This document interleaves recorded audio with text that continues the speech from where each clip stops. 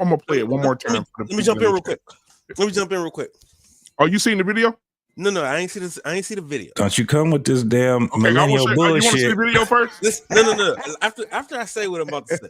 Okay, don't you bring that millennial bullshit listen.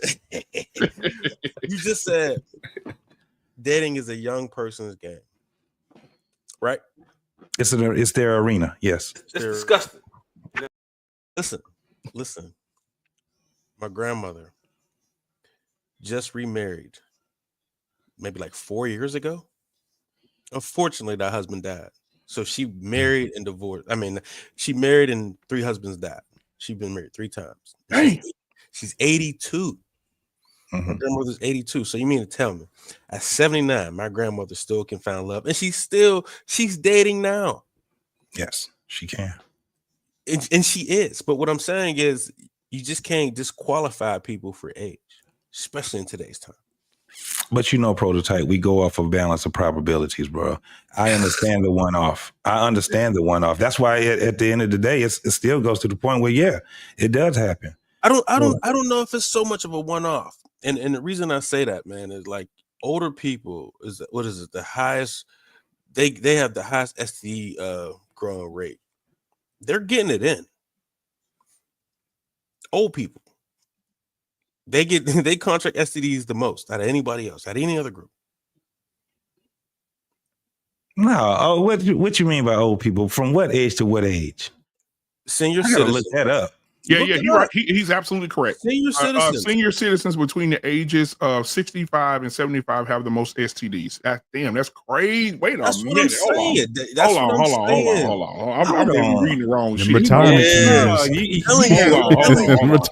communities. We already know what Houston is all about. So you mean to tell me in Houston, the majority of the people that has STDs in Houston, and Houston is popping right now with STDs, is old folks? Senior citizen. I don't know if it's just I Houston. Understand that it's going rapid. It's just Houston. I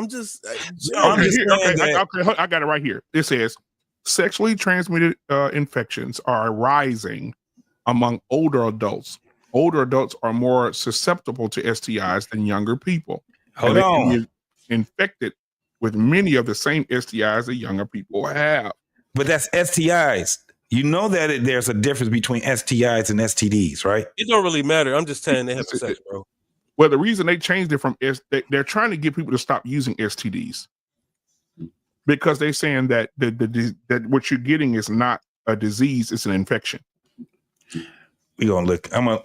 While we having this conversation, I'm definitely about to go deep in there. You can't tell me that. Pause. Yeah, pause. But you cannot tell me that the studies is saying nationwide that senior citizens hold the record in STDs. That's crazy to me. So I'm gonna read this. Well, I don't know if it's total number. It might be as a percentage. Yeah, it says here a recent federal report showed that cases of chlamydia, gonorrhea, syphilis increased 7% from 2017 to 2022. Reaching 2.5 million cases amongst senior citizens. God damn, they fight. So this is what I do. This is what I do know. But this is what I do know. So when you're talking about the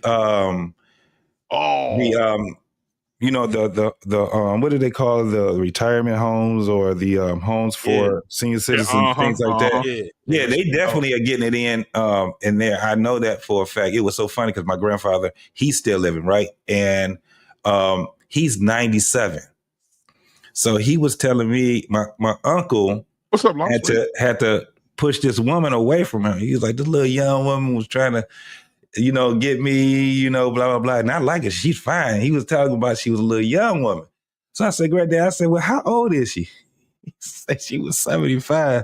I was like, oh, here we go. Catelia is our information person in the chat. She says 3 reasons why STDs are on the rise in nursing homes. Research by AARP over the past 5 years has revealed that roughly 80% of all Americans between 50 and 90 are sexually active. I can see that. I can, especially with the little blue pill, so I can understand that. Oh yeah, Bluetooth. It's Bluetooth now.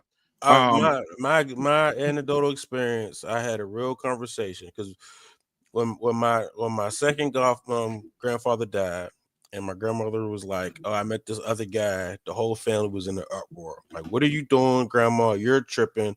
Blah blah blah. And she's like, "I want to have sex and not sin about it." And I'm like, "What? Grandma, shut up." It's the truth. And now that he's died, she's still like, I still got groove to get on. Like, and I can't even be mad at her. She 82. Do what you want. You don't raise a whole 3 generations. Yeah. All right. Whew. What is it that you can actually tell somebody that has lived, double your life? You know what I'm saying? She had great grandkids. Triple your life. Yeah. In some cases. Yeah. I mean, you can't tell me she's throwing that ass back. Pause. Yeah. and, Prototype. I see what you said earlier, BMU. That was. Hey, Prototype, can you imagine, bro, going over to your grandma's house and you walk in and she getting it in, bro? What would you do? Like, what would you? I respect my grandmother's privacy at this point, bro. Like, yeah. Mm-hmm. Listen, I walked in my mama. Well, my mama, when I came back from college one time, and I would just came in the house and walked in on my mom. I said, "Whoa, what the hell's going on in here?" And ever since then, I was like, "You better leave them old people alone. You better leave them old people alone." Yeah. The only thing that we had, the only thing, and that's crazy because the only thing that I think that we don't want is somebody to take advantage of them, right? So if they're their age or whatever, people try. That's why, when they're in a community where it's majority of them, a lot of them needs that, especially if they already have they're losing their follicle, that you know what I'm saying, some of their wits. And to keep them from going into dementia and things like that, a lot of times they do need to have people where they can talk to them. Because older folks, as we get older, man, we have longer conversations, and they need people to be able to have that. And they're out of their world when they're just around a bunch of people that's still moving and shaking, right? Because at some point, people tend to forget that they're still here and they're still relevant. So, yeah, think about it. They start getting into those communities. Somebody gonna start doing some screw. It's kind of like being able to be in college again, right? Instead of having dorms, you got apartments and stuff like that. So I can understand it. It, no doubt. Look, my grandfather on the other side. My grandfather was a savage, so the day he died, absolute savage. So age don't really mean nothing. Like, they be getting it in. I think it's a difference in it, though. I think the difference is that you're just at that point where you're not getting up every morning hustling, bustling. You know what I'm saying? So some people just, I'm glad that I got a chance to understand my grandfather, because on that side, my mom, that's my mother's dad's side, they live long. You know what I'm saying?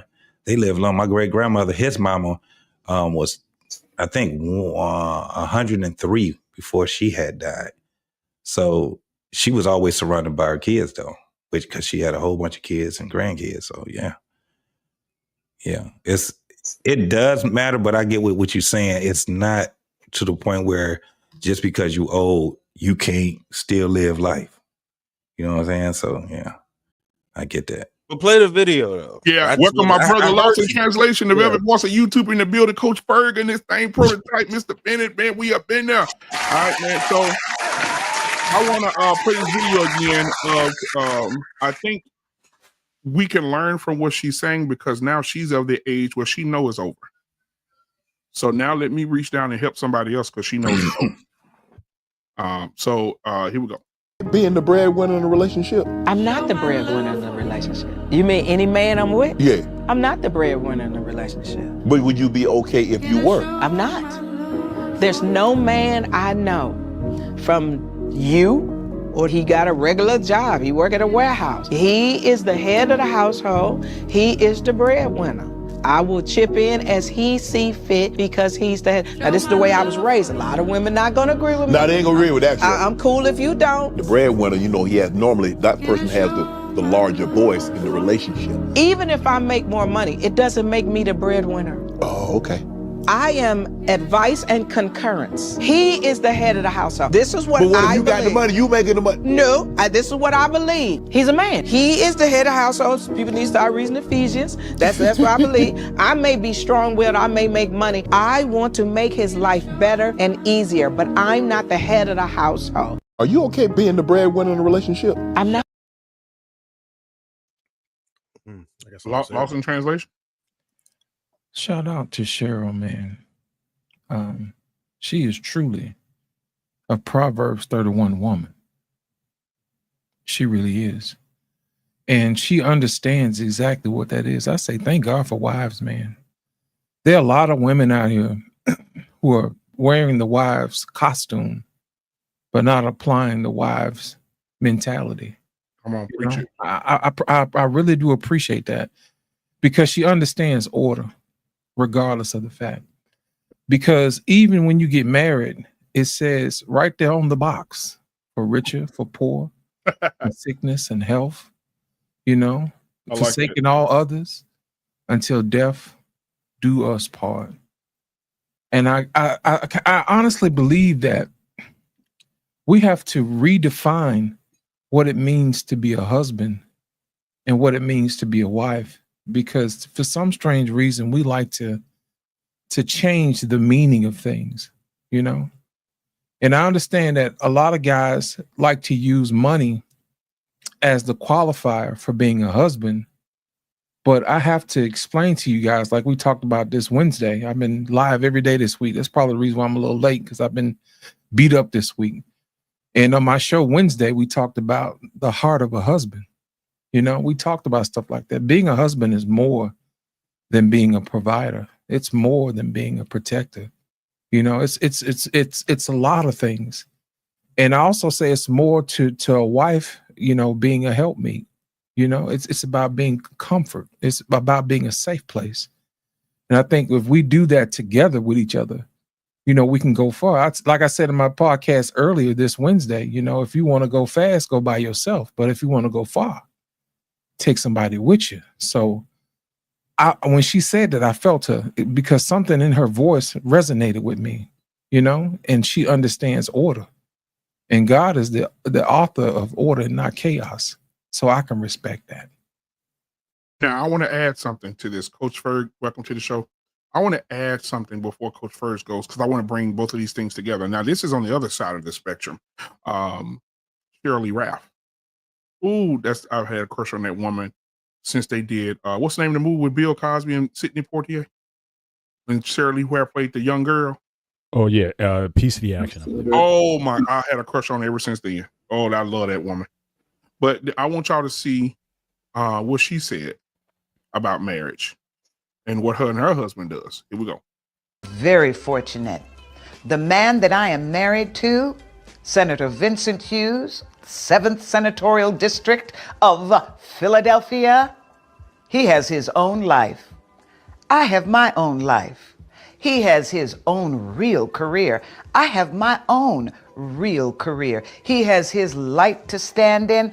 I have my light to stand in. So he is not looking at me thinking about status or this or that. He's doing his thing.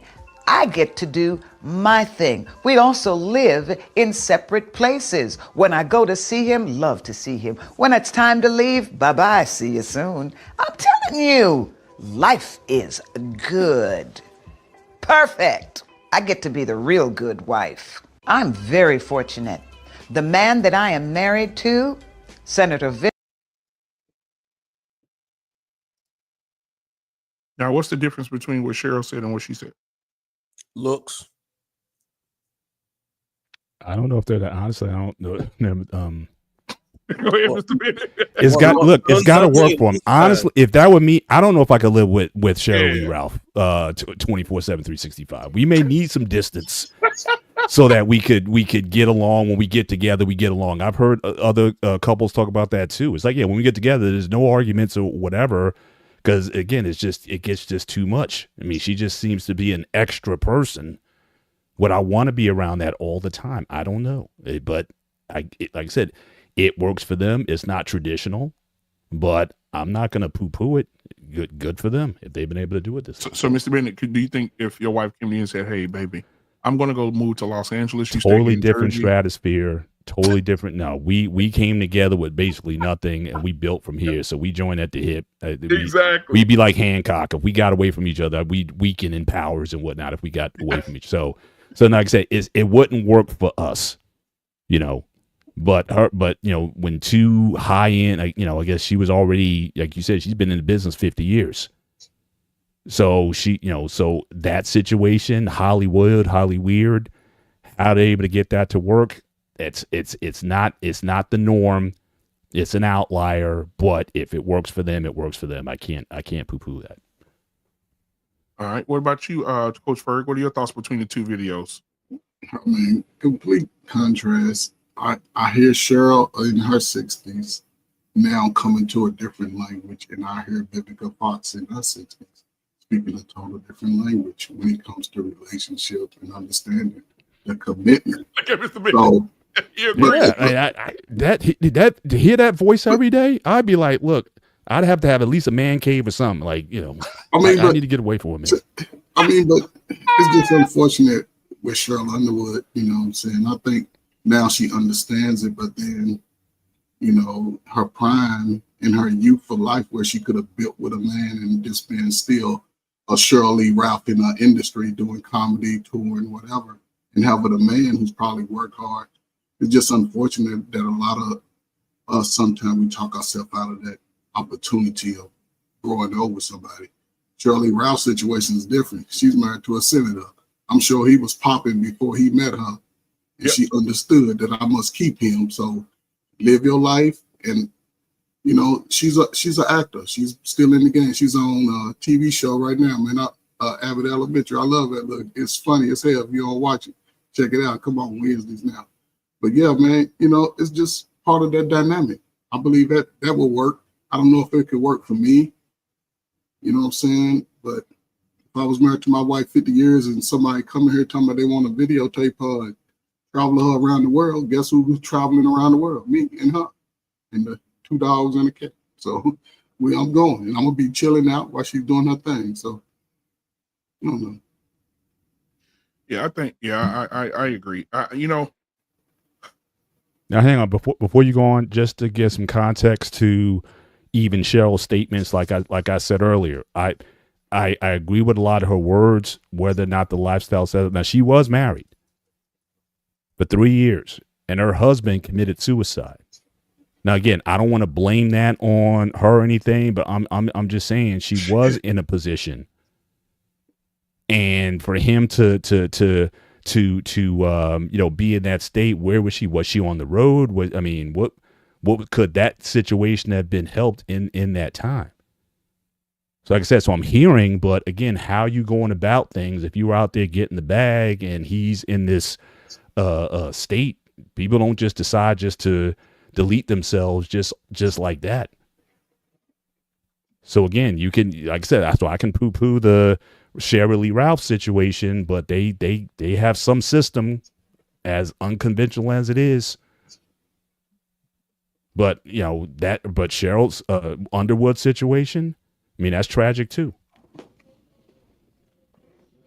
I mean, I wouldn't blame anybody's deletion on. I don't know if you ever dealt with depression or anything like that, but people do decide to delete themselves at the. For sure. Like I said, and I said I'm not assigning blame. I don't want to assign blame. Yeah, don't. I'm just saying, but that's don't do that. No, not at all. Not at all. Yeah. But I'm just saying, but she was in a marital situation. Yeah, but you're talking about? Oh, I got to pull that right here. Share. It says here, she was young. In the fall of 2011, Underwood revealed that after dating 7 years, her husband, they got married, and they were married for. So Mr. Bennett is correct about the time they were married 4 years. All right, so she was married before. Okay. Yeah, and he suffered his entire life. He suffered from clinical depression. Mm. Yeah, and he died by suicide. And now she has she donates money and has a fund. She founded the African American Association for Depression after he passed away. Yeah, Yeah, so I wouldn't that. Yeah, that's an individual thing. So real quick, Mr. Bennett, did you know Cheryl Underwood had 4 PhDs? Yeah, from the interview, I know she was head of the Zetas, I think, for a time too. Yeah, damn, I said shit. Yeah, she's had a very interesting life. I mean, she came from a grape. Just a lot of things. She overcame a lot of things, and survivor. I think she's mentioned that in the podcast. So a lot of admirable things about what she's done over. And one last thing, did you hear about the phone call that was made about her? She said that she was supposed to be on Queens of Comedy. Right. She talked about that. And she said she was on the call and they thought she was on hold, and Monique was not on the call. But she said all the other women who were her sisters, they went in on her. Yeah. They said, why we bring her ugly ass up here? She don't need to be on the fucking stage with us, blah, blah, blah. She said she just sat there and listened. They put she never said anything to him. They put the light-skinned lady in her place. Yeah. Because it was before because Monique had a lot to do with it. But at some point, Monique wasn't involved in certain things when it came down to the business of it. But the rest of them, and I didn't understand that. And I think the biggest problem that she had was with Samoa. Like when she first had got on her show or she talked about that, man, that shit was crazy to hear that. And one of the things that I understood when we seen that whole Queens of Comedy thing, that most people was like, you ain't got Cheryl Underwood on there? Because like I said, her whole MO was being the auntie to come in with the pocketbook, and when she was very well respected of the men in the comedy, right? That's why you didn't hear a bunch of men going in on her when she actually revealed what happened. Because the way that she held herself, a lot of men was like, yep, we get it. Just like when you hear, again, when you hear her say, no, I know I look like Wesley Snipes, like that was part of her stand-up, right? But she understood that was the way that she had to come across. She couldn't take offense of a lot of things because she was a comedian. But when you hear in the interview, she talked to her father, and her father was like, his only advice to her was that you better be good, because he already knew. He's like, no, all of this shit that we doing for you, and you want to get up there and start telling jokes, well, you better be good at it, right? I mean, but she turned her pain into comedy, because even when she was back in with the show with Martin Lawrence, she used to talk about how she was in the military, then she got married, then he sort of passed away, right? And she's always spoke. She's never ran away from that part of her life, which was very unique. But and even if you go back and look at her early in her comedy, Cheryl Underwood had one of the best bodies out there in comedy. She might not have been still ugly. Well, wait a minute. Her body give her at least a 6 or 7 right now. Listen, but she's the clear fact that she's a Zeta proves that she's always been ugly. Like, you know what I'm saying? Like, how you go come down on the divine 9 like come that? On, y'all, y'all know what it is. Zetas ain't the most. You know what I'm saying? Like, Zetas everybody, but you know what it is. Okay. So listen, the reason you saying the deltas and the deltas are the prettiest one? Listen, I'm not in it. I just know what I know about a Zeta, right? Here's the thing. You know what she is. Of course, she's going to be like ugly. Like, she has a lot more sense that matches what a guy thinks, like, because that's her way in with men.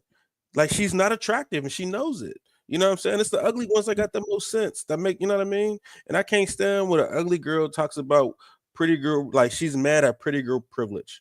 You know what I'm saying? She don't be mad though. She don't be mad at pretty girl privilege. I'm talking about unattractive girls in general. Talking about how many hoes there are and why girls are acting like hoes. Yeah, it's kind of like the fat women talking about the skinny bras. I get it. Yeah, like and the ugly dudes talk about the handsome dudes. Yeah, it's the same thing. You can't have a wife. I don't know nothing about all this shit. Every one of you niggas is ugly to me. I ain't sitting up there saying, JT, look at that handsome motherfucker, man. You think he? Hell no. Nah.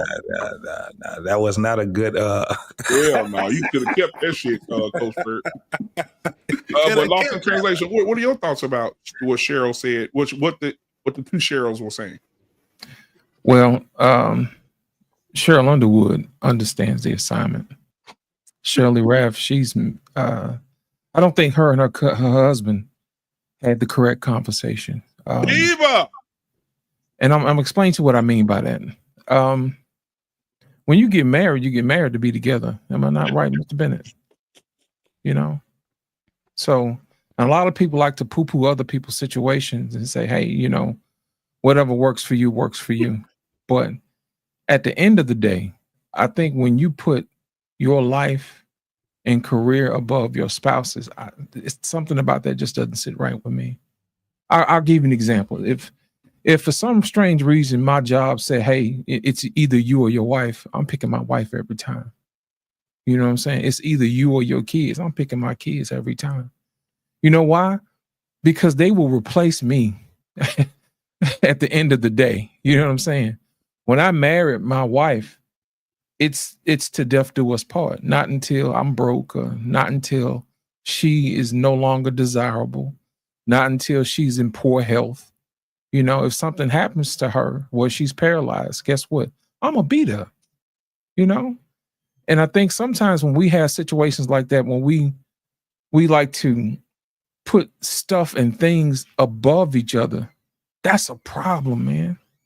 You know, that's a problem. And it goes back to what the definition of marriage really is, man. You know, even the Bible says, seek ye first the kingdom of heaven and everything else will be added unto that. Well, if you're seeking God first and his wisdom, then the things of this world shouldn't matter, you know? So I question when I hear people say, I live in two separate houses. I have my own life. And to me, it just seems like the language hasn't evolved from me to we. And I think that we language should always supersede me language. Now, I believe that you should probably have your own interests and things of that nature, but how can I protect you if you're on the other side of the world? That negates my purpose, you know, my protection. I can't do my job if you're somewhere else, you know, and then you can't help me if you're on the other side of the world. It says so right there on the box. Help me, you know, it's a part of your function. So when people do stuff like that, I really question, have they really had the conversation, you know? And then this world really likes to take stuff and change the meaning of it just by changing a few words. Shout out to my sister. My sister said, this is my real sister, guys. My sister said she like everything separate because she's still for the streets. I don't know what she's doing in her own house, but that she pay her own bills or whatever. But at the end of the day, I just question some people's motives, man. Chandra Field says celebrity managers generally are the extreme. They not like us. Yeah. But even with that, and this actually, y'all, this is actually a great conversation because like Mr. Bennett was saying earlier, I've heard people and I've seen and witnessed people that live together and separate, right? Both of them together, right? They either have different bedrooms, they have different, you know, and especially this is back in the day. Yeah. Especially if one smoked and one didn't. Right. Yeah. So the conversation is, and I can understand that, but they're still up under the same roof or whatever it is, because you got to have that conversation. However, what she was saying was he has a whole different life over there. And I'm all the way in California in a whole different life. And then when we meet each other, it is good. And then when it's over with, it's over with. I see you later type of thing. No, you should have just stayed dating then. So what my question would be, Lost, well, what the fuck are y'all get married for then? I was about to ask the same thing, JT. So that conversation, you're absolutely right that they didn't have the right. They wasn't either asking the same question, the right questions, or they wasn't having the right conversation with each other. Because I can understand, we got a big enough house. Look, we got the money. You got your room, I got my room. We got probably a room together. Whatever it is that people talk about. But when you're talking about having two different lives, that's two different lives. One is a senator and another one is an actor. They both have, you know, it's similar, but not really, right? So then when you say it's great, no, it's great for you. it may not be great for him. However, he say, okay, all right, this is what we doing. There's no, so then the next question would be, do you guys have an open marriage? Or do you know that your marriage is open? Because I guarantee somebody doing something for those 6-7 months. He's not doing it. Even if it came down to the point of taking, he ain't doing it. It's not happening. You're a senator, ass everywhere. Yeah, but it again, the beginning of the thing, that's what I was saying as far as when we was talking about the instructions. We got them right in front of us. We'd rather just look at the box. And then when we building our lives, we got all kind of shit that we left. All the screws, the different parts we that's supposed to been on there. That part was intricate. It didn't look like it to you, but you didn't know how intricate it was until when you put that shit together and that shit get to rocking. It ain't supposed to be rocking like that. Now you putting shit on backwards. Your life is backwards. It's kind of like that whole thing. When you're starting to hear what we seeing right now, a bunch of people giving advice on relationships, and they're not even in relationships. They're giving advice on marriage, and they've never been married. And it does piss a lot of people off when they sitting there talking about who made you the authority of this shit, right? Ace metaphor. Yeah, look, we've already called that. Let me tell you something. One of the things I understand now what's happening is that, see, we called that bullshit out a long time ago. Didn't we? We called it out a long time ago. It's funny to me that people are sitting back trying to put the man, no, this is what you guys were sitting back saying, he's the authority of this shit. Y'all was saying it for 2 years, 3 years, y'all was saying this crazy ass shit. Now you want to sit back and put the man on the chopping block? Nope. Too late now. He got his goddamn people up now. But I go back, but JT, it's a scandal. No, it's not. The man, we already said what the man was doing. Go ahead, Mr.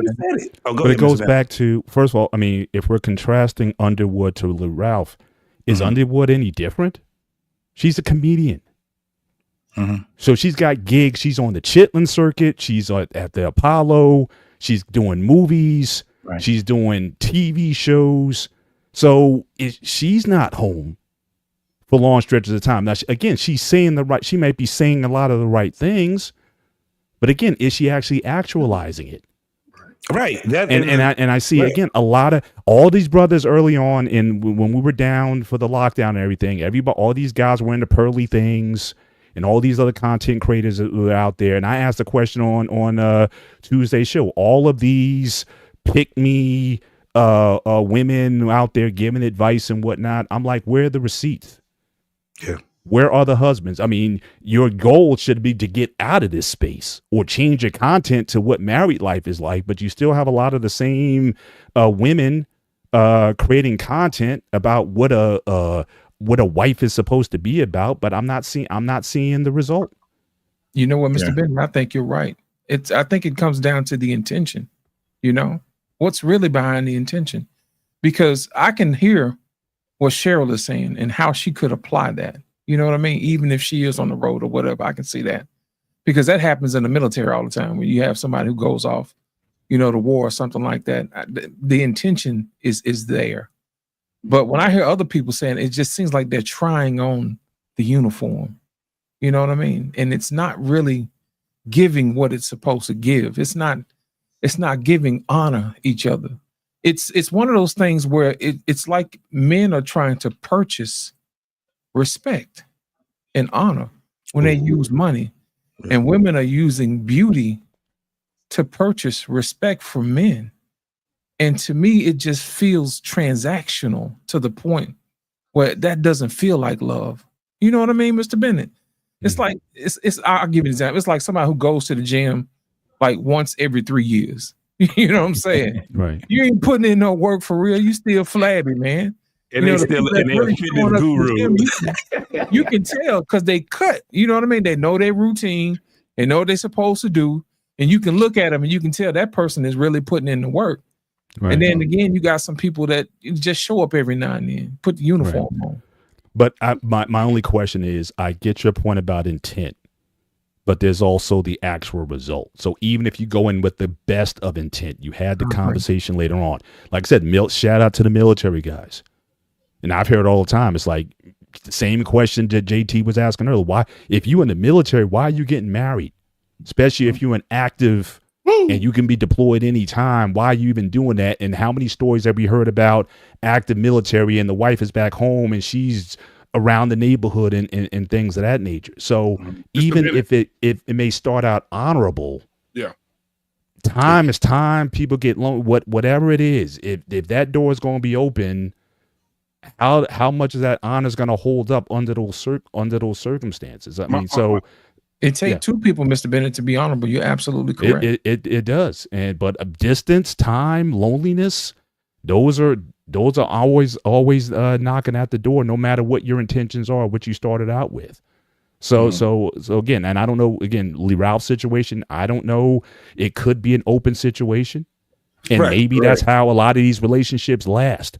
It's like, look, as long as I don't know about it, remember Magic Johnson with Cookie, she was like, look, you gonna do what you're gonna do. I just don't want to hear about it. That's why she was so upset when he got the what he got. And she's, the slap and all that kind of stuff. Because, like, look, now the stuff is public. But I was good with you, doing it. I just don't want to hear it in my face. And that was through college. Yeah. She gave that man hell. See, she was like, "Nah, I'm not marrying you." It got to the point where he had to literally convince this woman for years. And when she did give it. But they had to come, like you were saying, they had to have the conversation, Loss. They had to have that conversation. She had to come to a consensus of, okay, long as I don't know. The times that she pissed off with him was when he was embarrassing her. Yeah. That's where it came down to, because that conversation, that's why I'm like, when you hear about basketball players and a sex scandal, you like, how? In 2024, 2025? How'd that happen? We already understand how this goes with celebrity, whether you are an athlete or not. So when, like, for instance, if I was talking to my daughter and she had a man that was in NBA or he was getting ready, he was NBA bound, I'm like, you know what you signing up for, right? You do understand that. Because they have to hear somebody say, listen, you're going to have to live and operate off of a balance of probabilities. Quit looking at your possibilities, because it's possible for a human to fly. But have we done it yet? You see a bunch of humans getting up and just taking their ass out there and helicoptering up and going to another? No, it's not. So that possibility is not a conducive thing. Probabilities. So if you're dating someone that is an athlete, if you're dating someone that is, have the status of being a celebrity, no matter what it is, rapper, actor, whatever it is. Understand what you got in front of you, the pros and the cons. Weigh those out. Sometimes that person can be a great person in personality, and you guys get along with each other, but also understand what that person is getting, what life they get into. Are you ready for that type of a life? A lot of people don't want to. They think about it, but they don't want to put it in the forefront and say, I have to make a decision based off of, the things that I'm thinking about. They just be like, well, I put it in God's hand. That ain't how God works. Now, JT, what would be your reaction? So one of your daughters comes back to you and says, yeah, I know what I'm signing up for. You keep signing forever, hold your peace, or you still I can't. And right now, I can tell you in real time, it's things that I have to say to them that I know you ain't trying to hear it, but I'm putting it in front of you. I'm learning. I'm in a learning stage right now, Mr. Bennett, when it comes down to that, because my daughters are young, and the thing is, and I'm like, damn, I don't know if I wanted to have daughters that wasn't attractive or daughters that was attractive. It's just not a good damn thing at either way. And I'm like, look. Everybody wants you. Everybody, just look at it that way. You know what I'm saying? You attractive. It's your fault, AT. It's all your fault. Right. Mm-hmm. So what I'm learning is to be able to have conversation with them about their their thoughts. What it is, how do you think that looks, right? Ask more questions. Sometimes, and I'm just never going to give it up, I have to be preachy. People can say what the fuck they want to say. And when I get preachy, it makes you uncomfortable. Good. It's your job to take what I'm saying and be able to use it, because I'm giving you a set of instructions. When I get preachy, I'm giving you a set of instructions because I done listened to your ass long enough. I'm hearing what you're saying, and the shit sounds crazy. You're going to put yourself in harm's way every time you think in the way that you're thinking right now. And then I fall back, like what you were saying that with your daughters, right? That's a real thing. And they're not going to do it like how we thought.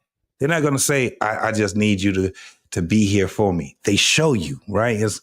You have to kind of like, okay, she needs me. You have to take the control. And that's one of the things I struggle with my kids. They both of them in 2 different states. They both getting their careers together, trying to find this whole thing of family. And I'm trying to figure out, how do we and start? Sometimes it's going to be like, JT, sometimes you just going to have to show up. Yep. They ain't going to tell you. Yep. You just going to have to show up. And you get to see it like, my mom told me that, Mr. Bennett, she's like, just show up. Up here. Watch the difference, right? And she was right with it because,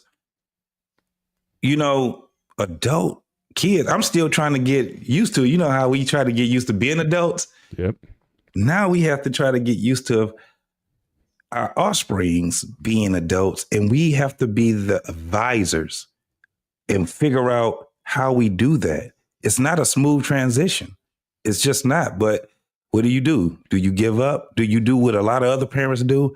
I'm going to disown you, or try to scare them, and all this crazy ass shit that you hear what these parents are doing. And they're bringing it into a point where they're just, they're basing it off of their feelings, right? You can't do that with no goddamn adult kids. Trust me when I tell you. This is when you talk about being a man, being a father, man, this shit is not easy. And it shouldn't be, because it's to teach us, because we tell them, you're going to be in my spot in a couple of years. So at least I got a little bit of something that I can give you when your child gets, at the age that you are, or before the age you are. This is what we're supposed to do, man. Now I want to say this real quick. I want to move to something else, because we had we had Cheryl say, the first Cheryl say what she said, second Cheryl said what she said.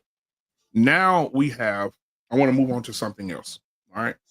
Mr. Bennett, are you familiar with MC Light? Yeah. You see that they're counseling her now? Who's MC Light? Who's counseling her? Who's counseling her? They're canceling her. Oh, counseling. Okay. It's an easy understanding for all of this to me. The day of the feminist rhetoric is over. It's about accountability. I want to know why they canceled my girl. I love MC Light. Let me let you hear why they canceled her. Let me pull it up and play it for you first. It's one of her old songs they're canceling her for, from some shit she did way back. Oh, that dumbass. Come on, yeah, I've seen the girl do that. Let's talk about that shit. Go ahead, man. Play it. Yeah, I'm finna play it. Here we go. Ain't this some shit? And I like MC Light, and I thought MC Light was gonna be a stud forever, but she is. MC Light ain't never been a stud, homie. Ain't never been no stud. Yeah, she was. No, she never been a stud. Yes, she was. Yes, she was. She was a tomboy. No, she was a tomboy. She was a tomboy. Oh, we're offended, JT. Yeah, she was a tomboy. She wasn't. She wasn't a stud. Wait a minute, JT. I met MC Light in person. I'm like, that's why they pretty. No, look, she's pretty. I mean, look, she's attractive, but her voice is. No, listen. If somebody had said this, I can't remember when I was listening to it. They said, but if you listen to her voice and you've never seen her, Jeff, the voice at the top of the chat. That voice will get you a different way. But when you see her and you hear her speak, you're like, Oh no, that's a tomboy. That ain't no. She might have started. I don't know if she might have started that. She was there before TLC started doing it. But again, the boy clothes and the pants and the pullovers and all that, the hat and all that. No, she was not trying to protect that femininity. Now I did. You do understand that her boyfriend was a guy. If you ever seen the video that she had, what's the song? When You Say You Love Me, it doesn't matter. It goes into my head just like chit chatter, right? Mm-hmm. The guy that was carrying the box was her boyfriend. Now, and also keep in mind, she did an interview. She said on her first album, they came in and told her, "We want you to be sexy." So they laid her down, put her on some real sexy clothes, had her stomach out, had her breast out, and they say, "Damn!" Like everybody was like, "Shit, you put this out, everybody gonna buy your shit." And say the girl, one of the ladies came in and said, "Why are you doing this? This not even like you. Like you need to put on." She said, "No, we're gonna change her clothes." And so they changed her clothes, put on some bag ass pants. And that's where that image came from. Like I said, she was rocking that TLC look before TLC came out. She was not. She might have been the first. TLC came out in the 90s. She was in the 80s. She was in the 80s. Yeah, she was a little earlier. 87, 87. Well, y'all have to realize, man, when MC Lyte came out, she was one of the first lady MCs. You know what I'm saying? Yeah. So a lot of women were trying to break into a male-dominated field. So they wanted to emulate the culture at that particular moment in time, whether it's femininity or masculinity at that particular time. She still wanted to be respected for being an MC, and being an MC at the time was being masculine. So it's one of those things we have to take it in its context, its proper context and time. That's all I'm saying. Yep. And Chicago Rilla, thank you for being here tonight. He said she dated D Nice, and he said she was assigned with Audio 2. She didn't dress like that. Yeah, Audio 2, her brother was Milk D. Milk is chilling. Chilling. What more can I say? Stop steaming and looking hard. I got a great big body. Go step up if you want to get hurt. Come on, man. Come on. Get somewhere. Man. So look, Jeff. Now watch this. She had a song with the same beat. You beat by the. What is it? Beat by the style taker. Tell you to your face, you ain't nothing but a faker. Same beat, same everything, bro. She did. It was the same song that Milk D did, and the only thing she did was change it up, and she made her own rap over it. Well, now I want to play this while they're counseling her before we bring up our brother Uncle Jeff is in the building tonight. Yes, sir. Let me play this video of why they're trying to counsel our girl, man. Here she go. Damn.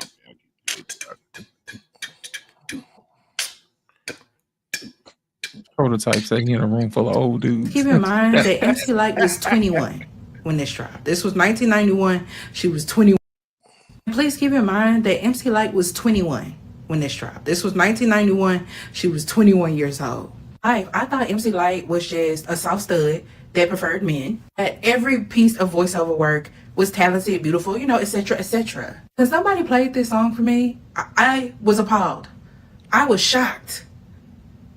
Lock her up. It sound nasty and it may sound mean, but I'm into little boys that are about 17. I don't know why, but they put up a fight, and hot damn that excites the MC like. Cause yo, I love a young buck. They give a fun but once in a while they become love struck.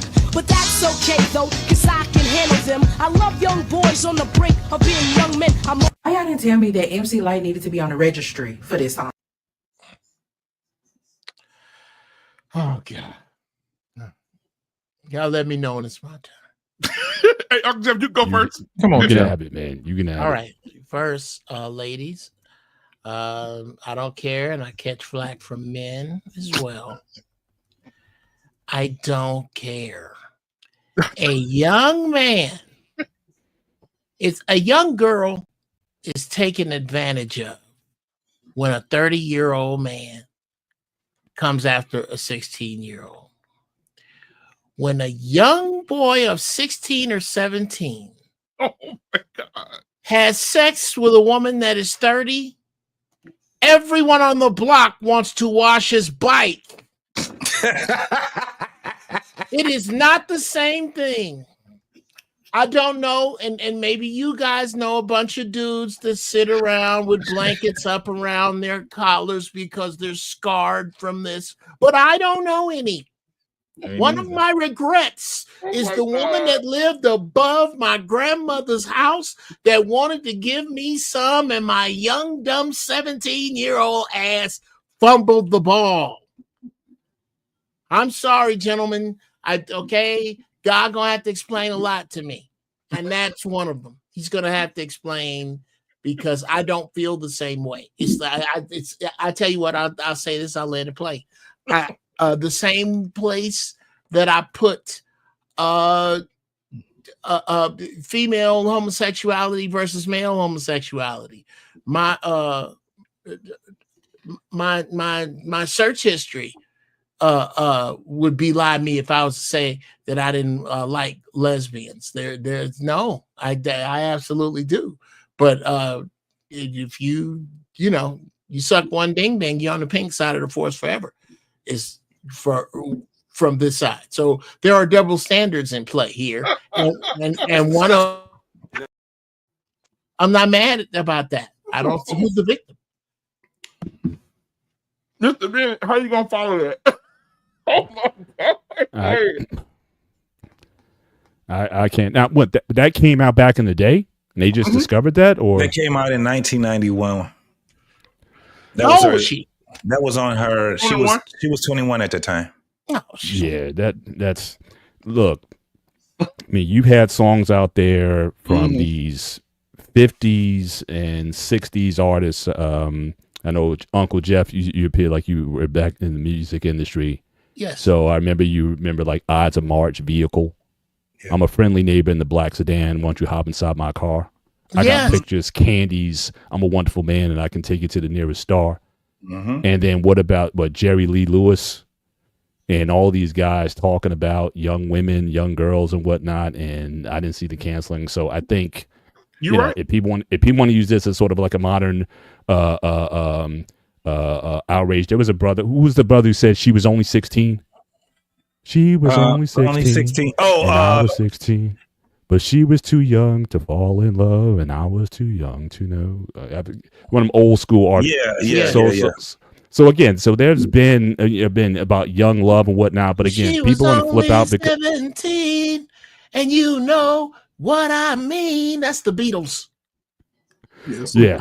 So there's always been, that stuff. And Rick James. Yes. But for someone looking to cancel again, over a younger boy, back in the day, that was the young man's dream. Every kid in school had a teacher who you wished. Oh, yes, sir. That would give you Miss Williams. I'm just saying. So you know what, Mr. Ben, you bringing up songs, even on more modern song. Music Soul Child had a song called. He said she was 5'7" with light green eyes, body built like a woman over 25. Plus, she pushed a whip that the average woman couldn't get if she worked about 2 9-to-5s. Girl played the game just a little too mature. Damn, it had everything I was looking for. Things seemed shady when I asked my lady to meet me at the club. She had trouble at the door, and that's when I found out she was only 17 years old, and I couldn't see her no more. Yeah. Use the soul child, baby. Use the soul child, baby. So this is what happens when people take things out of context. First and foremost, you got to understand when songs came out, it took a lot longer for those songs to come out. Yeah, people wrote rhymes. That rhyme was probably something she wrote when she was in high school. She was only 21. So that rhyme she wrote, she was in high school. Even when it came down to it, you understood that there was context with it. So when you have somebody that wasn't even born in 91 talking about this crazy ass shit, you're like, no, we're going to cancel you. Who are you, I ma'am? got to push back a little bit, Jay. With love, brother. I don't give a goddamn if she wrote the song on the way to the studio. I don't care. Yeah. Because here's why. I agree. The two things that really crack me up here are the two things you need to cancel that black people don't have. You need resource and you need consistency. Right. Niggas ain't consistent. Niggas right now. The same outraged niggas right now. Let R. Kelly come home and get his shit together. 18 months later, he'll have sold out concerts. I'm trying to tell you already. Immediately. TP3. I think R. Kelly can be released today and sell out American Airlines Center tomorrow. Yes. Yes. Little Caesars, the Mercedes Benz. Okay. What? And backstage. Come on, man. The garden. Backstage, people, there are still black people who will offer up their children to that man to this day. To this day. Now. It'll be like business as usual. Real talk. Dude, we gonna really be real about this shit. But listen, Uncle Joe, how she gonna? You right? How they gonna cancel MC Light? What? They not gonna buy no more of her records? Exactly. You don't, and you know what? They really, and most of the people talking about canceling her, man, that she got the female voiceover game on live. On live. Shout out to Light, man. Y'all don't leave that girl alone. What, you gonna get rid of your iPhone? What you go? Yeah, you gonna change your insurance? She got iPhone. She got insurance. She got the Grammys. She got the MTV Award. She got the BET Award. That motherfucker voiceover game. It's over with. It's all locked. And I tell you, and you silly niggas are not gonna shake that. You're not. Stop. Cause she said she likes 17-year-old boys. Shit, right. I get it. I get it. Don't know what he's doing, but he can do it all night. So can I ask you a question? Anybody that's in the music, I know Jeffrey Sage was in it. So yes, if I'm an artist and I have my songs, right, and the label wants to sign me, do they see my lyrics at any point? Of course they do. Okay. So if the adults register your lyrics. So if the adults see my lyrics in the industry, right, and I'm ready to sing a song like that's gonna go across the diaspora, whatever it was, in the mall, the corner store, the adults are not responsible for that. For me being 18, 19, talking about that type of stuff. No. Define responsible. Well, they can be held liable, accountable. Just liable, accountable, however, any particular way where, because now they're looking to cancel me when the executives and the business people who understand that some of that's against the law to just walk around with millions of dollars and around. I mean, you know what I'm saying? It's some things just. Yeah, man. The day of the feminist movement to come, that whole thing, it's over. Dog, we talking about 1991. Let me tell you something. Right. About time 1991. Right. But so they canceled her today, right? We talking about ain't nobody. How? That's what. And then you talking about some lyrics. Let me tell you something. Those were very mild lyrics in 1991. Very 91. Very but the law applies today. The law applies today. No, it don't. Not for 1991. What did she say? Okay, let me ask you this. What did she say that was wrong? Did they cancel her? Did you say they canceled her? Or how? Well, that's what I thought he said. They canceled her. Yeah. There was a young lady that was petitioning Facebook and IG to cancel MC Light for some lyrics, mild lyrics that she had said.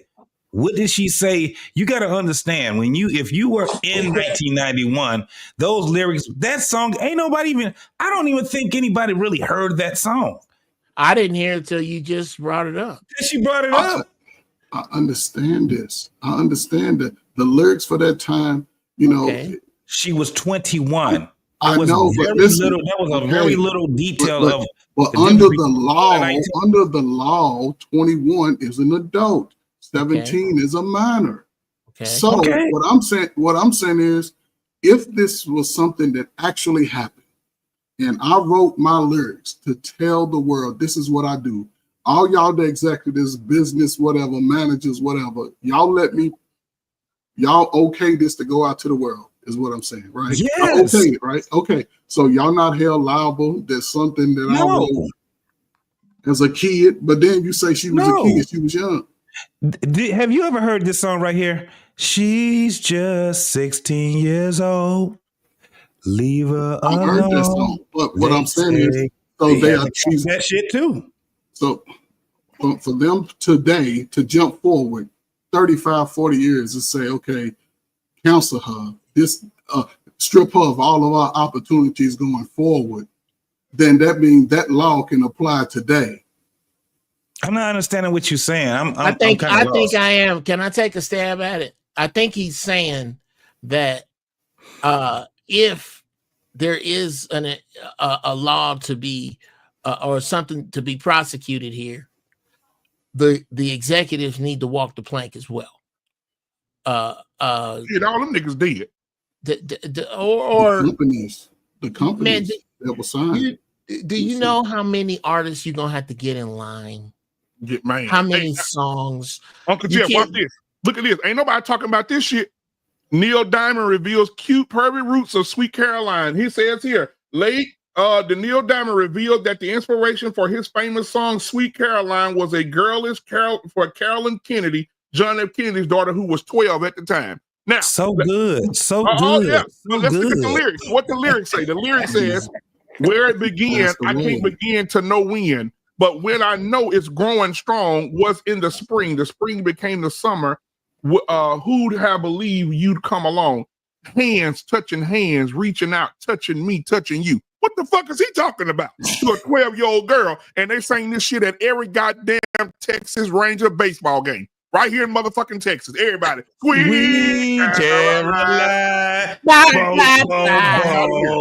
Fuck out of here. You gotta come on now. And he's still an icon and he's still an icon in that community. Am I hearing that? I think I heard that. But see, in our community, MC Light is a sister that some of us would consider one of the best rappers of all time, female, male. So what I'm saying is, based off the legal aspect and this whole sensitive topics of violations and raping and all of this, what she was speaking about speaks volume to the climate of today. It absolutely does. You cannot put a record out talking about you're an adult and you out here getting with young kids. What are you talking about? She's 21 years old. I know at that time. I understand that. I was an MC Light fan. I thought she was the finest girl in the business. But the lyrics of the time today. So we overthink things we shouldn't be overthinking. I'm just breaking it down. I'm not overthinking it because what I'm saying is because the executives, the music ain't trying to counsel, but the music ain't trying to counsel her. If I heard him say that they counseled her, meaning her opportunities for income, her voiceover opportunities, all of those things will be affected. Y'all don't see that? Yeah, but you had some random ass woman on social media trying to bring up some shit. That's how that stuff gets started. But that's how stuff gets. I'm telling you, that gets picked up right there. Well, let me just put it to you like this: that right there, to hang myself, gentlemen. It's only gonna go so far. That shit ain't nobody paying attention to that bullshit that young lady was saying. Because if you do that, that's what I'm saying. Where are these motherfuckers at? That's talking. Goddamn, Elvis Presley. Every year his fucking facility in Memphis makes $65 million.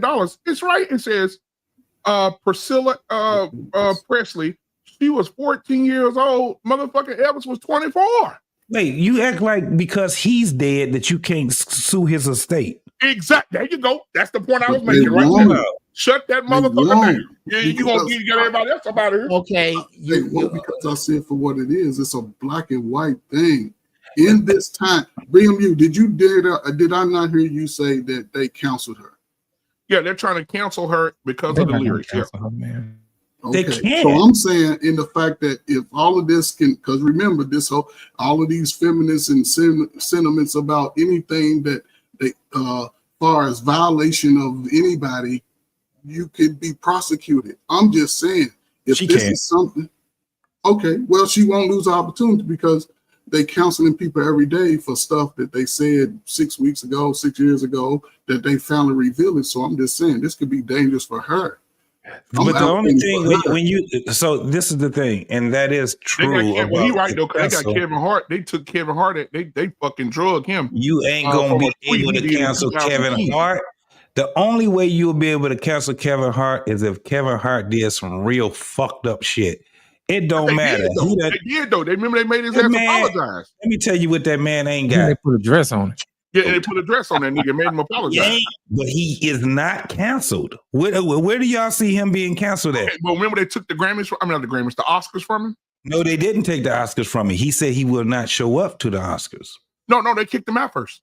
They took. They said, remember the tweet said, "If my son gay, I will go in there and break my daughter's dollhouse." So did that keep him? So okay, after the Oscars, did that stop him from making movies?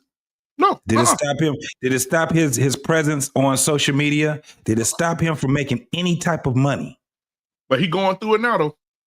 All his businesses shut down. All his restaurants have went bankrupt. He going through it right now, boy. You know what? Let me explain something to y'all, man. They took all his comedy shows off of fucking Sirius Radio because they wasn't making no money. He going through it, boy. Let me tell you something. Cancel culture is all about timing. You know what I mean? It's all about that particular moment. Just the reason why I told you that when they go back and they try to cancel her over something like that, I promise you, I can make everybody in here lose their religion playing Name That Tune with 2 songs. I don't know, man. That shit is a bunch. I just look at. Are you playing it right now? No, I ain't finna play it too long. You know what I'm saying? Oh, okay. What was it? That's that Uncle Luke. You know what I'm saying? Oh yes. But you can't cancel the goddamn the godfather of parental advisory. Exactly. The nigga that actually went to the courts and understood what his rights were. That's why you can't fuck with him. So Uncle Jeff, he understands. The motherfucker understood what he could do and what he couldn't do. So let me ask you this. I want to ask this question, and we're gonna move on to the topic of the night. I want to ask this question. R. Kelly, they say, "Oh, he's a monster. Oh my God, he's a monster." But if you look at a large percentage of the motherfuckers who saying monster, your fucking grandfather was 40 and your grandmother was 12. Let's stop this fucking bullshit now. But look at the age difference between these fucking women back in the day in their 50s and the fucking 60s. Come on now, that we got to talk about it. Listen, your granddaddy coming up in the yard with a mule and a bucket of milk talking about, "Hey, I want your daughter." How old is she? 13. Okay, cool. 23, 13. Bring on. You ain't even got to go that far back, bro. All you got to do is go. Remember how you guys doing? What's up, today? So Uncle Jeff, so should R. Kelly? Well, R. Kelly's not in jail for messing with little girls. He's in jail for racketeering. But I think they had to find a charge to put on him because they had no evidence of other bullshit. So they got the RICO charge, plus they have it is sexual. It's not fucking around with underage women. It's not. No. So yeah, they got him on sex trafficking because of interstate. Yeah, but you sex trafficking when you got girls coming from one strip club to another. On that shit. They didn't put a new definition on that. New definition. That pre-puffing. Yeah, you got to fuck them right. You got to fuck them right where you find them. Right. Because when you got a girl being transported from Cleveland to Detroit going to a strip club, you know what I'm saying? That's trafficking too. I'm not taking your ass to Rite Aid. No. The trafficking. No, you can take that person to a strip club as long as you didn't promise that person that coming to Detroit, the incentive will be going to strip club. You see what I'm saying? As long as you're not promising anything, it's not sex trafficking. But once you promise something, it is sex trafficking. But the shit is still trafficking. The shit is still trafficking. I don't care. That's basically that's what getting fluid out is. It's trafficking. I know there was a getting flu out is trafficking as long as there is something tangible in return. But if you don't give that person nothing, if you don't buy their plane ticket, right? What man gonna bring a woman from Florida to California? Fuck her and not give her nothing. Guess what? It does happen, but you might not think so. This is why if you let me tell you this, right? When I was 26, I've had girls flew out from out of state that's about 2021, right? And there was no financial because I was broke. They just wanted to come see me. I was broke. You see what I'm saying? There was no financial incentive. We just went, eat, spent 2-3 days in my house. They went back to their state. There was no financial incentive. That is not sex trafficking. Sex trafficking becomes involved when there is exchange of something tangible. It's defined. That's sex trafficking. Okay, That's I what it don't is. know how we got down this road. Okay, yeah, you're right. I'm gonna I play know this. you had a question somewhere. Yeah, I'm gonna go into the It's like the more they I talk, mean, boy, the more they try to shit. justify this shit. Yeah, You know what I'm yeah. saying? Just want to get everybody shut down. Yeah, I'm finna play this right now. This is the topic of the night. The whole phase is necessary, Uncle Jeff. It builds character and skill. It does. And so let's go to the podcast where they were talking about this. Here we go. Be a hoe first. That's just how I go for men and women. I think you gotta be a hoe first. That's just how I go for men and women. I think you gotta be a hoe. Just my experiences when I come across these married women, well, in the past before I stop fucking them now. He don't fuck married women no more. Disclaimer. Men and women should have whole phases because you have to learn what you like. Right. That's how you get into relationships, marriages, and you don't understand why you're not fulfilled by this person because you never even learned how you like to be fulfilled. But the truth is, it all get old over time, whole phase or not. You gotta be a hoe first. That's just how I go for men and women. I think you gotta be a hoe. Just my experiences when I come across these married women, well, in the past before I stop fucking them now. He don't fuck married women no more. Disclaimer. Men and women should have whole phases because you have to learn what you like. Right. That's how you get into relationships, marriages, and you don't understand why you're not fulfilled by this person because you never even learned how you like to be fulfilled. But the truth is, it all get old over time, whole phase or not. Leaning into your own understanding as a motherfucker. Prototype. It's the fatherless. You know what I'm saying? Like that's really all that is. It's just a bunch of misguided people who have no choice but to learn by messing up and making the wrong decisions. You know what I'm saying? Because they had nobody there to show them the right way. That's all that is. You know what I'm saying? 78% single parent homes. Y'all know the stats. But he said he fucking everybody's wife. Said he stopped fucking. Listen, because he's getting it. He don't got no dad. You know what I'm saying? He don't understand the consequence of messing with somebody's wife. You know what I'm saying? Like he's listening to his homeboys. It would be cool to smash a wife. It would be cool to smash an older lady. It'd be cool to smash something that ain't yours. Like you know what I'm saying? So it's just one of those things where it's talking to your homeboys is cool to do some weird stuff, but talking to somebody with with some sense, maturity. Then you get a different, a different plan, a different advice. If he had a dad around, dad would have told him, don't be going around messing with another man's wife. You know what I'm saying? That man will kill you. You know what I'm saying? So that's all that is. It's just a bunch of misguided people trying to make sense out of life. Coach Bird. I mean, yeah, what my brother said is right on, man. It's, I'm listening to the young adults that could be my children. And the conversations that, I guess the speaking of that type of behavior into your life is scary. It's scary for the future, man. It's scary for real. I got a 21-year-old son out here, and it's like a guy like that, he's spreading a whole lot of mustard around. A guy like that is spreading a whole lot of mustard. He no telling what he might or might not do. With a woman, it's just a bad thing, man. I hope, listen, to any young man and woman that y'all know work with me, don't move like that. Don't go through that phase. Don't do it. You're going through it unprotected. You could go from now to, as an elderly, passing that package around. Don't do it. Don't go through that phase. Don't self-induce trauma in your life today. You got a lot more things to worry about. So, yeah, it's just sad. These are young adults speaking that, and they're going to speak it to a lot of other young adults, and they're going to listen, and a lot of women are going to get even in a bad position.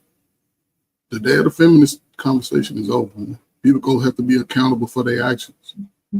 So don't move like this. Uncle Jeff? Well, again, your man Frodo, he hit the nail on the head. They ask me where I get it from. I get it from my pops, because with a man in the house, all the bullshit stops. That's Chuck D.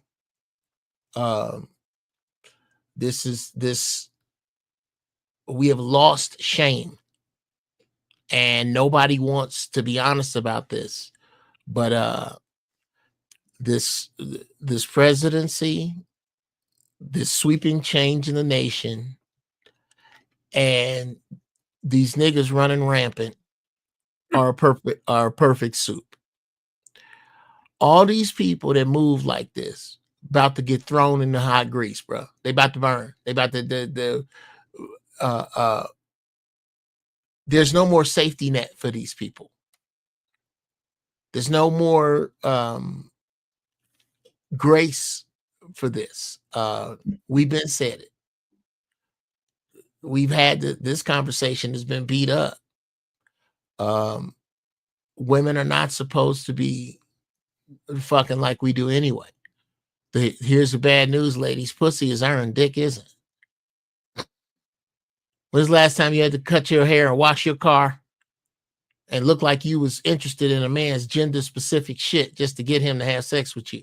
That's not the way the game goes. And I think the term hoe, first off, is foolish. It's silly to be used at men. And this is not to say that men should not be more careful with their seed. I talk about that all the time. But I think we need to define the term hoe so that we're on the same page with what it is. Now, I have a particular definition, and I'm sorry that there are no ladies on the panel. I generally like to run it by them, because what they find out is that they got some hoish tendencies by this definition. And it's real simple. In my opinion, a hoe is any woman who has intentionally slept with more than one person in an immediate family, a father and a son, two brothers, a brother and a close cousin, on purpose.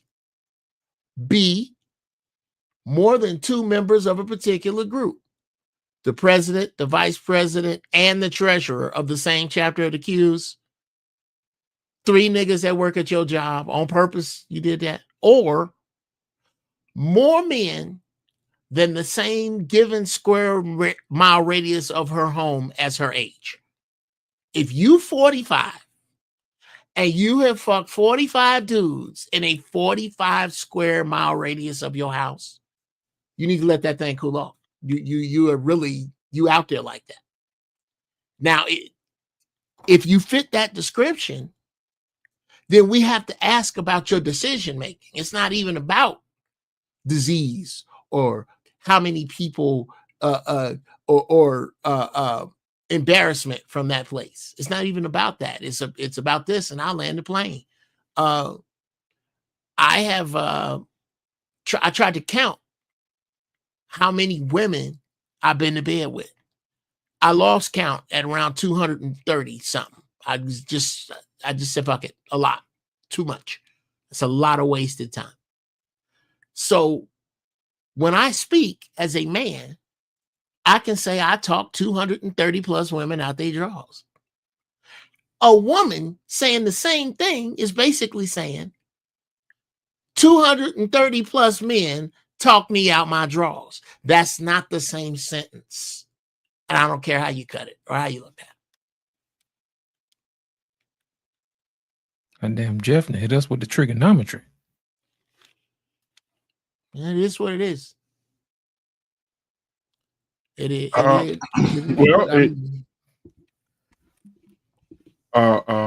Lost in translation.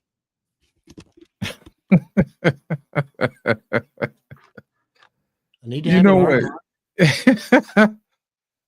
These are the same people that complain about single moms. These are the same guys that complain about, women having STDs and breaking their heart. You know what I'm saying? What came first, the chicken or the egg? You know what I'm saying? Which one came first?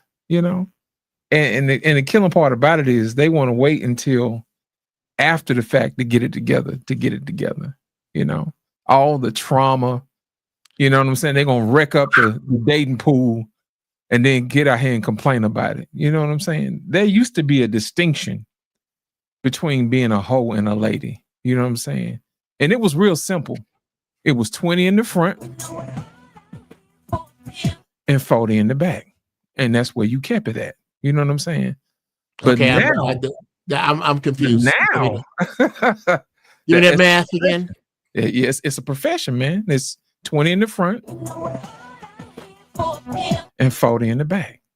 That's what it is, man. Women sold access, you know, to snacks. You know what I mean? Oh, Women, okay. Oh, yes. Like, what is this nigga talking about? Yes. Yes. 20 in the front, 20 in the front, 40 in the back. You remember Hustle and Flow, man? DJ?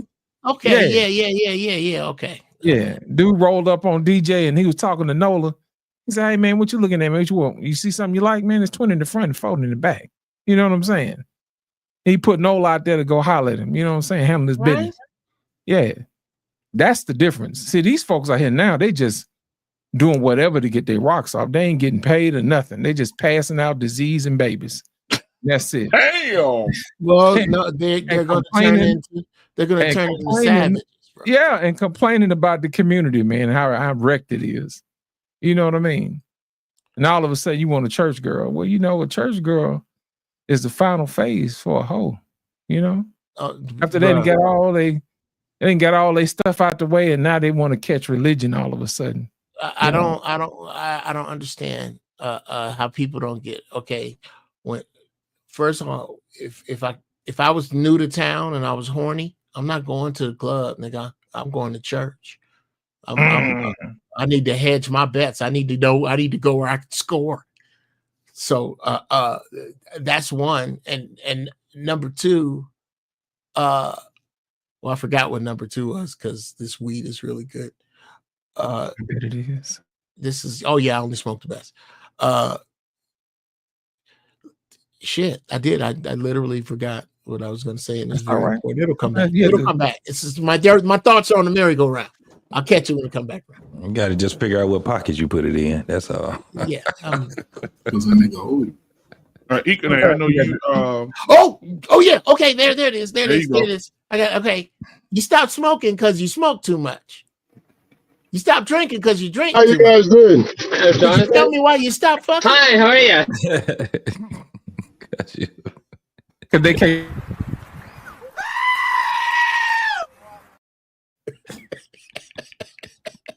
No, you guys keep talking. I'm listening because I'm with somebody. Keep talking. I'll get back to you, okay? Just keep talking. They can't give it away, Jeff. That's the problem, man. Yeah. Look here, man.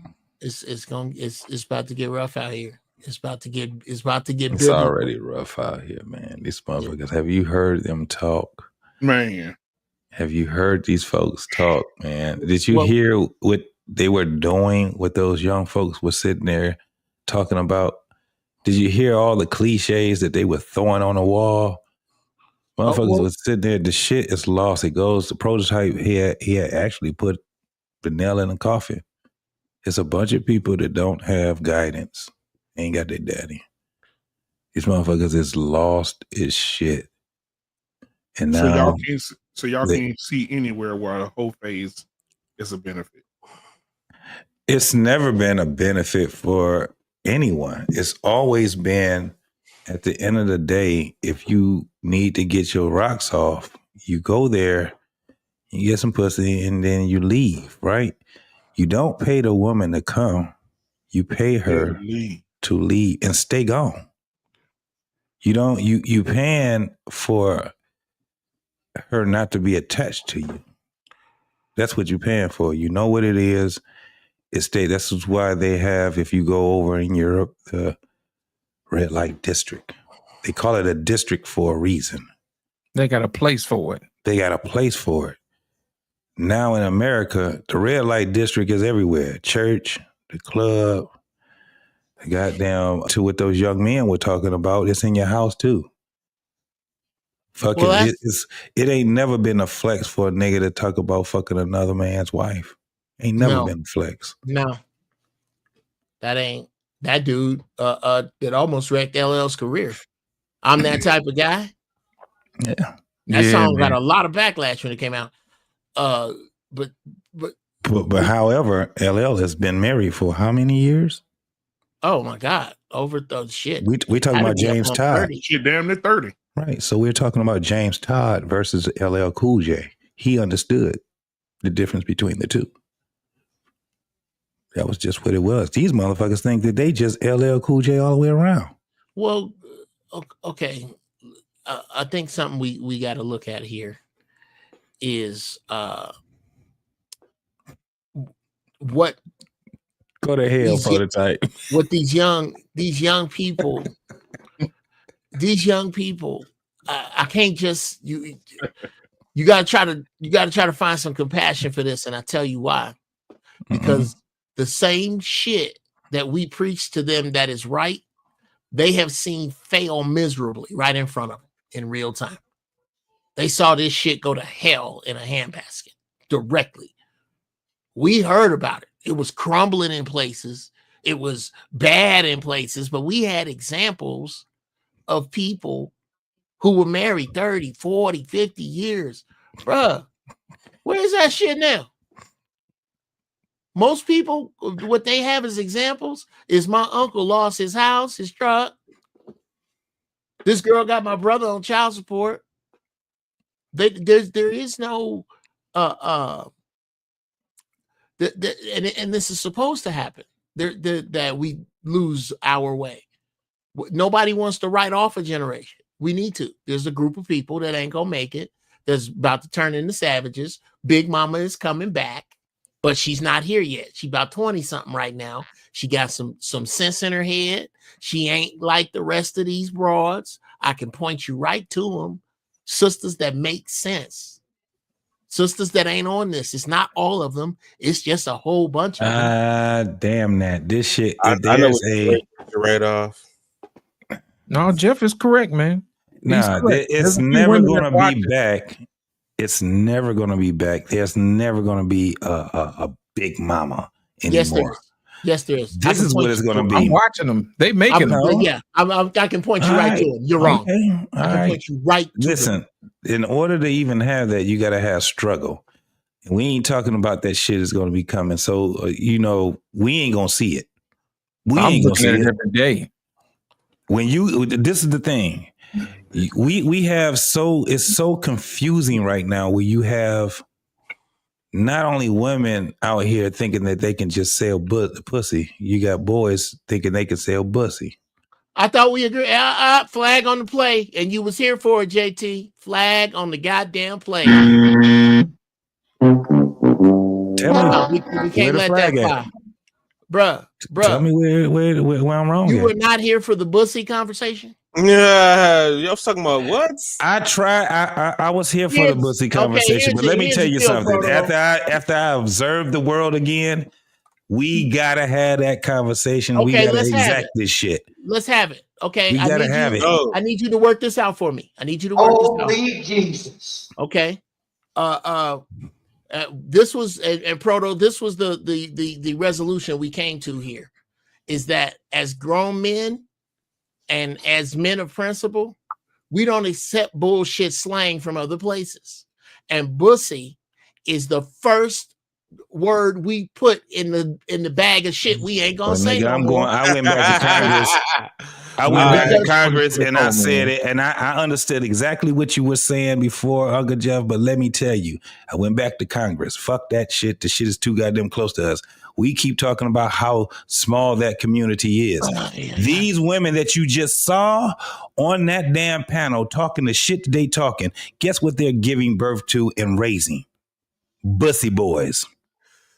Okay. No, I think that's over though. I really do think a change is coming, man. Like, I think the rate millennials definitely have turned the tide on being fathers. I think the next step, like, I'm not raising any kids that's going to be single parents. Like, all my boys know to get married before they have any kids. Like, you know what I'm saying?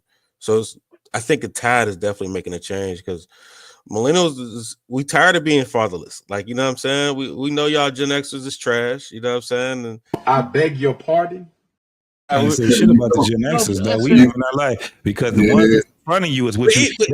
Even the Gen Xers that have like Gen Z kids. Nigga, y'all old. You act like y'all so far away from us. Your ass is right here too. You are 2 Christmases away from getting an AARP card. What you talking about? I ain't there yet. How old are you, Proto? I ain't there yet. I'm 41. If you got some gray in your beard, you in here with us, man. You in here with us. What you gotta concentrate on is them Z's.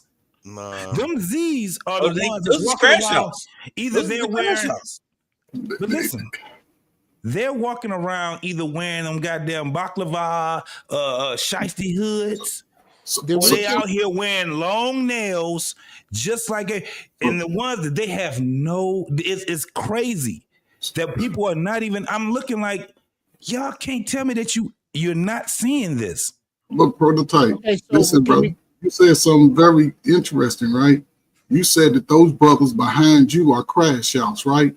Yeah. So you in line to get that smoke. If you giving us Genese the smoke about what we did, and look, listen, based off your age, I'm 15 years older than you. So me having a child at 15 and most of the women that I came up with having a child at 15 was a little scary to us. So the fact that you have the crash outs that you named behind you, you better make sure they get information. Because your sons, like my son, are out here living in. I got a 21-year-old. Oh, now, he ain't got no problem with the son. No Z. Your son is something else. What is the right? But what I'm saying is, he's still in the height of what we talk about every day on YouTube.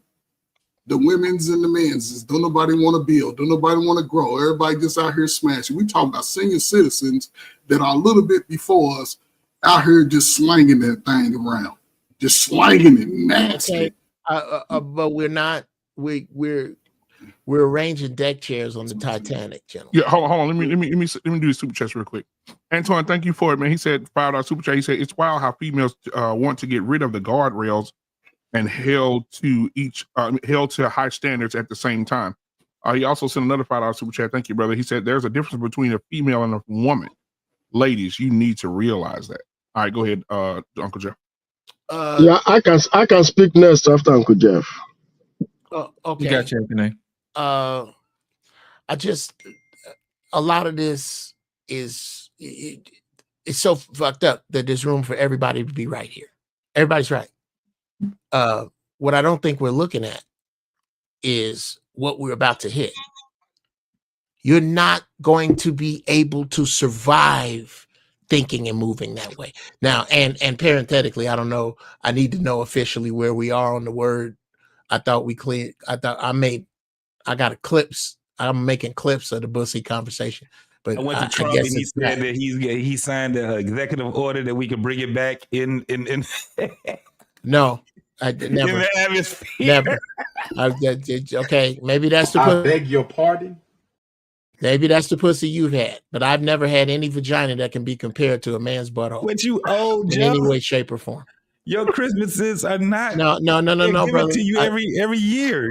Look here, man. I'm old, and so is the wheel. The wheel is old, and it still rolls the same way.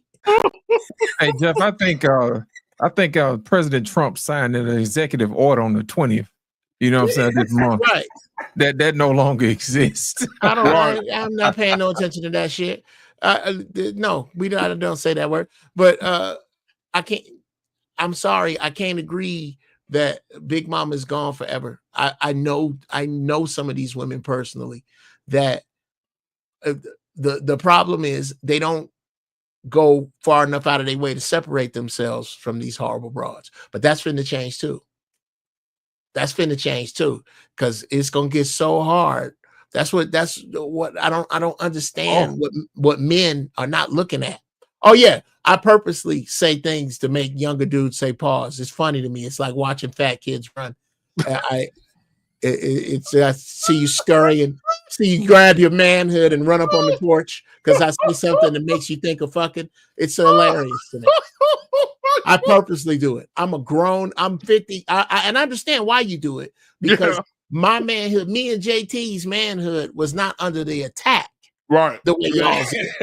I get it. So I walk right up and I say some shit that I hope make you think some shit you need to see a therapist about. That's if I say something that make you think of fucking a man, it ain't me, it's you. It's you.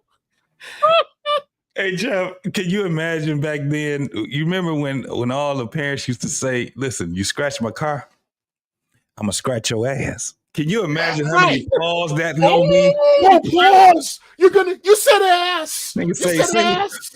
It if I made hear me you think of say sex with another man. Right. If I hear you say pause one more time, yes, that's what pause.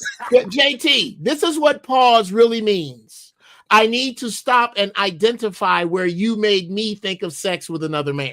That's what pause means. That's all it means. That's all it means. You just pointing out what makes you think of fucking another dude. And okay, I'm okay with it. Because what I said didn't make me think of fucking another dude. It didn't. It made you think of that. So I'm not the weirdo here. Your ass is. That's like, it's the same shit as people trying to diss you for being old. 10 seconds after you do that, you know what you are, you stupid motherfucker? Older. Old. You're older. Unless you're planning to drop dead right after you say it, you don't make no sense at all. This is the goal, niggas. No bullet holes, no criminal record, don't live with my mama. That's where you're supposed to be trying to get it. That's like a nigga making fun of you because you got all your teeth. Like they have some other fucking plan. Yeah, somebody did make fun of me when they was like, look at you with your teeth. Who was that did that shit? Right. Like you supposed to your shit. Yeah, dude. I have regular dental visits, right, like most niggas with money. I floss. Shit, what the fuck? Or that night Mandrell told those sparkle flight boys to kiss his delicious ass. And now that shit that right there deserved one. That was one of the ones where he was like, he said they can kiss my delicious ass. We was like, what? What did he say? The whole fucking panel froze up. Yeah, I want to know how you came about that opinion. That's not delicious. Delicious is an adjective that is subjective. Right? Yeah. Right? You don't come about that you tasted your ass. Or someone has and reported back to him. You know what I mean? Come on, Lost. I'm trying to figure out who's getting back to you on that. And tongue kissed him. Oh, that's wild. Oh, that's some new shit. Okay, let me say what I was about to say. Disgusting. Come on, Inky. Let me put it this way, right? If a woman, that girl, the one that says that you have to, that is okay to have a whole face, we have to look at it this way. A lot of women out there are damaged. And they can't live by themselves. So they want to make sure that other people are also damaged. So that way they can have an echo chamber. If she's the only damaged one in the society, it's a shame. To take away shame, you make sure that there is as many as damaged as you, so you can't be shamed. And Uncle Jeff said if you have sex, if a woman has sex with some group of men in a neighborhood or this or that, I don't think that's what makes a woman a hoe. That is a grand hoe right there. If you got to have sex with that many people as a woman, and you got to do all those things within your neighborhood or 5 mile radius or whatever radius of your hood, that's grand hoe. But for a hoe, you call her that's a grand hoe. Yeah, grand hoe. That's what I was saying. He was a grand hoe. He called her. I beg your pardon. He called her grand hoe. A grand hoe would be a hoe's mama, right? A grand hoe means that she is way beyond hoe. Oh, okay. She's the hoe of the hoes. Super hoe. You filthy motherfucker. Yeah, but But what I'm going to say is this: when a woman, this is what makes a woman a whore. If you have to have sex for recreation purpose, if you have to have sex for any kind of benefit other than having sex with somebody that takes you serious, you're a whore. You see what I'm saying? The fine line between a woman being a wife material and a whore is very thin. But the thing is this: we as men, just because we want to be able to have access to women, we make it so complicated and so muggy. So she can have 20 men in her that she's had sex with, and we don't make it feel that heavy. Like the impact is not that much because we're trying to minimize the impact. A woman that has had sex with more than 3 men is in trouble. Forget about she gotta have sex with 20 men. No, let's not make it that light. Let's make it what it is. It's supposed to be that the first man you have sex with is the man you marry. It's always been like that throughout history.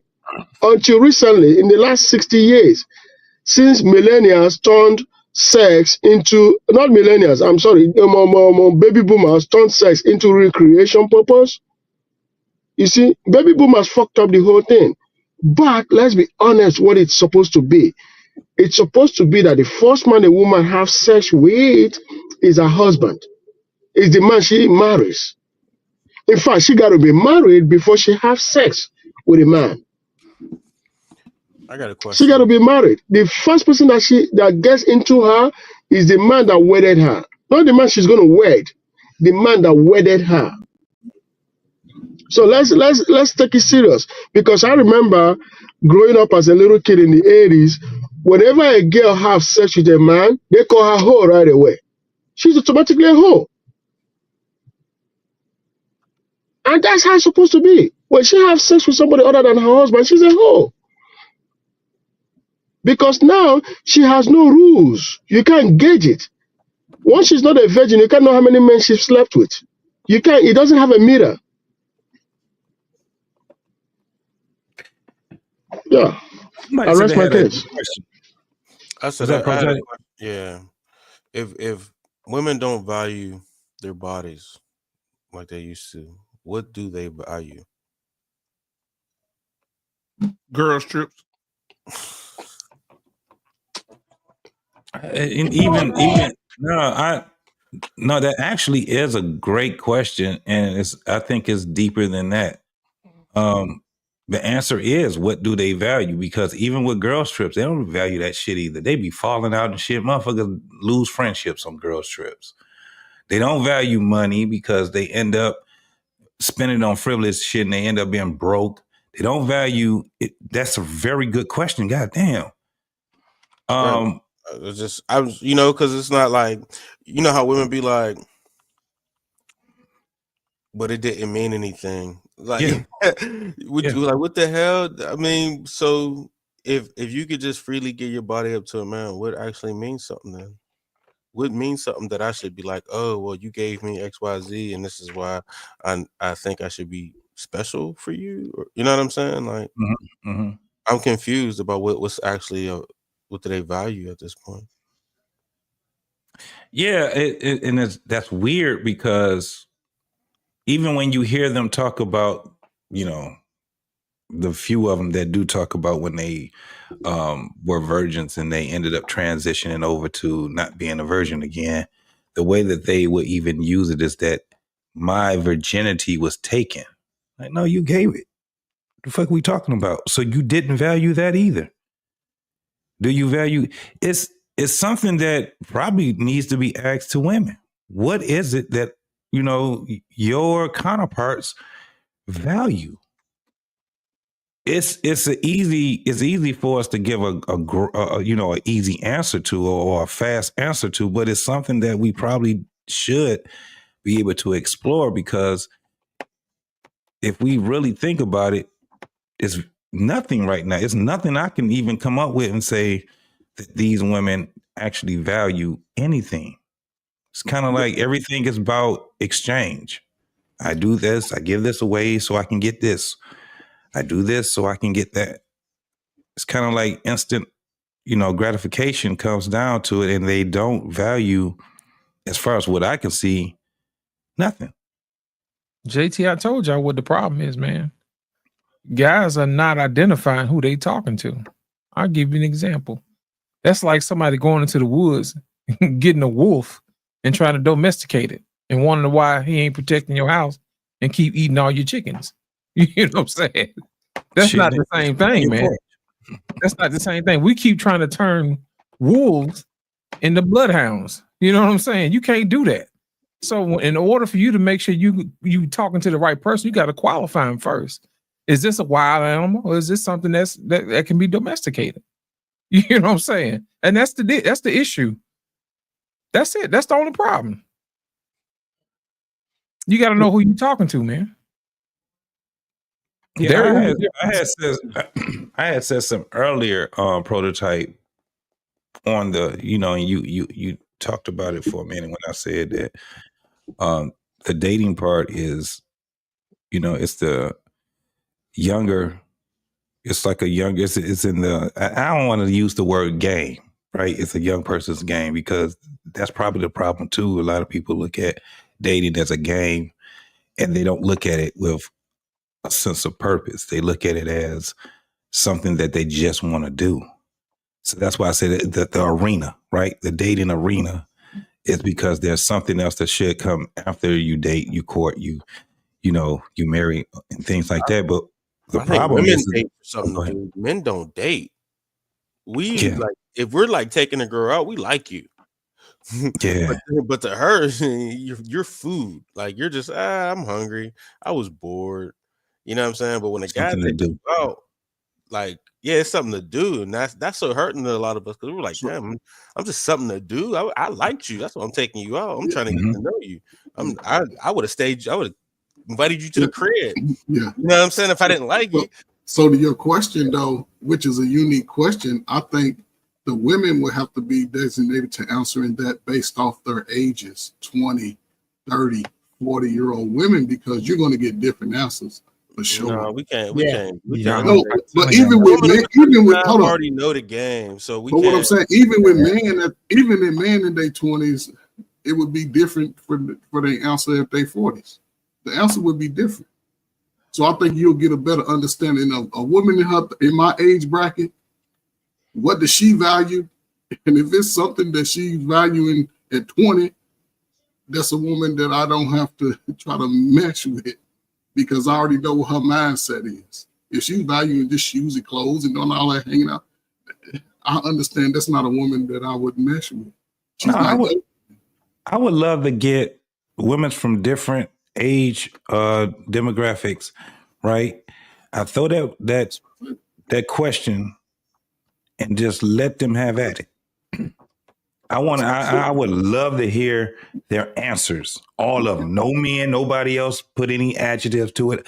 I would love to hear a 45, 50-year-old woman, a 21-year-old, 25-year-old, 28-year-old, 30-year-old. I would love to hear them have a conversation about that. That'll be dope as hell. But JT, just make sure there's a full moon out, so you make sure you're talking to a domesticated versus a wolf. You know what I'm saying? The wolves like the owl at the moon. Yeah. You know, I would ask the question, and I would sit back. I won't ask nothing. I want to hear them have the conversation about it. I would love to hear that, because the thing is that when you have women having that type of a conversation, you're gonna learn a whole lot about that. That shit, like, that's when Prototype said it to me. I was just like, I'm trying to think. Like the easy answer is money. But that's not. They don't. But you can't really throw money at every woman, like, you know. What Yeah, I'm saying? yeah, right. They'll say that. They'll say that in front of the crowd, but if it's something that they have to read and answer, you'll get a various plateau. Oh man, that should be. It'll be dope just to hear it, right? Now, if you got women that ain't gonna speak or nothing, because you got those type of women too, they dry as hell. So you got to get some women that actually wants to, Well, JT, let me ask you a question. Do you want her to talk it, or do you want her to walk it? I'm too damn old to even understand. Oh Lord. I don't trust me. I'm looking for my. Do you want her to tell you how good she is, or do you want her to be good? Which one is it, man? I want the truth, which I want the truth. That's more. I want crazy it. I want to. I want to than hear that. I want to hear that shit unfold. Like literally, and you would have to get women that actually have no problem with speaking, right? They don't have any problem with speaking. You can't get those women to come out here and they looking at the room and seeing if it's okay for me to say this. I want somebody that is of various ages to be able to have that kind of a conversation to see what consensus they come up with. We gotta pray that the cognitive dissonance don't kick in. Right. You got that. Yeah. That shit's crazy. Great question, man. That's a great question. Damn. Most definitely. Well, I don't know that you I think cognitive dissonance is exactly what I'm looking for. I don't look for accountability. Why? I don't understand. A lot of the frustrations of younger men, I don't understand. It's almost like your energy is focused on either trying to change or identify horrible broads, but you put very little energy in finding the good ones. Because the truth is, on a real scale, a lot of niggas don't want a good girl because now they got to be good. A lot of the dude, look, why is it that the dudes, when they them first get out chicks, them chicks that you stay with till you get on your feet, you know why they so successful? Because a lot of niggas don't want to get on their feet. I agree with you. I agree with you. But you gotta. A lot of people don't know how to identify. Like, we don't know who the hoes are. To be honest, and the way to be about it is like they all hoes. Like, I mean, I think they all are hoes. Like, but you don't necessarily know who the hoes are. You know what I'm saying? So they wear the same uniform. Yeah, they talk the same lingo. How you supposed to tell the difference on who's who? Like, you know what I'm Prototype. saying?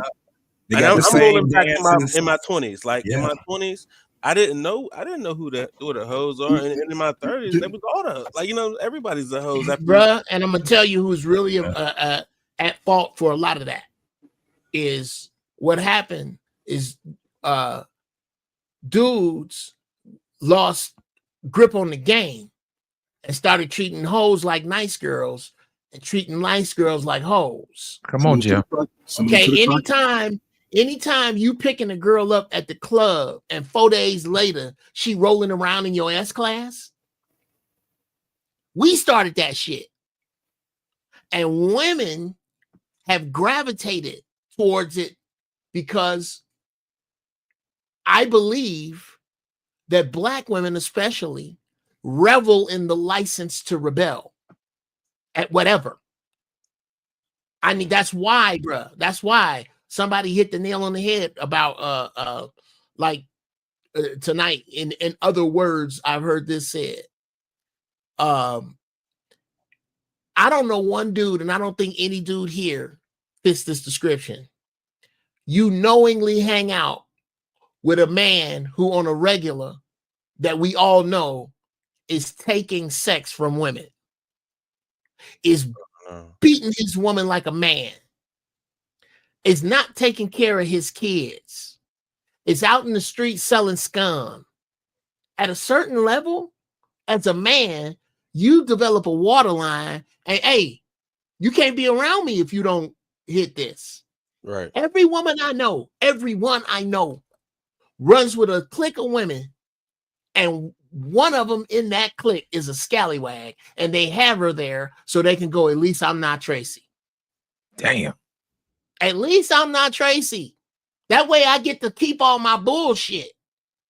It's a lot of people wanting to keep bullshit, and they ain't just women. That's real shit. This is why there's so much pushback on the loss of fat shaming. Because the truth is, what I believe sexy is whatever you're after your best self, whatever that best self is. And you ain't going to convince me that being 300 pounds is your best self. You got to work at that. That's a lot of donuts at 3 a.m. That's a lot of not exercising, a lot of not drinking. You have to earn them pounds by not being your best self. When you really think about it, when I think about sexy about anybody, me, anybody, it's you at your best self. Prototype. I agree with you on this, man. You say Gen X, we simped us our way into this situation. Now, because he mentioned S classes, and we just got there. but what I'm saying is, here's the thing with Uncle Jeff. I can understand him too, because when we were young boys, 18, 19, 20, 21, early 20s, we was trying to get to that level. We was working hard to get to that level, but we simped it out because now we like you said, we pulling up with at the club and she, you know what I'm saying? We tried to show it off, and this is where we are. This is where we are. But the thing is, you said it something a few months ago. I was on with you. Ask the woman, especially today, because as time goes, I always sort of apply the information to today with the times. Like I said, if a guy meets a girl today, he should have intentional questions for her if he's about trying to be with her in a sense. Because if you can have those intentional questions, even if you got to write it down and put it on your phone, and you know what I'm saying, it's ways to get around it, but then it puts her in a position where she has to answer for accountability. But some guys, even though they might hear the answer, and they'll dismiss the lack of accountability just because they want to smash. They'll put themselves in that situation, then cry on the back end. You can't lay up in there 3-4 days straight with no condom in there. Because if she's horny during that time and you run up on her horny, we know what could happen. But a lot of people just seem to dismiss that factor and cry about it on the back end. But yeah, you're right, man. Gen X, yeah, we simped our way into this mess because we all the love songs, all the love picnics. Now, Coach Ferg, I'm gonna have to give you a little pushback. And now the women that was Gen X back in the day, they were a little different. You know, they had a little bit of discretion. They weren't out here advertising it. You know what I'm saying? Putting it out there, whatever.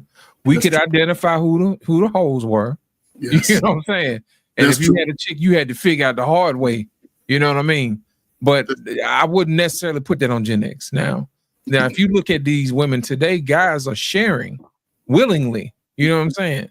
Hey, have you met Cheryl? You know what I'm saying? Go on in there and handle your business, partner. It's on me. It's on the house. You know what I'm saying? That type of thing. That's different. You know what I'm saying? They willingly lay it down with dogs and getting fleas. You know what I'm saying? I mean, running trains is part of teenage culture. That's but what we teenage. Teenagers. But Brodo, he said you said teenage. These dudes are 30 and 40 trying to live that lifestyle. Nasty work out here today. Nasty. But even still, that was a bad way of doing it. Like running trains, like in high school, was it sets you up, and like you can't trust them from that point on, because there'll be girls that that people be flocking over, and then like we just ran a train on this chick, you know what I'm saying? And then this dude bringing her flyers, like it messes you up so early. It's crazy, like. So y'all know y'all younger dudes, y'all don't look out for each other. I would hit old brother lost in translation on the shoulder. Look, man, listen, man, you don't want to run up on that right there. What you mean, man? Listen, I know you like her. However, everybody like her. You know what I'm saying? Everybody done had her, bro. So we'll talk you off it. Now they just like, go ahead, man. And they won't say nothing. They'll just watch you go down. You crash out. Yeah. They'll watch it. Be throwing hands in there like Cuba Gooding Jr. You know what I'm saying? On Boys in the Hood. I can't believe it. She cheated on me. I blame Cameron. He said Cameron. You said you blame Cameron. That is hilarious. I told you, man, the guys out here swinging at the air, man, the wrong thing. That's why I say you got to know what you're dealing with, man. You got to know what you're dealing with. Where these folks come from? Back in the day, man, folks used to be like, man, who your folks is. Because everybody know who they folks was. You know what I'm saying? You just can't be in the family and you invite any old thing into the family. Your family tree means something to you. Now these folks is like, man, whatever. My tree all over the place. I don't care nothing about that. You know, is my brother really my brother? You know what I'm saying? And weird stuff like that, man. We just had a show about that Tuesday. Remember? Yeah, but look at it this way, guys. Loss or loss. Men always operate in the belief that women are innocent. That's the problem we have as men. We don't believe that, some of us don't think that women are horny just as much or even much more hornier than men.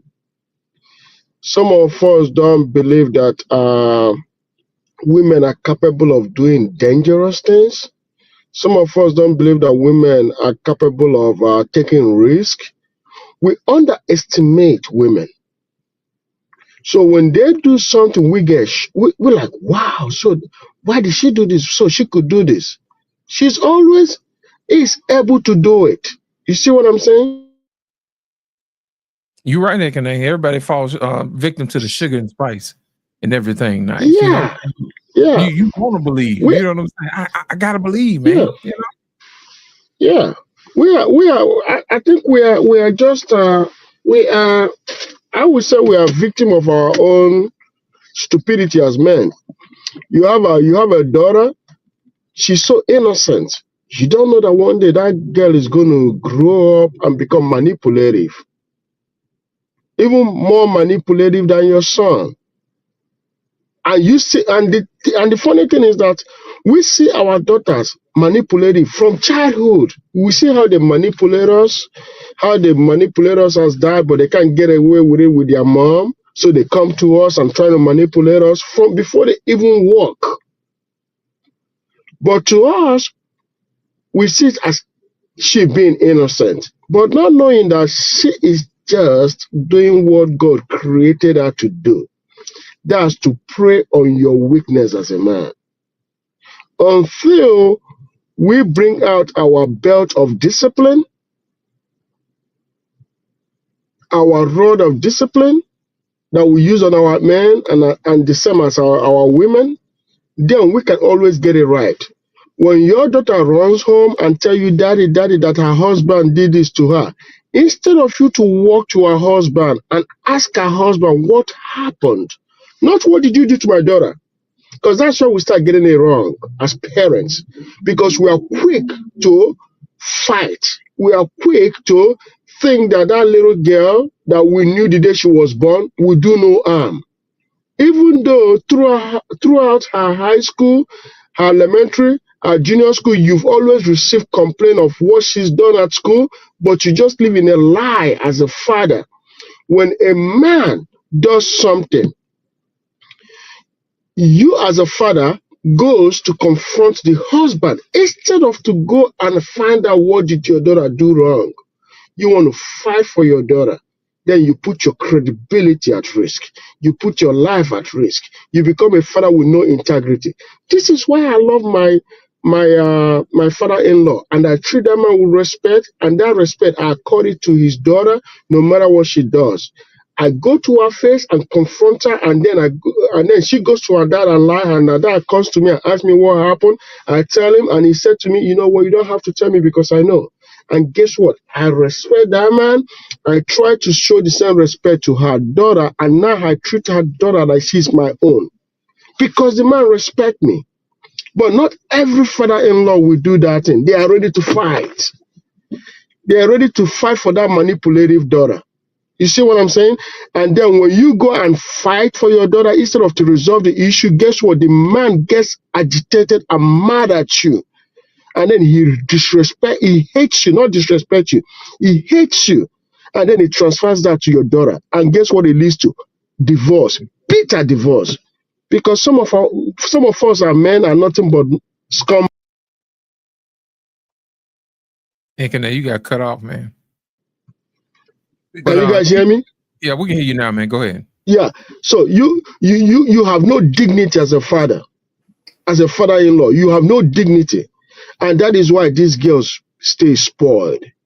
They stay manipulative. They manipulate everybody.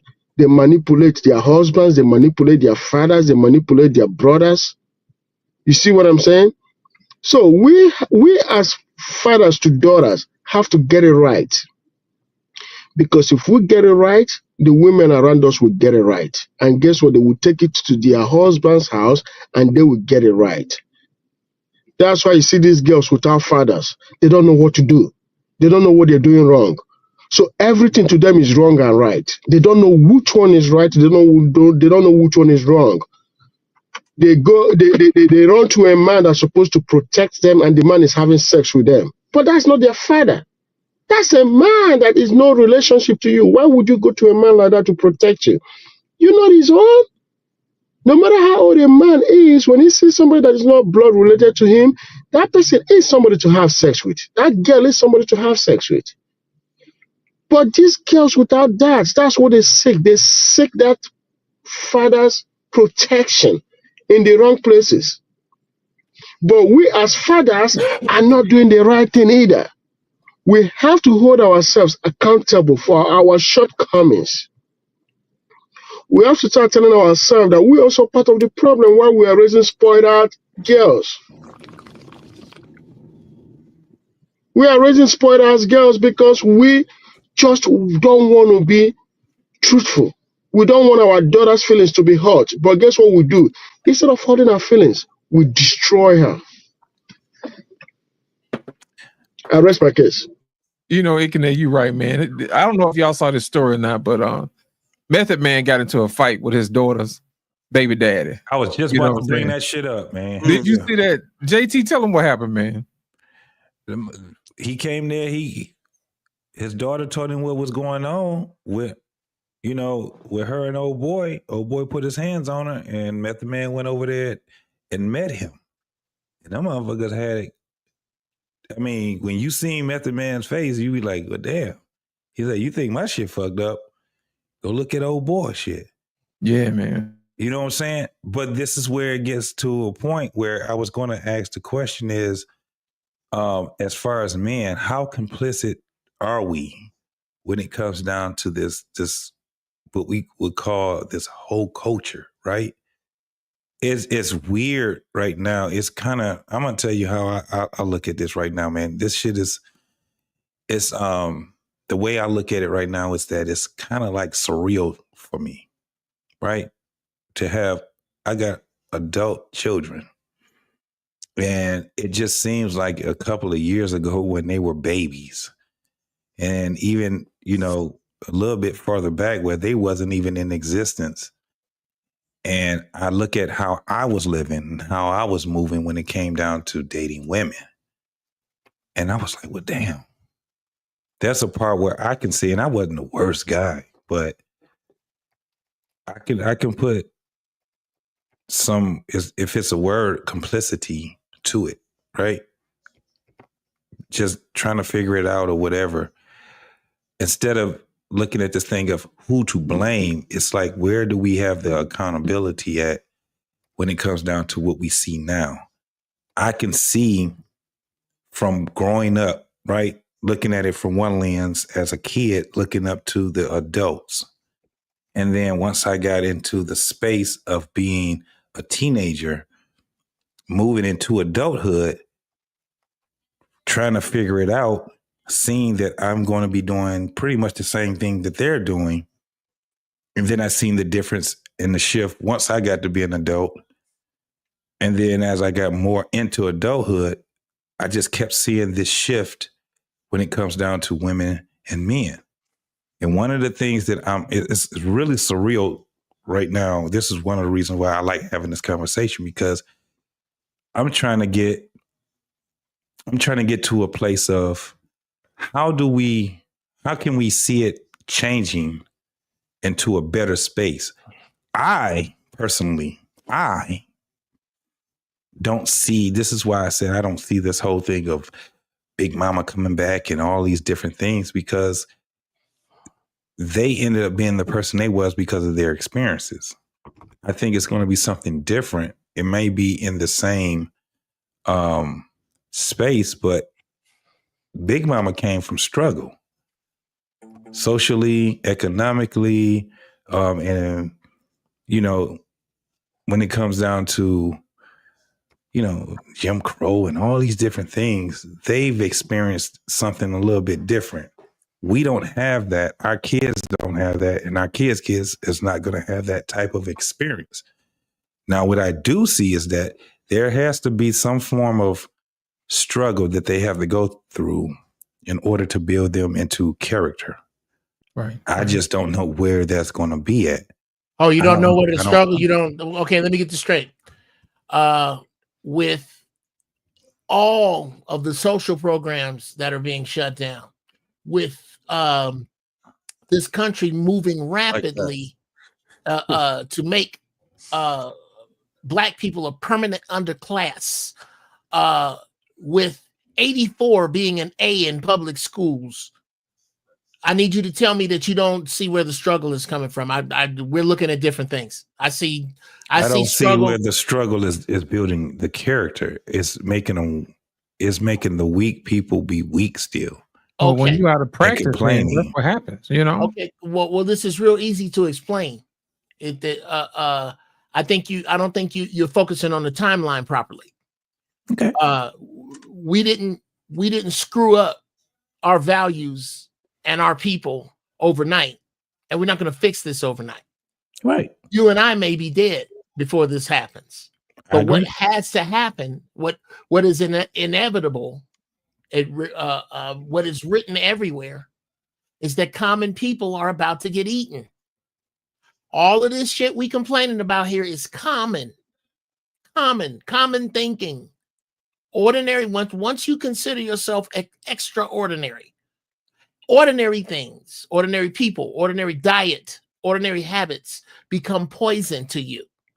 These people who are poisoning themselves with these low morals, with these low ideas, they are going to become savages. There is nothing else left. And that is in line with the cities you are watching become these sprawl. I've said it here a dozen times. How is every city gentrifying at the same time without decades old planning?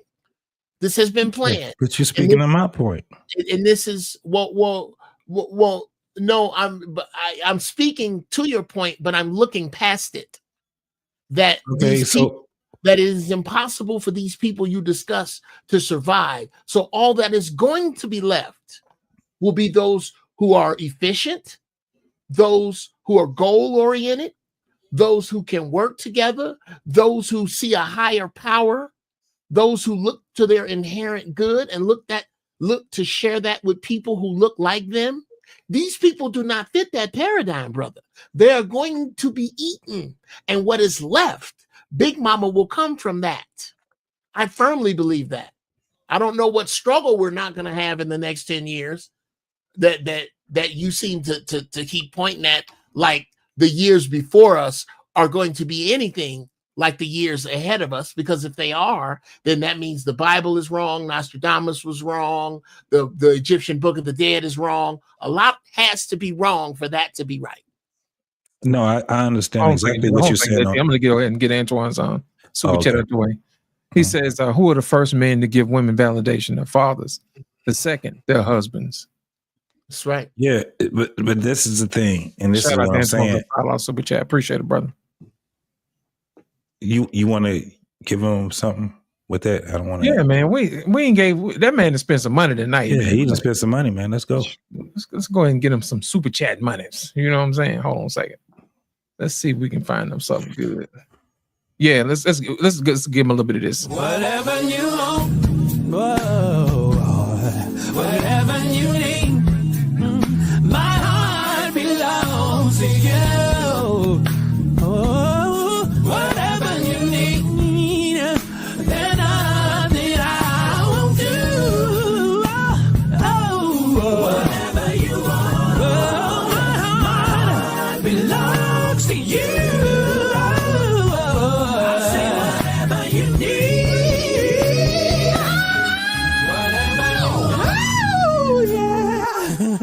Whatever you need, my heart belongs to you. Whatever you need, There's nothing I won't do.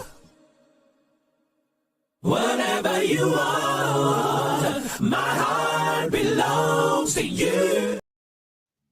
Yeah, man. Shout out to my main man. Go ahead, JT. So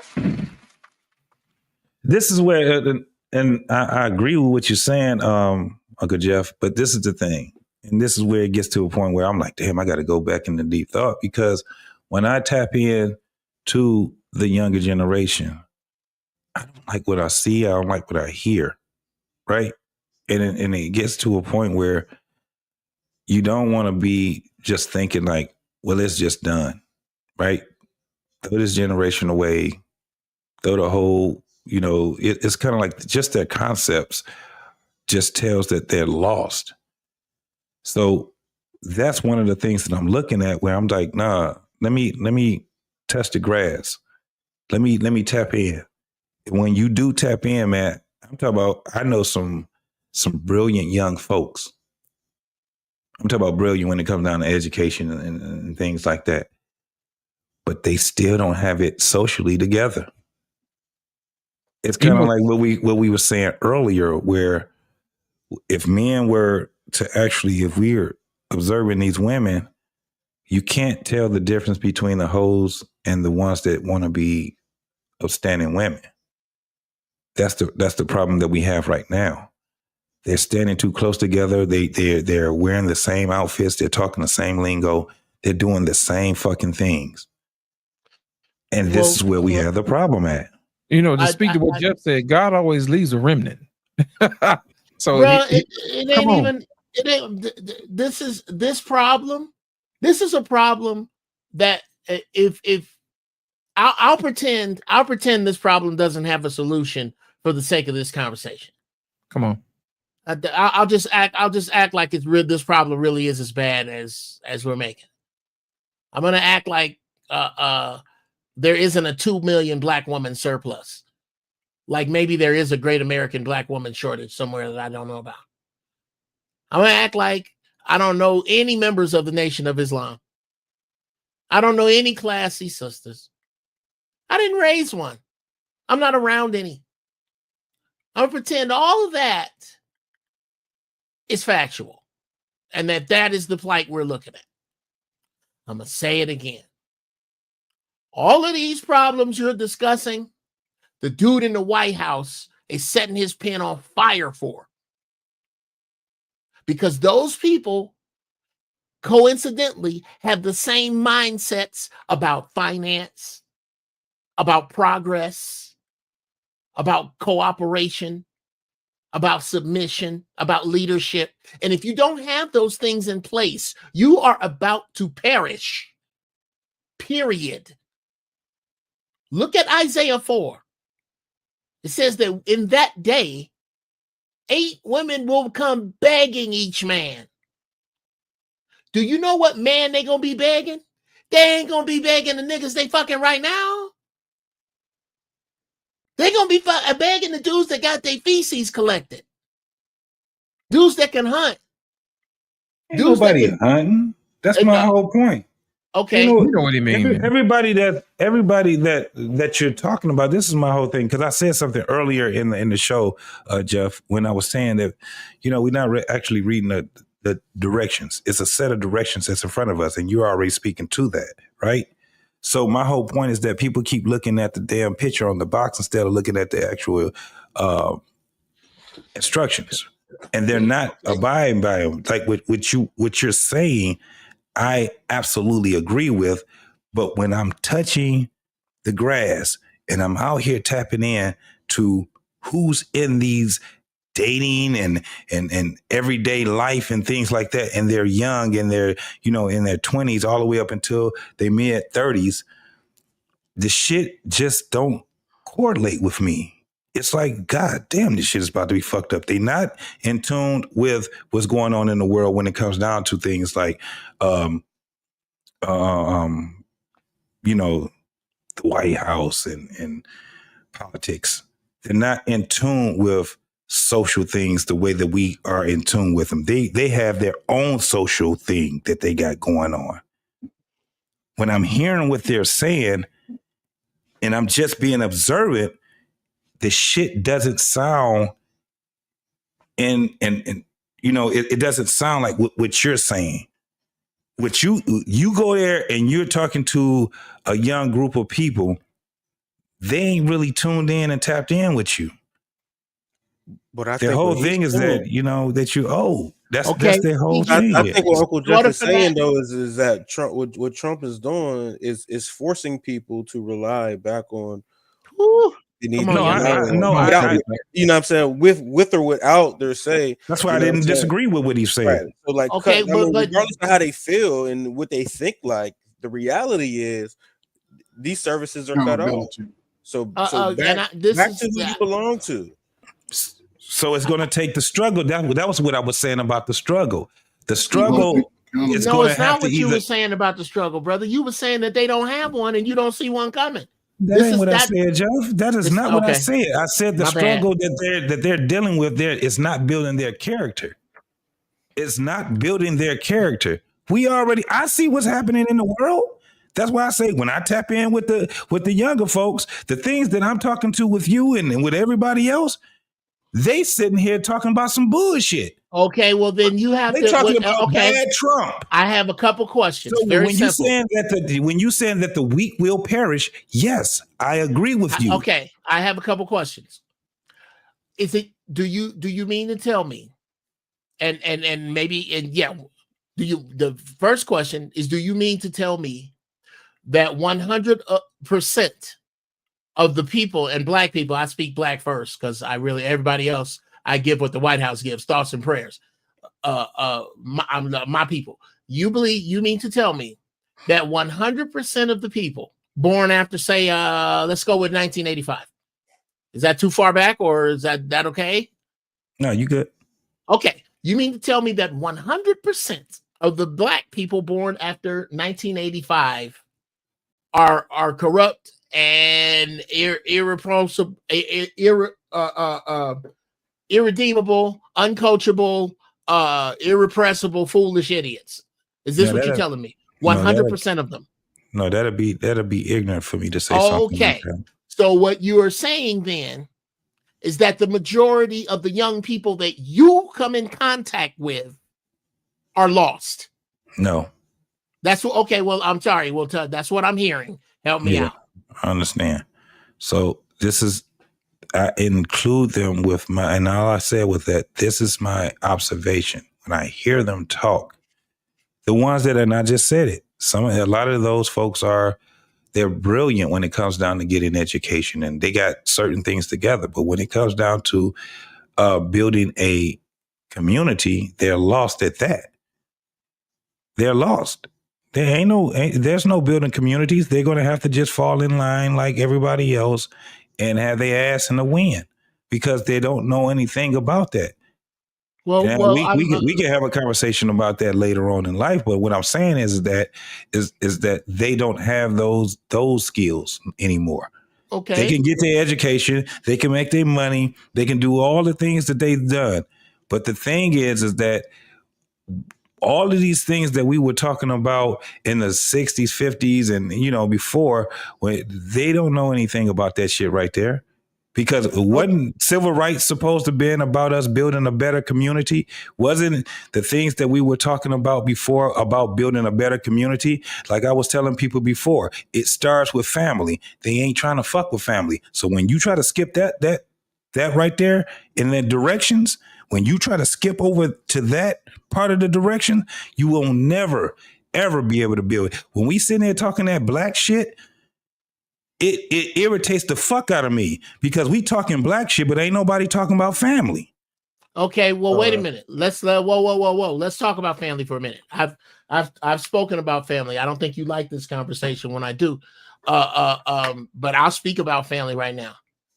The black family is being destroyed, and that is the best thing that could possibly have ever happened to black people on this continent, because family is a word that comes from the Latin word famulus, which means group of workers.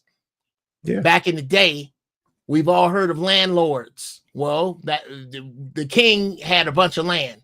He was the king of Scotland. He was the king of England. He was the king of wherever.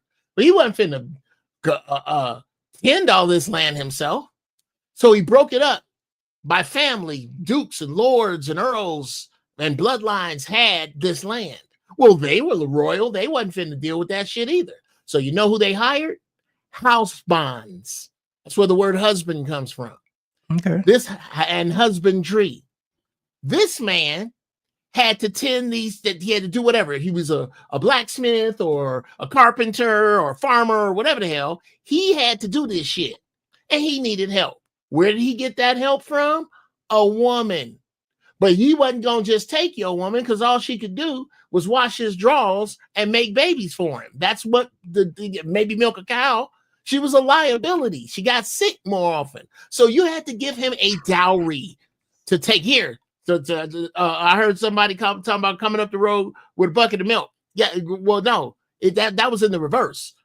I need something to take your daughter, because your daughter's a liability to me.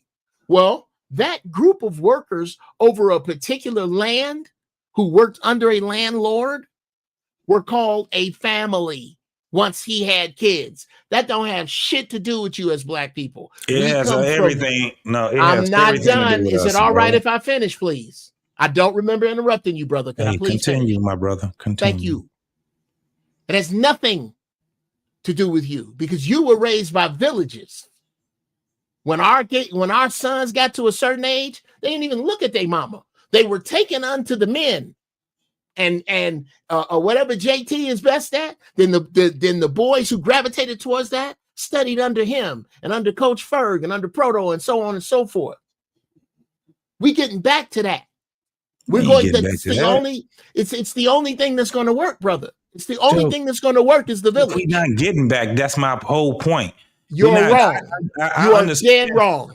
I understand your etymology of it, and I understand because I know it's not my etymology of it, brother. It's the truth. It's not my etymology. That's not fair to say. Jeff, let me just say what I'm saying. I meant just say it fairly, brother. That's not fair. I am. Your explanation of what it is, I understand it because I know the same thing that you know when it comes down to that. However, that is the etymology of it. Family is exactly what we're talking in moderate times. We understand what that shit mean now, don't we? We understand that my community starts with me, wife, children. We understand that, don't we? Yes. Okay, so if we understand that right there, that's what we need to talk about.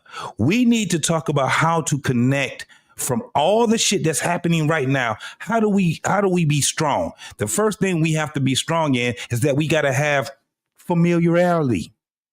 And the most familiar you can be with is a brother, a sister, siblings, right? An uncle, an auntie, along with mother and father and all these different things. This is how family starts. This is how when we come down to bartering with one another, it's families bartering with each other. A community cannot start if you don't have a family intact. You just got a fucking hood. That's all you got. That's my whole point. And when we are skipping the step of building a community by having women, man, and children, we ain't gonna ever get to where we talking about with Big Mama and them and all that shit. It ain't gonna never happen. We sitting here trying to skip over steps, talking about black people need to stick together. When you came to stick together with your first cousin, when you can't stick together with your fucking siblings, all we hearing right now is family members that I don't fuck with. So when we talking about this shit, we got to go back to step 3, step 1, 2, 3, 4. We out here trying to get to step 20. I'm listening. I'm just going to get a pen. I'm listening. Get past that whole thing. That whole black people need to stick together. If you really are serious about that, it starts with woman, man, and children. We keep skipping past it, and this is what we got right now. Okay. I got to comment. I got to say something real quick. You see, both of you are correct to a certain extent. Uncle Jeff, you're right. The culture is coming back. The right culture for the family is coming back. I can see that. I see it all the time. I see people like this discussion is having a strong impact. this discussion that is going on social media, right, that a lot of black women don't like, is having a strong impact because what he's doing right now is correcting the whole thing that is being damaged. And people are having that conversation. And some people don't like it, but guess what they're gonna do? They're gonna go home, they're gonna reflect. That's why it's good to talk. When you talk and feelings are hurt, people go home and reflect. They start changing. But then for what JT is saying, JT is also right. You cannot say I'm not fucking with these people in my family. Their family is family. You can't change it. You're gonna fuck with them, either you like it or not. That is why it's called family. You can choose your religion, but you can choose the country you want to live in. The two things you can't choose is your family and your race. You cannot choose those two. You're born into it.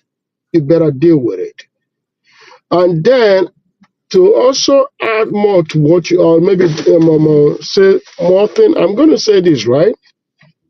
We as a people, we are in a multicultural society where we're always going to intermingle with other cultures and race. It's not always going to be about black people. But what we can do is that we can concentrate in building a better society amongst us. Because when you believe in yourself that there is something called shame, I don't want to look bad in front of other people. You start doing something right. I don't want to look as if I don't have responsibility. I don't want to look as if I don't have shame. I don't want to look as if I am not right in my mind, in my mindset and in my thinking. You start doing the right things. Now you start making yourself good. Now you start bettering the society. The problem in our community today, not just in the US, but also it's happening in Nigeria and other African countries, but it's beginning to reset because people are talking about it even back home in Nigeria now. People are talking. Is that we've become so individualized that we've forgotten our culture. But we have to, in our individualistic attitude, understand that there is something called community, which means you take what you've learned, you bring it to the community to better the community. Because as an individual, you cannot make a forest. It takes a whole lot of trees to make a forest, not one tree. So I think personally that in our community today, we got to keep saying what you're saying, Mr. Jeff. We got to keep saying what you're saying, JT. Both of you are right. You just disagreeing that yours should be the paramount, your idea should be the paramount.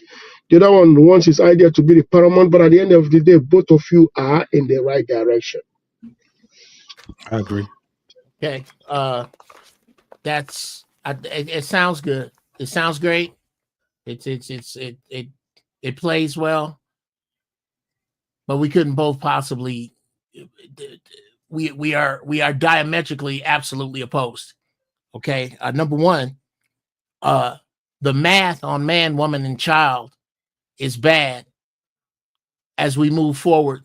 If and I'm not a Bible bumper, but if anybody believes that we're living anywhere near the book of Revelation, that man, woman, child number is bad.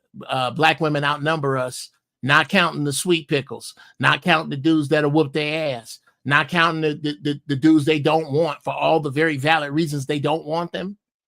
There are 2 million more of them before you count any of that. That's not true either. Okay. But let's just say that boy, you got such a I'm disconnect. hungry. I'm really hungry, guys. I could go eat. I've been very patient. I ain't stepped on nobody. And as soon as I start talking, I tell you what, guys. I'm gonna say this. Can I finish?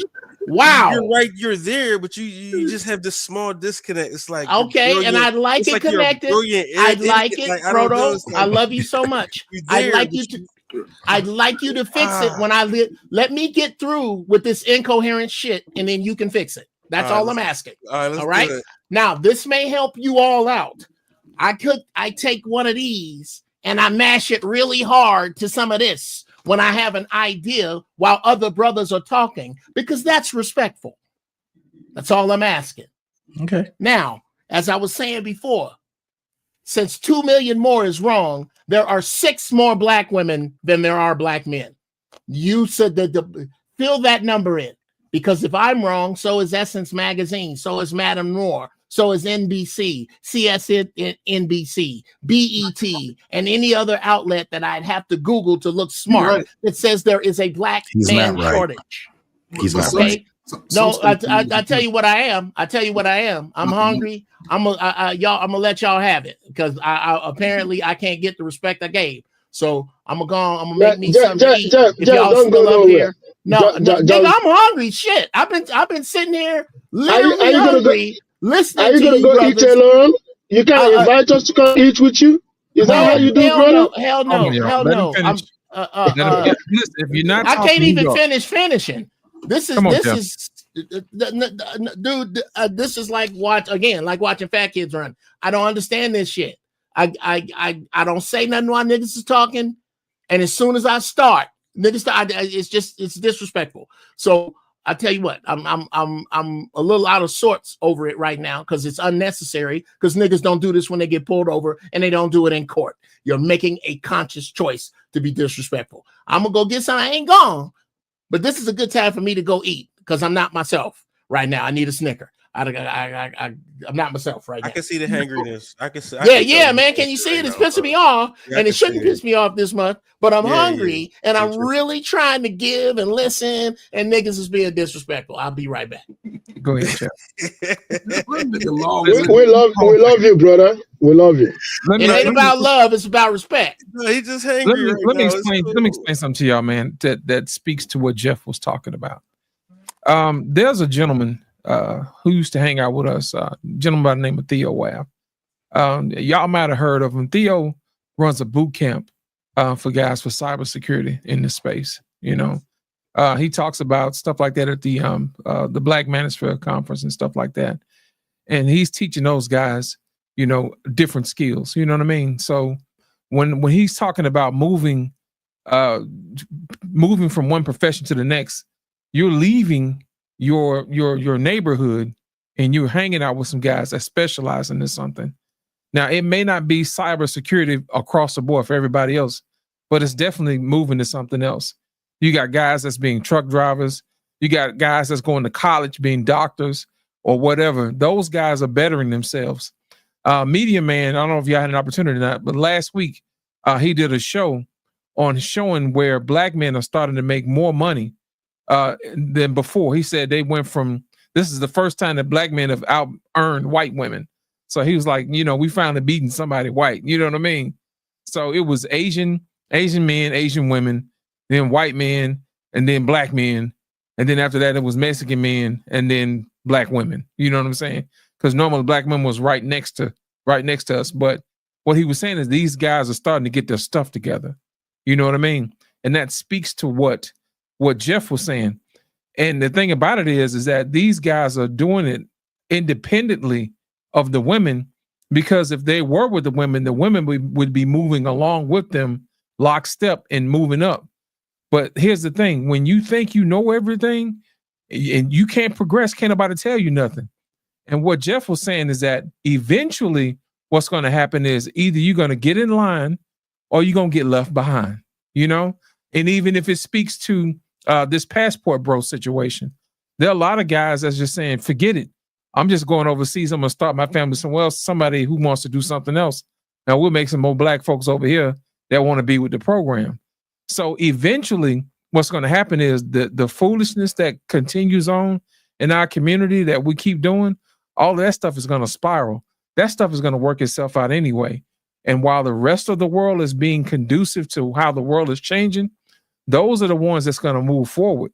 What Jeff was speaking to is that the environment, like Prototype said earlier, we have a new president with a new agenda because America was tired of where we're going before.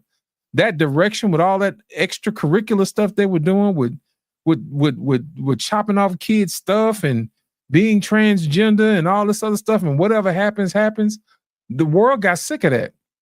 They just said, "We look, whatever you got to do, Trump, go in there and fix it." You know what I'm saying?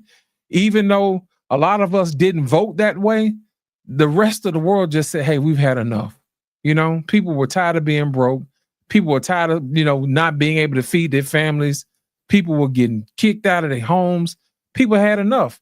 Even when a natural disaster come through, all you got is $700 to give somebody to rebuild their life. That's unacceptable. So that's the main reason why the world is changing now.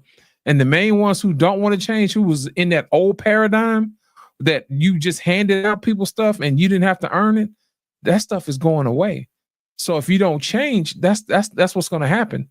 So to speak to what JT was saying is that eventually what's going to happen is either you're going to start doing what a family does or it's going to fall apart. So to speak to what Jeff was saying is, yes, guys are starting to specialize and move away from their home base because they already know that what they were learning doesn't work and it's time for a change. That's what men do. Men see stuff that does not work and do something different. Am I not right, Prototype? Is that a fair statement? Yeah, I absolutely agree. You know what I mean? So I mean, that's why my man was hangry by disagreeing, but they kind of were on the same page. You know what I'm saying? Because the things Trump is doing, I think is going to force everybody to get back to where they belong to. You know what I'm saying? Like we had the conversation earlier about the DEI thing. Who was benefiting from it? The white women, right? So white women benefiting from the DEI, that means they're the ones really going around screaming, "We don't need our man, we don't need our man." White men want their women back.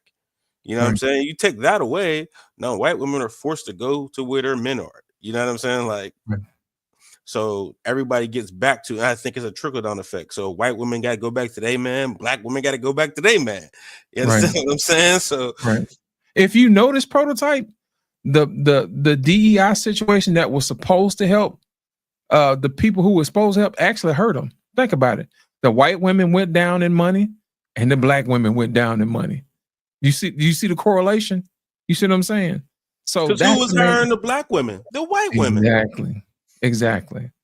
So now that they're moving things around to get the world back to where it needs to get to where we're building stuff and getting back where we need to get back to, it's one of those things.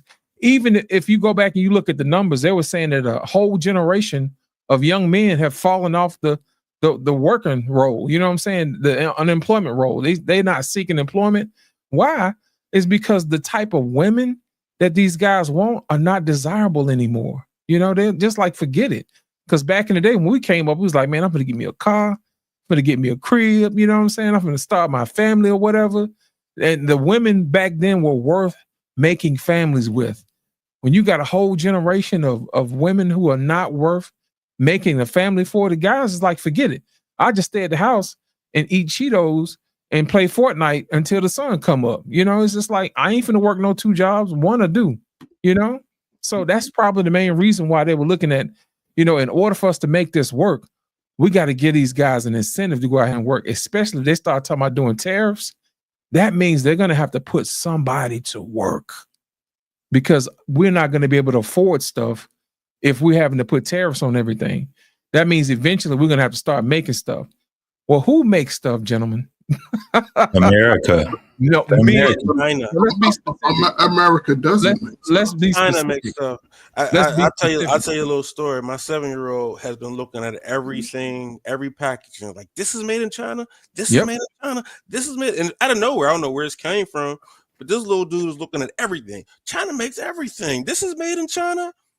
You know what I'm saying? And he's like kind of tired of it. And I'm like, I have a foreign car, so I'm a little nervous about the little tariff thing, but it is what it is. You know what I'm saying? For the greater good.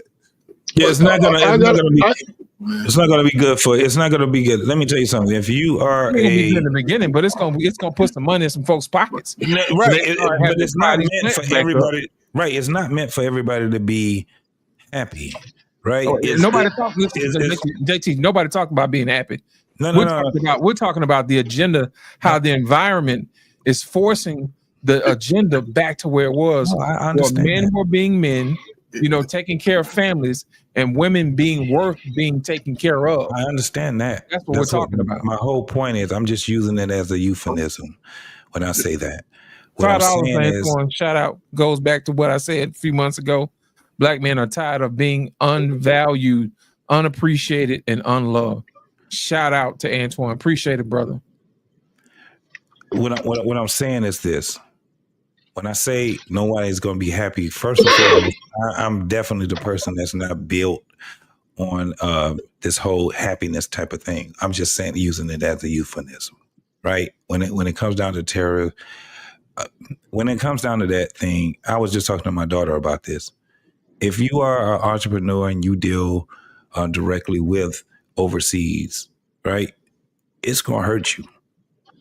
But the only thing it's going to do is it's just going to make you have to redirect how you're going to get your product, right? No.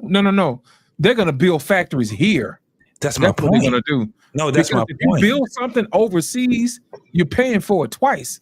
You're paying for somebody to put it together. Then you're paying for it to come through the border. Then the people who got to buy it going to pay an exponentially higher price. Right. What's going to happen is it's going to make our products more competitive.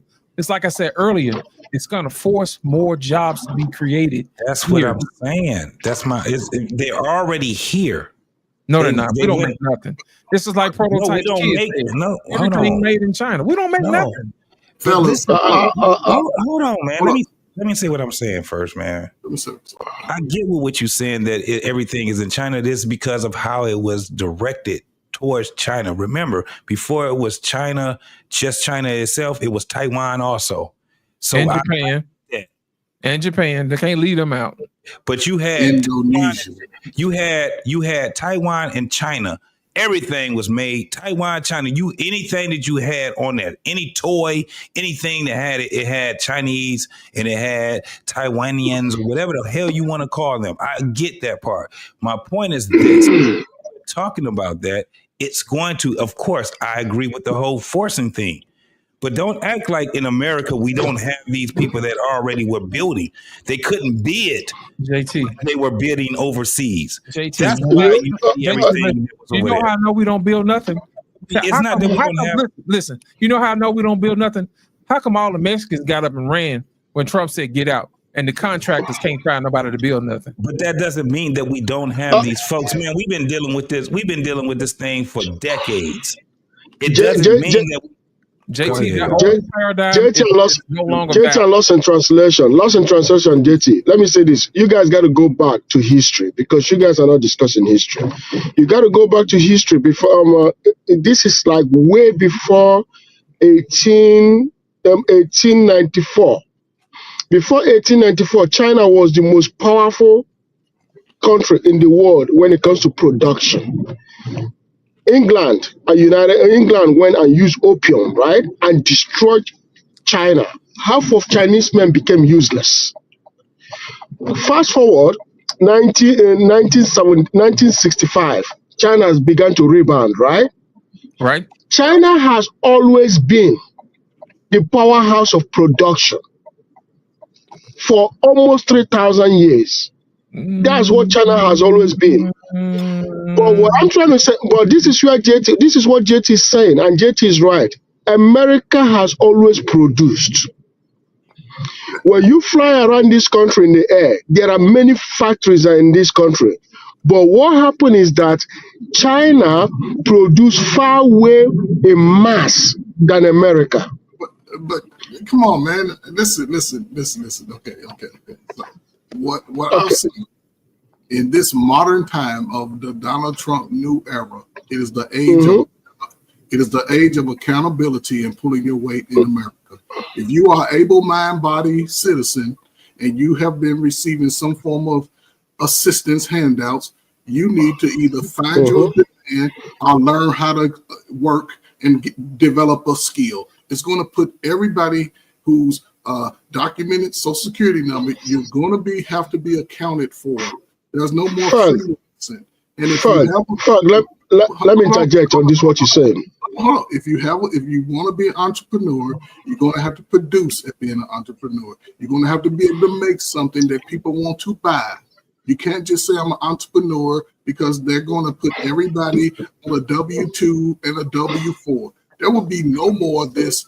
I'm going to be independent. Most people try to be independent.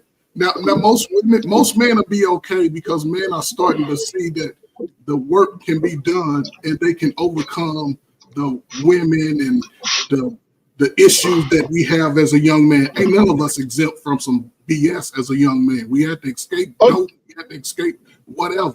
But the young man today, they're not looking at the women like we did. They're like, I understand how the women are early. I'm not gonna do with my uncles and brother and everybody. I'm seeing them for what they producing themselves to be. And the women will suffer. The women, listen, if they change one law, most of the women to go bankrupt. If they change the child support laws to anywhere close to what they're talking about, most of the women will go bankrupt because a lot of the women have had opportunity to have no accountability for their actions. A lot of that going to work, bringing your issues to work, they're cutting all that out. If you're not going to be trying to, you can go out and get all your new wigs and all that. If you're not trying to have your children go to school, be productive, learn some shit, you're going to be finding yourself out in the streets. And then you're going to have to make a deal with a brother because brothers are getting it together. Salute to the brothers. Okay, Ford, let me just say two things right here so I can let you guys go ahead. Let me say this to you. I will respond to that women stuff and then I'll go back to tariffs. When it comes to women, let me tell you something that men don't know. Women adjust right away. When shit get hard, all these women will become loyal in a heartbeat. They will run back to you, crawl back to you, because women they're individualistic in nature.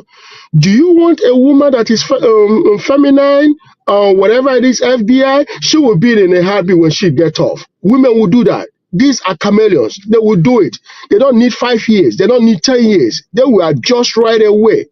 Women are good at this shit. We don't know how capable women are in adjusting. Women will adjust when shit gets off. But let me go back to tariff. United States is not serious. Trump is not serious. United States is only 340 million people. The world is 8 billion. I'll tell you why. If United States thinks that you can bring factory back to the United States, you haven't learned what China learned in the last 10 years. China is 2.4 billion people, right? Of that 2.4 billion people, guess what they found out? No, I'm sorry, 1.4 billion people. Of that 1.4 billion people, they find out one thing real quick. Overcapacity. You have to remember this. It's called overcapacity. United States is 300 and something. If you close this border and want to do things by yourself and the world sanctions America, America go broke. You know why? Because America cannot make money until they export. No country makes money by feeding domestic because you need what they call foreign exchange. You need foreign currency in order for your market to perform. But if America think that they can take all this factory, give everybody a job, and then produce, do you think that 340 million people are enough to purchase American stuff? America need over 4 billion people in order to maintain his power. And let me say one more thing to you guys, because this is what I say on my podcast. You got to understand economy. Economy is not one country. Another thing that you got to understand is this. It's called production. Production is whereby you produce. America has over 5 million vacancy. Every American youth today, male, can get a job, but they don't want the job. They all want to sit at home. They don't want to work. These guys don't want to work. I like what Trump is doing. Cut off all this stuff and force these guys to come and work. But some of them, their mama will still give them shelter. That's the problem. Parents are still going to be the problem, sheltering these kids.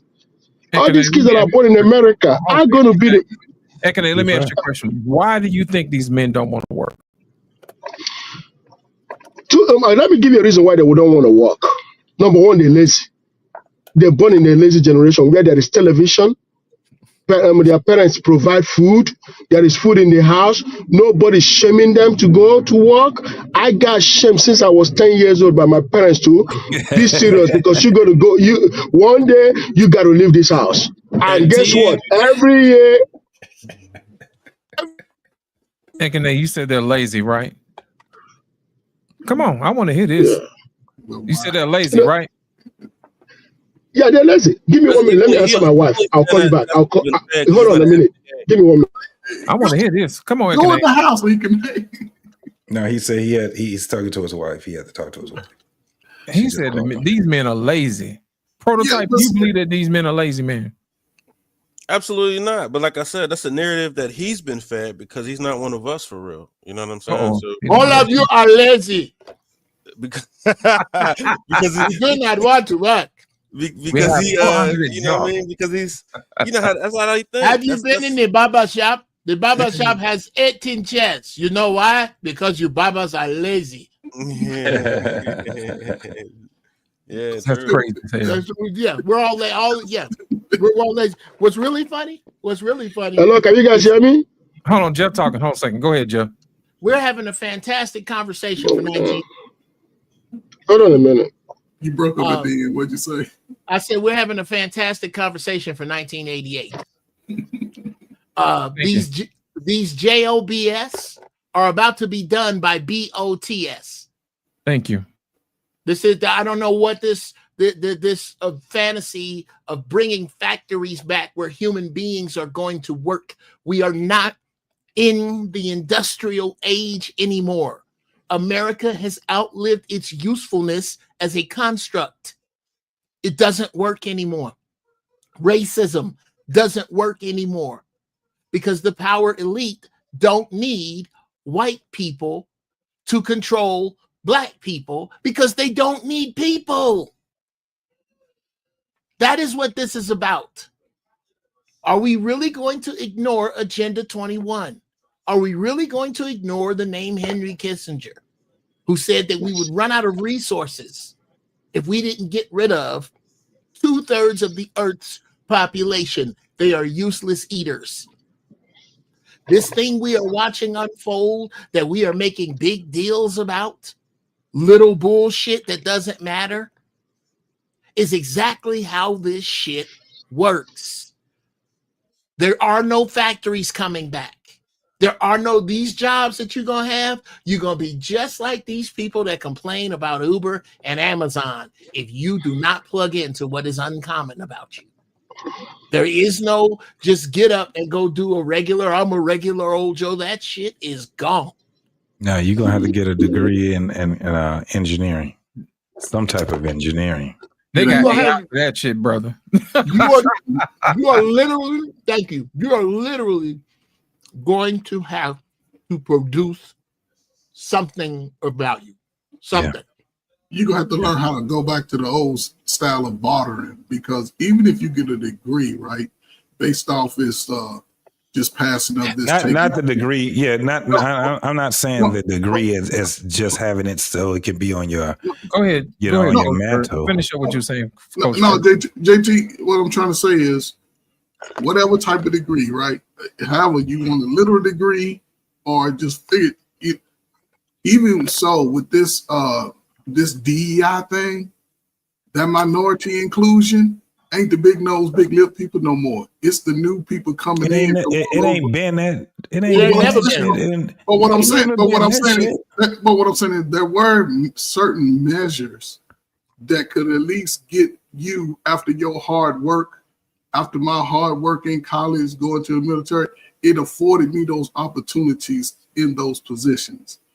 And brothers put in work because America said you had to be a certain certification to be in this position. We in America, regardless. Okay.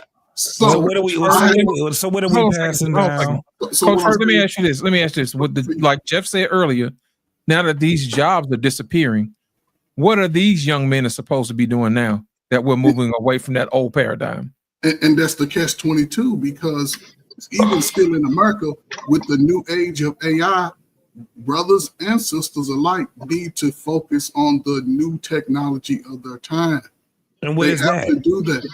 the AI, this building of computers. Listen, we got so much junk in our houses. We can learn for taking that apart and putting it back together and starting the innovation. That's innovation. That's old. I gotta say this, right? Who said our jobs are disappearing? There is no job disappearing. There's no job disappearing. They're just being. That's my whole point of. The thing is, nobody. People don't want to work. I have a question. No, I have a question. I have a question. Yeah. Are you familiar? Are you told him to get familiar? the fuck out the way. Are you familiar with a city by the name of Detroit, Michigan? I know Detroit, Michigan. I'm familiar with it. Are you familiar? Are you familiar with the company General Motors? Yes, I am.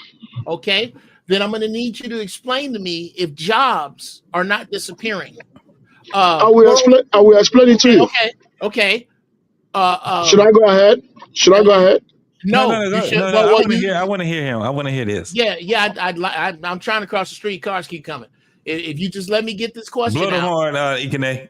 Okay. Yeah, okay, I'll get the fuck out the street. Fuck it. Fuck my question. Somebody was going one way. That's why I had to honk them because they were going one way on me. Right. What Jeff was saying is that do they still make telephone operators? I'm gonna answer those questions. I need you to dial JT for me. You know what I'm saying? Do we still have? Okay, let me get Mr. Jeff on this. Mr. Jeff, do you know what is American problem? It's not Detroit. American problem is competition and cost of living. United States doesn't want to cut cost of living. I got to tell you, right? I will say this to you because this is what I've told a lot of people. I've discussed with so many people, even in finances. I've said to them that for America to compete in the 21st century, America has to slash its cost of living in half. You know why? I'm glad what you see the DeepSeek. I'm glad what DeepSeek did to US AI, OpenAI. You know, America has to cut its cost of living in half. Number one. Number two, America has to bring down the overinflation of stock. United States have gone from actual employment, actual cost true market to stock markets. America doesn't measure economy based on production, PPP and GDP. America has moved into stock market evaluation. Using stock market to gauge the health of the economy. That is very dangerous, and that's what Trump is doing. Trump doesn't want to discuss the production of goods and services. Instead, he wants to talk about the greatest gamble, the most legalized gamble on the West, stock market. Stock market is nothing but casino. And then let me tell you this. The reason why I say you have to cut your cost of living in half is this. How will General Motors move certain production to China? Leaving Detroit. I'm coming. Let me say please, I have to stop you. This is the problem Black Americans have with Nigerians. Y'all act like we don't know a goddamn thing you talking about. You I didn't say that. No. Okay. It's not what you say. It's what your conversation implies, Ekene. I didn't insinuate that either. Okay. No. Okay. Well, I can't tell you what it is, Ekene, but I can tell you what it looked like if you let me. And it looks like you are telling us about how the stock market works and how the stock market is nothing more than bookies at the track. As if we don't know that at all. As if I didn't say you didn't know that. No, I'm not saying you did. I'm not saying you did. Please stop accusing me of that because I'm not saying that. I am telling you what it looks like from here, and I'm not speaking for another man here. I'm speaking for me in my travels around the world twice for free. What I have found is that generally people from Africa and the country of Nigeria specifically accidentally condescend to Black Americans as if we don't know, as if somehow your experience where you have been trumps our experience actually being here. That is an actual gripe that I am not alone in. Now, I don't know what you're saying or what you're getting at, but I'm telling you where you're going. But guess what? If you had let me finish, then you would have seen where I'm going, and it has nothing to do with African America. Because what I'm trying to say is this, right? This is an American problem. This is not an African American problem, and this is also becoming a Nigerian problem too today, because people are putting more emphasis on stock market. And what I'm trying to say is this: if you're going to manufacture goods and services in China, why can't you manufacture it in the United States? You know why? Because these manufacturers don't want to pay high cost of wage. United States has to cut cost of living. The reason why we have cost of wage here, but guess what? If he's never going to do that, guess what? You can't compete with China. Ekene, this is where you would be exactly right. You would be exactly right if we did not have billionaires here. If we did not have absolute calcified wealth in the 3% of the people who live here. That would make sense. You can say that. But you can say that. For you to say that I have to cut my cost of living in order to do what? So that Exxon can continue making $4 billion a fucking day? That only makes sense. That only makes sense if But did you hear what? Let him finish. That only makes sense if rich people pay taxes the exact same way everybody else does. That only makes sense if the profit margin is not kept from the budget that we're discussing. When you talk about outsourcing from this country, it wasn't like me and Proto had a business and we made $1 million a year. And we was like, man, if we don't get these bobbleheads made in Indonesia, bruh, we're not going to be able to stay in business next year. So we sent them to Indonesia and now we're okay. No, the jobs that were sent out of this country were sent out so that the CEOs could make more billions. That cannot be ignored in this conversation. And in order to it has to be ignored if the solution is for me to cut my cost of living. And I happen to be a business owner. I own several businesses. But if your answer is for the people of Bedford Falls to eat less so Mr. Potter can keep more, no, that again. It's an observation made from the outside. When I said what I said about cutting cost of living, I didn't say it in concentration towards the working people. That's not what I said, and that is not what I was insinuating. When I said cost of living, I mean across the board. Let me add to what you just said to give kudos to what you said, my brother. Jeff, check this out. China doesn't allow stock market. You know why? Because they didn't want the oversized billionaires, high concentration of wealth in those small brackets, right? That is why China destroyed and didn't allow stock market to be a symbol in the Chinese market, right? Rather, they made that wealth to trickle down. That was how they were able to lift 600 million people out of poverty over 10 years, over 15 years, right? Because they didn't allow that. When you have such a high concentration of wealth in just 1%, 2%, 3% of people, what you do is that you create poverty in the middle or at the lower level. Check this out. If you remember in science, right? Science says that energy is neither created or destroyed, right? But it transfers from one region to another, right? It's the same thing with wealth. You cannot create wealth, neither can you destroy wealth. You can only move wealth around. So in order for America to have this 3% of people with so much wealth concentration, they had to move it somewhere. They move it from the middle class and from the poor people towards upper level. But what China did was China said, no, we're not going to allow this a small set of people become fatheads, right? What they did is that they press that fathead and allow that energy to move from that high level and then trickle down. That's how 6 million people were created. While China was creating 6 million people to be wealthy, America was creating poor people and low middle class. Hey, Kane, I'm going to place you on mute for a minute, but I want you to listen. Oh, go ahead.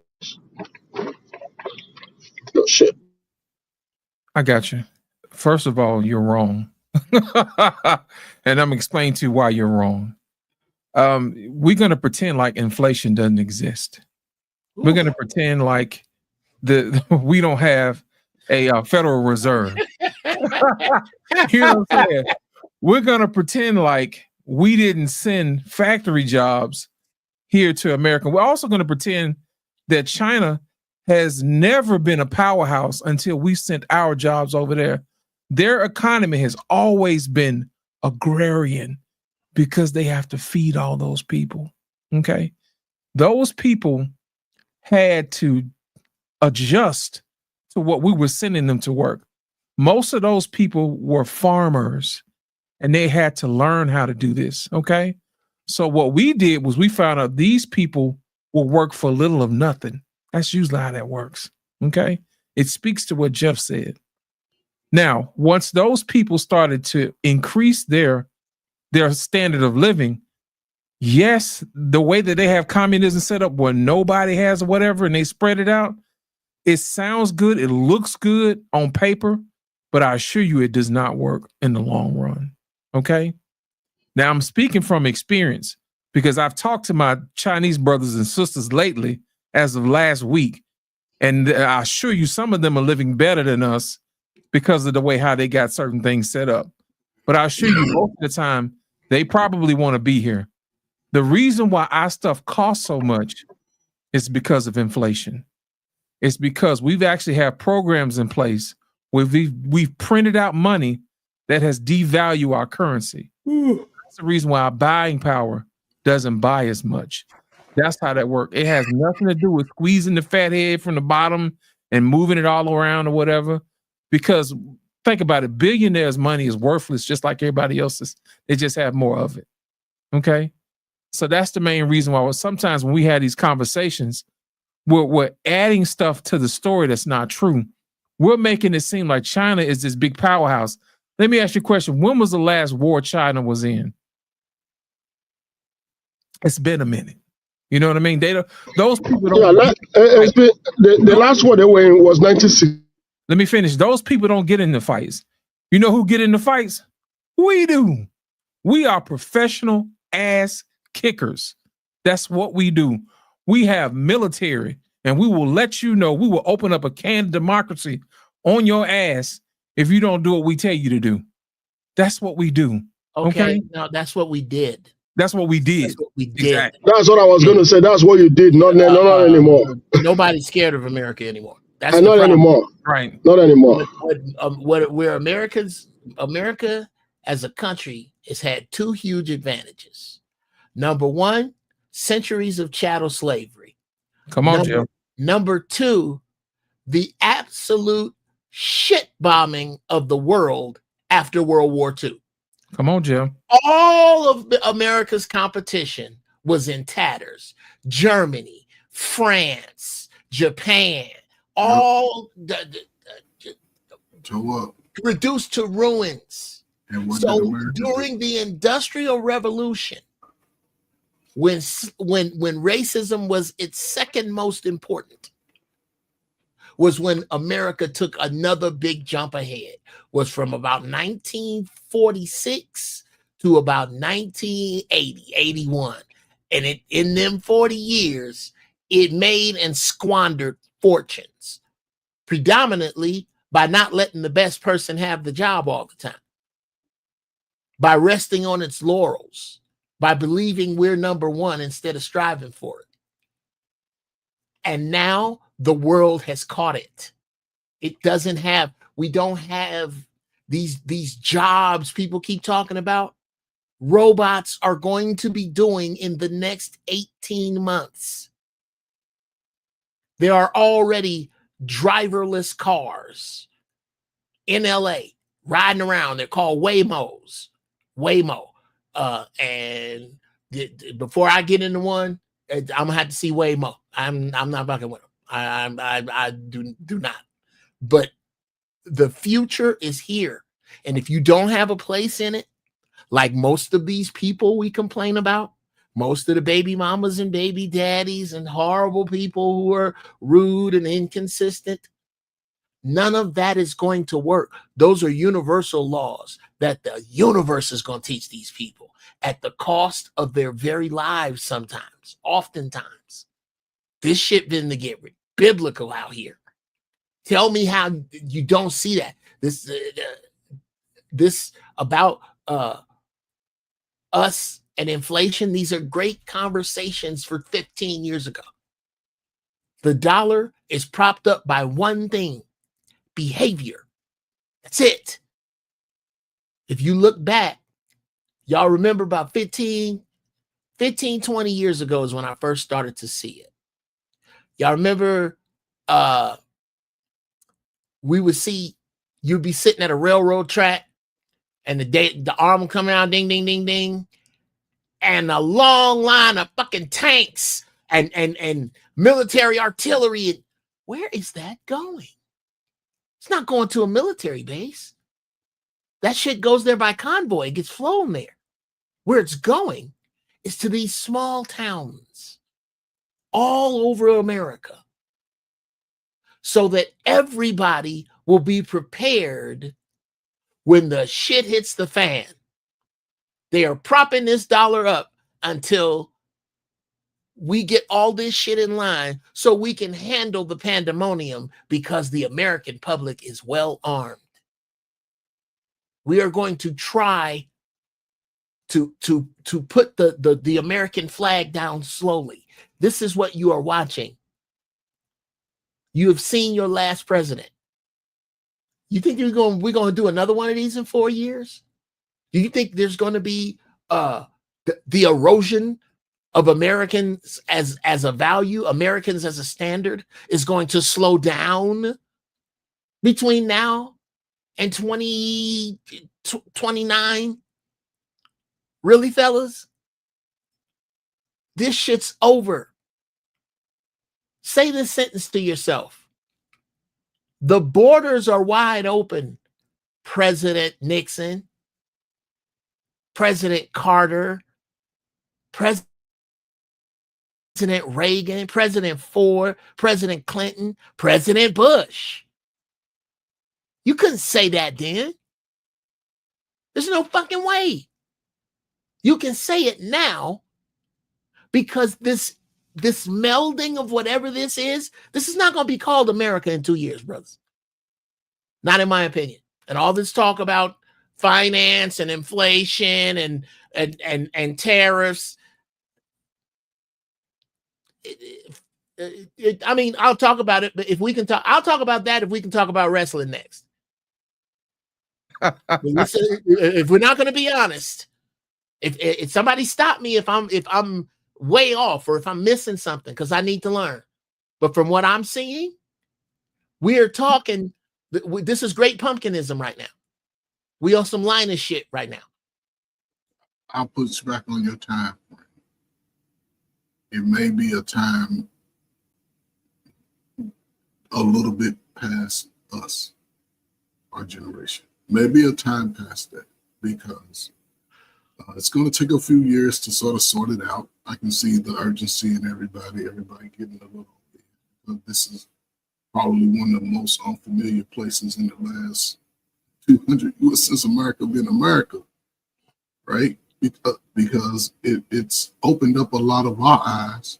Everybody who walk around on YouTube, everybody who walk around talking about they alpha, omega, whatever, the women that's not, it's opening our eyes. But I think, again, I'm going to say this from what I've seen early in the military, coming out of high school, finishing college. Today's age is about accountability in America. Everybody in America is going to be accounted for. And you're going to have to either be producing something worthy to provide, whether that's going to work in a company, trying to fix the computers. You're going to have to learn the new technology age, or you're going to have to create something on your own, because America has ran out of handouts. It's going to be years before they ever get a major, I would just say, opportunity to help the people. And I think that would probably be beyond my life. But it's a great opportunity for right now for brothers, because brothers, we starting to wake up and we talk a good game, but who's willing to go through the fire right now at their youngest age? Forget us 50-year-olds, all that, at 21 to 41, who's willing to put in the work to change so you can be a part of that transition into the future? Because everybody's going to be accounted for. So it's up to you as a person, decide what side of the fence you want to be on. And as a brother, we have no room to be lazy at this point. We have no room for it, because we already know who do they target first to move and disenfranchise. It'll be us. You know what? Here's the thing, Coach Ferg. Our problem is that we don't understand velocity, man. At some point, you get to what's known as terminal velocity. There was nothing you can do about that. A prototype will tell you this: technology doubles about every 2 years. Okay, it squares itself every 10 years since the invention of the wheel. Thank you. So, what do you think is going to happen in the next 5 years? You're not going to recognize. You're not going to recognize. It's going to be a giant leap. Listen, I've been watching this stuff, man, since I was a little kid when they first came out with the first 386 Intel processor, and now they on the M4 with this Apple thing, and I've seen it do crazy stuff. I remember when people used to say a gigabyte of memory used to be expensive. Now you got that in your phone, and you got at least 12 of that in your phone now, you know, and that was on a whole huge computer, and we couldn't fathom using all of that. So imagine what they're going to come up with in the next 5 years with the help of AI. Well, it's not It's going to be unrecognizable. It's so all the working and all this other stuff that you think you're going to do, like Jeff said, it ain't going to be what you think it's going to be. Yeah. It's not what they come up with. It's what they allow out. Thank you. Anything that you have, please understand that the government is operating 20 to 50 years ahead. Yep. Of anything you can put your hand on. Anything.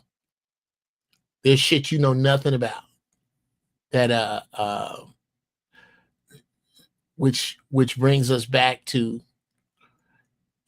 looking at the time we're in. If we're gonna have serious conversation. If we're just gonna talk about bullshit, which I'm down. We can talk about cars, we can talk about the dentist, we can talk about shit, being proud to be bald-headed, whatever. But if we gonna really talk, if we talking seriously about shit, there's certain shit you can't high hurdle in a conversation. You can't, the conversation makes no sense without bringing up certain factors. And to me, whenever I hear conversations about politics, about Black people in community, about relationships, they all are missing the time where we are. They all ignore where we are. They're all through binoculars looking backwards at 1995, which for me does not seem like very long ago. But there is somebody who was born in 1995 that is now 30. That's a whole person with a whole family. And that individual is considered old. He's old now. Yes. I have a son that's 40. He's considered my son 35 is considered old. Shit, that damn near senior citizen ain't a joke. Dude, knock on the door, ain't it? Man, look here. I went proudly. My doctor was funny, and helped me get my handicap placard because she was like, you're gonna have to really talk about this knee a lot more. I'm not telling you to lie, but you're gonna have to talk about it. Dude, I got a handicap placard proudly now. Nigga, with that thing, you can park in the produce section of the grocery store if you can get your car through them double doors. You can park anywhere with a fucking handicap placard. I put that, drop that shit on my windshield. I want all my benefits. All the shit I'm supposed to get. I got my military card. I get the 10, 15, 20% off of shit. Hell yeah. I don't understand the stigma on getting shit for free being old. Fuck that. But what I'm saying is, it's not for you and me. We got more years behind us than we got in front of. We at that age where you don't put in the work. I'm just saying, for anybody 21 to 41, you don't have time to be complaining about what's going on. You better get out here, put your nose to the grind, and figure that shit out. Find you a skill set that you're good at, learn it, and be able to produce it. If not, it's gonna be rough. That's why Jeff trying to damn us to the world, because he done smashed about 300 women and about to die and got a half a knee. You know, he trying to I was here my life, so y'all rest y'all going to die. He's like, hell with y'all. I'm not even going to have no president. Like, you know, the lights is on now. The party's over. Hey, the hell with you, Jeff? Yeah, there you go, prototype telling me for him only. For you, Proto, like, you owe me some pussy. You got to ask for that permission now, boy. I need you to slip out. You gonna be about 250 bodies, boy. Bro, let me tell you something. You did miss out. Pussy in the 80s and that. Well, it ain't. You know what? People act like pussy just got good summer before last. Pussy been toppling kingdoms since the beginning of time. It's just that pussy got more competition now. When I was young.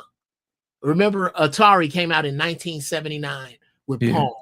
Boop, boop. That was just the little ball go back and forth. We had that too. Have you seen Call of Duty, nigga? Yeah. Pussy got to compete with Call of Duty. Pussy got to compete. Got to compete with with GTA. There's too much shit now that I can do where I can. Okay, this satisfies me this way. Do I do this, or do I deal with all the bullshit to get something from you? Fuck it, I'm Call of Duty. But yeah, when I was young, the pussy was on a slightly higher. It was harder to get, Proto. I tell you that. It wasn't.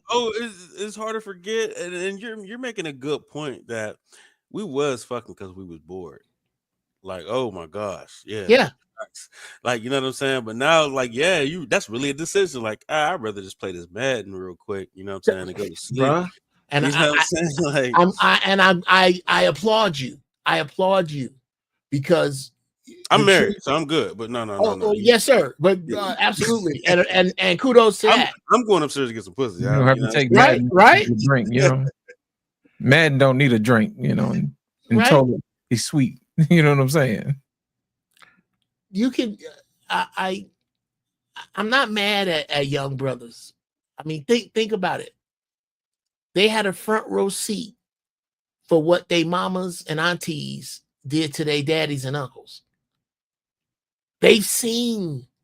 They grew up in the half generation. They've seen their own fathers work to ruin while they stayed with their mama.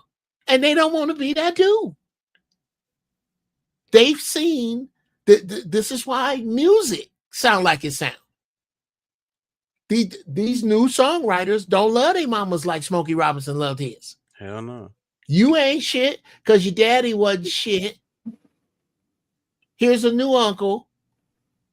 I don't know how to resolve conflict with you, but it by any other way than either 0, 2, or 10. I really am over my head with this job unfairly thrust upon me to raise you. And now you get older. how you think that boy look at women. He done seen them all get together and plot on their boyfriends. He's had a front row seat for all of our dysfunction. And we have to factor that in when we talk to these young brothers. You know what? I want to apologize. Salute to Gen X. He's trying to tell you. I want to apologize to the smoke I've been giving you Gen Xers, man. Yeah. We endured that shit. We had to do it. Let it happen. Let it happen. You know, I done watch my moms and aunties and, you know what I mean, do some weird shit to y'all. Yeah. And we took that shit. And we took it. No, y'all ain't. Y'all smoked that shit. That's what y'all. Well, the ones that couldn't take it. Y'all smoked the hell out of it. Cracked up. Yes, and sold it. Yeah, and shot each other. That's why I can't do. You could. This the black family, the fabric. Don't clip that either. That or sent it. No, it's too late. Too late. The black family came apart in the hands of us, but in the faces of these young people. They watch that shit. They watch somebody buy it. They watch somebody smoke it. They watch somebody sell it. They watch somebody end somebody's life over it. They watch somebody die over it. They watch people go to prison. They saw this. Yeah. So when they don't trust you because you don't have the guts to start with, I'm sorry. Whenever I talk to people younger than me, the first place I start with is, I'm sorry. This happened on my watch. This shit you're dealing with is my generation's fault, and I'm sorry. But there's a bunch of shit I didn't fall prey to, and maybe I can help you if you'll let me. But we don't come at them like that enough. But Jeff, even going back to that time, how old were you in 1989? In 89, I was 65, 75, 85, 24. Okay, so you was a young man and you was trying to navigate this, right? Yeah. And some brothers that we saw didn't escape it. However, they life was choked. And also it's a lot of brothers from that time who are just now on the other side, understanding that when they look back on it, everything you just described, that photo type, he just came to us awareness, like with an epiphany. He just told my whole life about that. So, and that's what I'm saying. We had to survive that in real time. Sure. That was our real time life. And listen, we wasn't even gonna go against our mamas and aunties because they just do it to us. Well, Ferg, I'm finna fuck with your mind even worse right now. Oh, I know. I had to. Okay. Yeah. The history of black people in this country and before it is being erased before your very eyes. Of course. So who is the keepers of it? Yeah. Us. Yeah. When you watch any science fiction movie, watch any Star Trek, Star Wars, any action movie, this is right at the beginning of Act 2, after all the shit has gone on and the shit has really hit the fan and they're trying to figure out what to do. The stars of the movie have to go before the elders of the council. Think about Black Panther, the Iron Man, any of them. There's a council that you gotta go talk to Thor's daddy. Do you know who that is? That's us. Yes, we are the wise people in the future. We the last ones with the streetlight wisdom. That's it. After us, it went to shit. This is why it's so important to do this shit. This is why I do this shit online. Because at some point, when this shit hits the fan, 100 years from now, some young black people gonna need guidance. And they're not gonna be able to get it from the people who wouldn't take it from us. And the shit that we have is JDZ, what up? The shit that we have, or I like to say, the wisdom that I have is not about me. The wisdom I have is about the shit that I went through to learn this shit. So it's not me. I'm not making this shit up. This is the shit I saw fail my grandfather, and I heard him talk about it fail his father, and I watched my father and my uncles and my cousins and my friends fail this way. And I want to share this with you because you are the first generation to decide to disavow everything before you. No other generation in human history has ever done that. As a matter of fact, and I'll land the plane, it's only done in one place that I can think of, and that is known as dead reckoning. This is back in the day when ships would go through storms and lose all their shit, or like Tom Hanks in Castaway. They use their position in the stars and where they think they are to try to figure out where they're going. And usually they never make it where they're going because they cannot, their dead reckoning is not accurate enough. It only has to be off a couple of degrees and your ass is out in the middle of nothing. This is what young Black people are doing. They are saying, fuck everything that came before me because I watched society come apart right before my very eyes. So I don't trust none of you. And I'm telling you, it's a mistake. And where it's going to bite you in the ass is not now.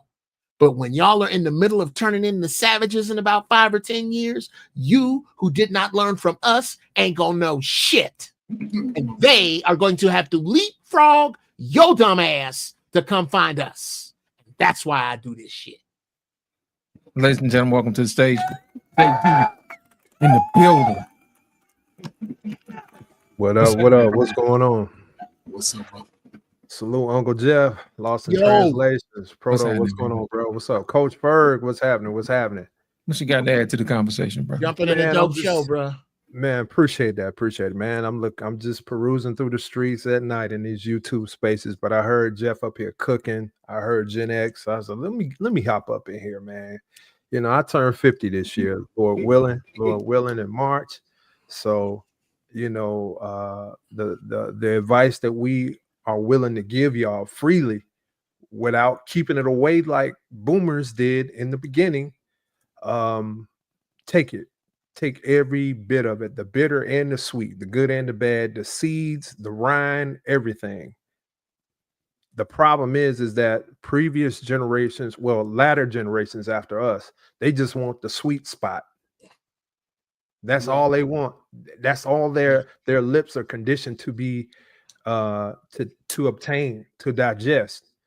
Some things you just going to throw up and be like, you know what, that ain't for me. You know, and that's when we give advice, and these are not just talking points. These are things that we've actually lived, like real life information that's not in a book, and we can give it to you free of charge. So just take advantage of it, man. Look, I'm just up here just to learn and add on to the conversation, man. Lost in Translations, man. You be cooking. I know I don't get a chance to see everybody. You know, look, I got 2 kids, 2 kittens, and a dog and a wife. You know, besides this YouTube stuff, I wouldn't say it's free of charge. You know, that y'all finally deciding to try to give us game or whatever. It's not free of charge. That's after y'all done baby mamaed our females. You know what I'm saying? And destroyed our families. You know what I'm saying? After y'all done done dirt, done smashed about 300 chicks on us. Like, you know what I'm saying? How many millennials, Uncle Jeff, you done smashed? You know what I'm saying? How many baby mamas you done made out of my generation? Okay, you know what I'm saying? Now you want to give us game? It's not free of charge. I'd like to answer that. You know I'd absolutely like to answer that. Okay. Number one, baby mama count 0. Wives, my children are with 2 ex-wives, all 5 of them, all Black. Everybody undeniably Black. Everybody look like me. Number 2, the amount of women I smashed, I can tell you that they fit in the following categories. I said millennials. Millennials from what age? What age is that? That's like 82 to what, 94 or something like that. Yeah. One. I was we were considering a relationship. I was 27. She was 27. I was 44. And there was just too big a gap because so you only had one millennial woman? Yeah, just one. They were too young. I know a lot of y'all was pulling up to the high school You know? No. A lot of y'all not a lot. high school. Well, no, Proto. No, let's talk about that. Let's talk about that. When I was growing up, those dudes existed, but they were in the minority. The cats I grew up with, I was born in 65. The cats that I grew up watching, the cats I grew up watching, I idolized and I wanted to be like, and it was an honor. So that they'll drop knowledge on you, and then go, that's enough for you today. Now get the fuck on. You couldn't just hang around these dudes. And this is why I had an entirely different view on having sex with women. Number one, this is rule number. I've only slept with one man's wife. And I absolutely knowingly and absolutely regretted it afterwards and told myself I would never do that again. Number two, never ever have I been with a drunk woman. I don't play that. I don't like that. I'm on that Marvin Gaye shit. I want you to want me like I want you.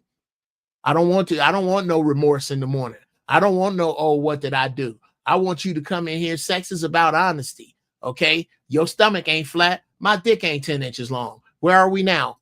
Are we gonna be honest in here? That's what it's about. And if that's not something you want to do with me, well, then I understand it, because everybody ain't everybody's cup of tea, and you have a good evening, sis. And I'm good with it like that. But I was raised different. I wasn't raised around dudes. I don't like girls. I don't like girls at all. That's how you get catfish, because don't nobody go to get plastic surgery to look like a woman. A woman got a fupa. A woman, that's the problem. Y'all after these girls. I don't want nothing that look like a girl. If I was in the game, I'd be looking for stretch marks and grandkids. I would not be fucking around. I want to be with somebody who I know didn't have the time, permission, or money to cut their dick off when they was 7, because they around my age. You damn right. So yeah, that's my resume with women. Yeah, they was all sexy. But you got to speak for your counterparts, though. We're not just talking about you and your resume, but you got. Well, you asked me. You had no. I know, but when I'm talking to you, I'm talking to you as a generation. That's what I'm saying. Ferg understand, because we go back and forth all the time. Well, you can't. But see, that's the thing, brother. I know you don't speak for no man other out here. You made that statement. I'm going to. I'm absolutely going to right now. I'm gonna speak for all of the dudes I'm not. Didn't take care of his kids. Beat up on women. Don't want shit. Living home with their mama. All them dudes need to be in the same buses that go over a cliff on fire. Responsible cats, especially hustlers like myself, are given a bad name by these niggas. I don't like them. But what's worse, and what really hurts us both, is that a great many of you judge us by them. Those of us who didn't do that. Brother, I have 5 children by 2 women. All of them. Can't nobody say, I don't know who my daddy is. Can't nobody say my daddy wasn't around for me. But I know these niggas. I have never put my hands on a woman. And I grew up with 3 pimps in my family. Real talk. Like, honest to God, primary color Cadillac driving, same suit color wearing pimps. But I would never put my hands on a woman. There are a few things that maybe, just maybe, I might be right about, especially when other men my age all agree on it. For the same reason, Proto, if you got some babies? Yeah. How old? 19, 16, 10 and 7. 10 and 7. Okay. Would you leave? Do you think that you should be able to leave the 19-year-old at home for 2 days by itself? Yes. All by itself. Okay. All the way down to the 7-year-old. How many days would you leave your 7-year-old alone all by itself? 0. 0. Okay. Why? Because they're not ready for that. They're not ready. And maybe, just maybe, from experience, from trial and error and from failure, maybe your 19-year-old knows a little bit more than your 7-year-old does. Well, that's the same shit when it comes down to this life shit. There is a lot of shit that at 60, brother, I can tell. Here's my advantage over you, Proto. I guarantee you. I'll bet you. You can't say money. life lived, because I'm not going to disagree with where you're going. You don't know. You have no idea. There's a lot of dumb Gen Xers out here, and I've been smarter than my parents a long time. Exactly. Okay. Well, I guarantee you. This is what I was about to say. I was about to agree with you. I guarantee you, Proto, you could not possibly have fucked up as much as I have. I guarantee you haven't. You haven't had enough time to fuck up enough opportunities that the Creator has given you. You haven't. That is not true. I have fucked up so much. I bet. I'm not saying. I have lost millions. I'm not saying that. In your particular case, you might have messed up way more. But I'm just saying it's not a contribution to your age. It's just a contribution to your life. It's not your age that did it. That makes the difference. Granted, you are kind of haphazardly making my point, because I don't get to be this age or live this life without being this age. I don't know how to disconnect them unless. I have not dared roll my dick on the table 300 times. So I'm gonna just keep it like that. Yeah. Sure, and I can understand that. I've had way more than my share. But I've been in situations where constantly you can't judge my experiences by a common man's experience, and I don't talk about them because there's too many to brag on, and it sound like flexing. Just the people I know because of the business I'm in. So I don't even talk about that shit, other than to say I have never been to a Diddy party ever, fucking ever. But I was never invited. I was never even near that lane. You were ugly. That's why you didn't get invited, Jeff. That's all. Okay, now we can stop that. This is the ugliest I've ever been. Let's knock it off. Let's knock that shit off. Have you ever been swallowed up? Well, yeah, we can that over there. That shit has always been. That's some bullshit of the first order on its own. We bored.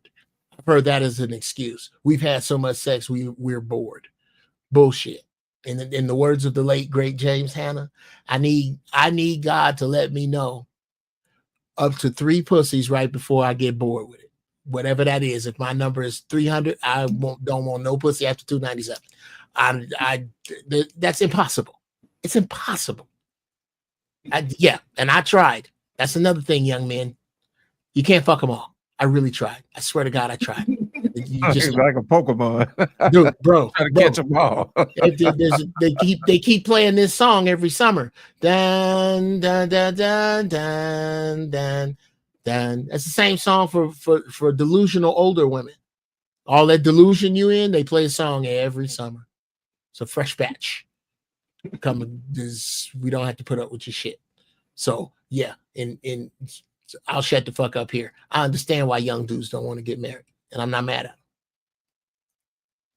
Come on, Jay.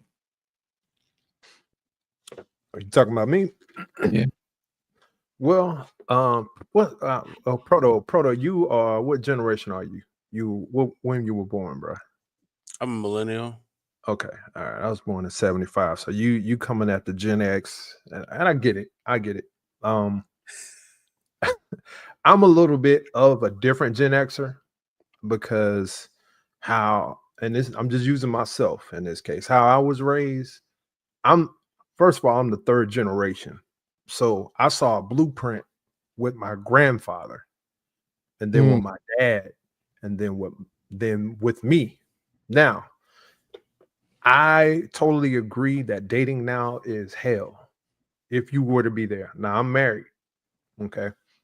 2 kids. I'm following the same blueprint that was before me.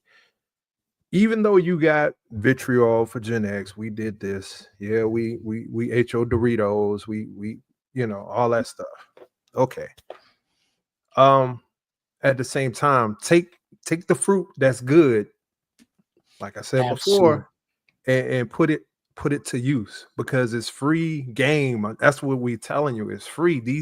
This panel that you're on, you can pull from all these resources and learn more than what you think you may know. I hear you. You got. I'm saying that's what I'm saying. You're saying it's free, and I'm saying no, it's not free. This is back pay. Back pay for who? This is back pay. Come on, brother. It's not free. Come on, man. What y'all giving out now is back pay. No. What he's right. He's right. He said we're in the hole. We're in the That's the point he's making. We're in the wisdom. I get no, absolutely. Okay. They are at a wisdom deficit. Well, how the fuck did they get there? They weren't listening. No, I disagree. And I'm gonna tell you why, Brother Jay. I'm gonna tell you why. I'm only gonna talk about one man on this panel, me. Okay. I'm gonna go back to 1985 when I was 20 years old. Right in the middle of a lost in love affair with hip hop. I was never on the Nikes. I was never the Jordan people. I was Adidas and Puma suedes. To this day, I can floss on you, nigga. I got Puma suedes in every fucking. I got Puma suedes in this color. I got them in every fucking color. I had an Africa patch. I could tell you why he wasn't shit. But was I active in the community? No. Was I actively trying to help single mothers? Was I doing what Farrakhan was doing? No. And I represent millions of us who kept the party going right up till crack hit. There was a party, and we kept it going past that, over into the 90s. And these people got led astray because of it. Somebody dropped the ball. Somebody sold the crack. Somebody bought it. Somebody went to jail. Somebody died. Take back half of all of that. What if half of us didn't go to jail? Half of us didn't die. Half of us didn't sell it. And half of us didn't smoke it. Where would we be as a people? We got to own that. You can't get any credibility with those with those standing that come after you until you acknowledge what the fuck came before you. And I didn't do it. I never sold no dope. I went straight into the Marines to escape Chicago. I didn't go out of no fucking patriotism. I went because for the same reason most people enlist. I didn't have straight A's and my parents wasn't rich. So I joined the military. That's what most people did who really wanted something out of their life. I was just trying to survive. I wasn't thinking about them. We didn't have a latitude. How rational do you think when you drowning or when you got to pee? You can't. You can't think when you got to pee, nigga. You got to pull over. You got to. Your bladder is telling you, look. I ain't saying you got to. You got to pull over, but I am saying in about a minute and a half, you're gonna test your friends because somebody gonna have to help you clean this car. That is the plight that we were in. That we didn't see a lot of. There was a lot of fucking then. A lot of people just leaving the job. A lot of people running on bad paperwork, myself included. That's a whole nother conversation of the subconscious programming that I was running. But I got to be honest about it if I'm going to be any value to these young people and understand that everything they don't know, attitude reflect leadership. It comes from somewhere. Somebody's daddy wasn't there. Somebody's mama ain't shit. Somebody's grandmama ain't shit. And they are represented by the people our age. When they look at us, when Proto looks at me, he don't see my accomplishments. I have to tell him about them. You know who he sees? The niggas that we talking about, that he grew up around, that he grew up hearing about, that he watched. and I represent them. And I am guilty of the same shit that good black women are guilty of, which is not separating themselves from the horribles. I have to separate myself and go, brother, I don't know everything. And I'm sorry for what happened to you. If you'll let me, I'll tell you how I fucked up. If you don't want to talk about it, I don't force feed my wisdom. You can get the fuck on. It's too many dudes that want me to help. I don't force feed my shit to nobody, but I understand that I owe it. They're right about that. Yeah. Uncle Jeff, you say you in your early 60s. No, I'll be 60 in May. So you're still a Gen Xer, right? Yeah. Okay, so you're a little older Gen Xers. Like that 85, I was a junior in high school, right? And I literally saw and I grew up in Louisville, Kentucky. I literally saw the community falling apart. Right? I saw people that were on top in the community getting hit by that drug, and you just saw the zombies. It's like when I break it down, when I go back and think about my history, when the feminism sort of took the father at a distance, right? When that dope hit the streets, you saw mothers leaving the children at that point. A lot of then when I went to Chicago in early 2000 and started working in social services, every birthday that I saw from like 87 to 94, 95, from when I got the numbers from Chicago, it was from that time frame into 2006 or 7, there was always 500,000 children in foster care. 85-90% of those were Black children. Yeah. When I look at the record of what was going on, a lot of it was drug related. Neglect, a lot of things that come with impoverished drug-induced neighborhoods. And those numbers were comparable to almost every state in the country. And then you see how some state cities, they might be leading this year. They got the most deletions. They the deletion capital of the world, as they say. And it was moving around sort of like in the Midwest, North area region. And then you saw later in the mid-2000s where a lot of those numbers started to pick up in the South. So this is just a regurgitation of that small period of time, even though, because again, Jeff had to experience it, and most Gen Xers, we were caught in the middle of it because our parents didn't really give us a lot of information on how to go out and do things. We figured it out but I also parents, what I've seen, because I know a lot of great single mothers, they held 3 or 4 children, 6'6" boys, and the mama's 5'2" with 3-inch heels on. They held most of them accountable. You had a small number that slipped through the crack, and there were people in the community that could hold you accountable. My mother had 6 sisters, all of them were married. Like somebody said, 3rd generation. I seen it for myself, but all of my friends, one of them had a father. And they would come to my house, my father was probably the craziest dude I knew, because he would be everywhere, and everybody knew him. And they would just gravitate towards him, just for a little bit of something.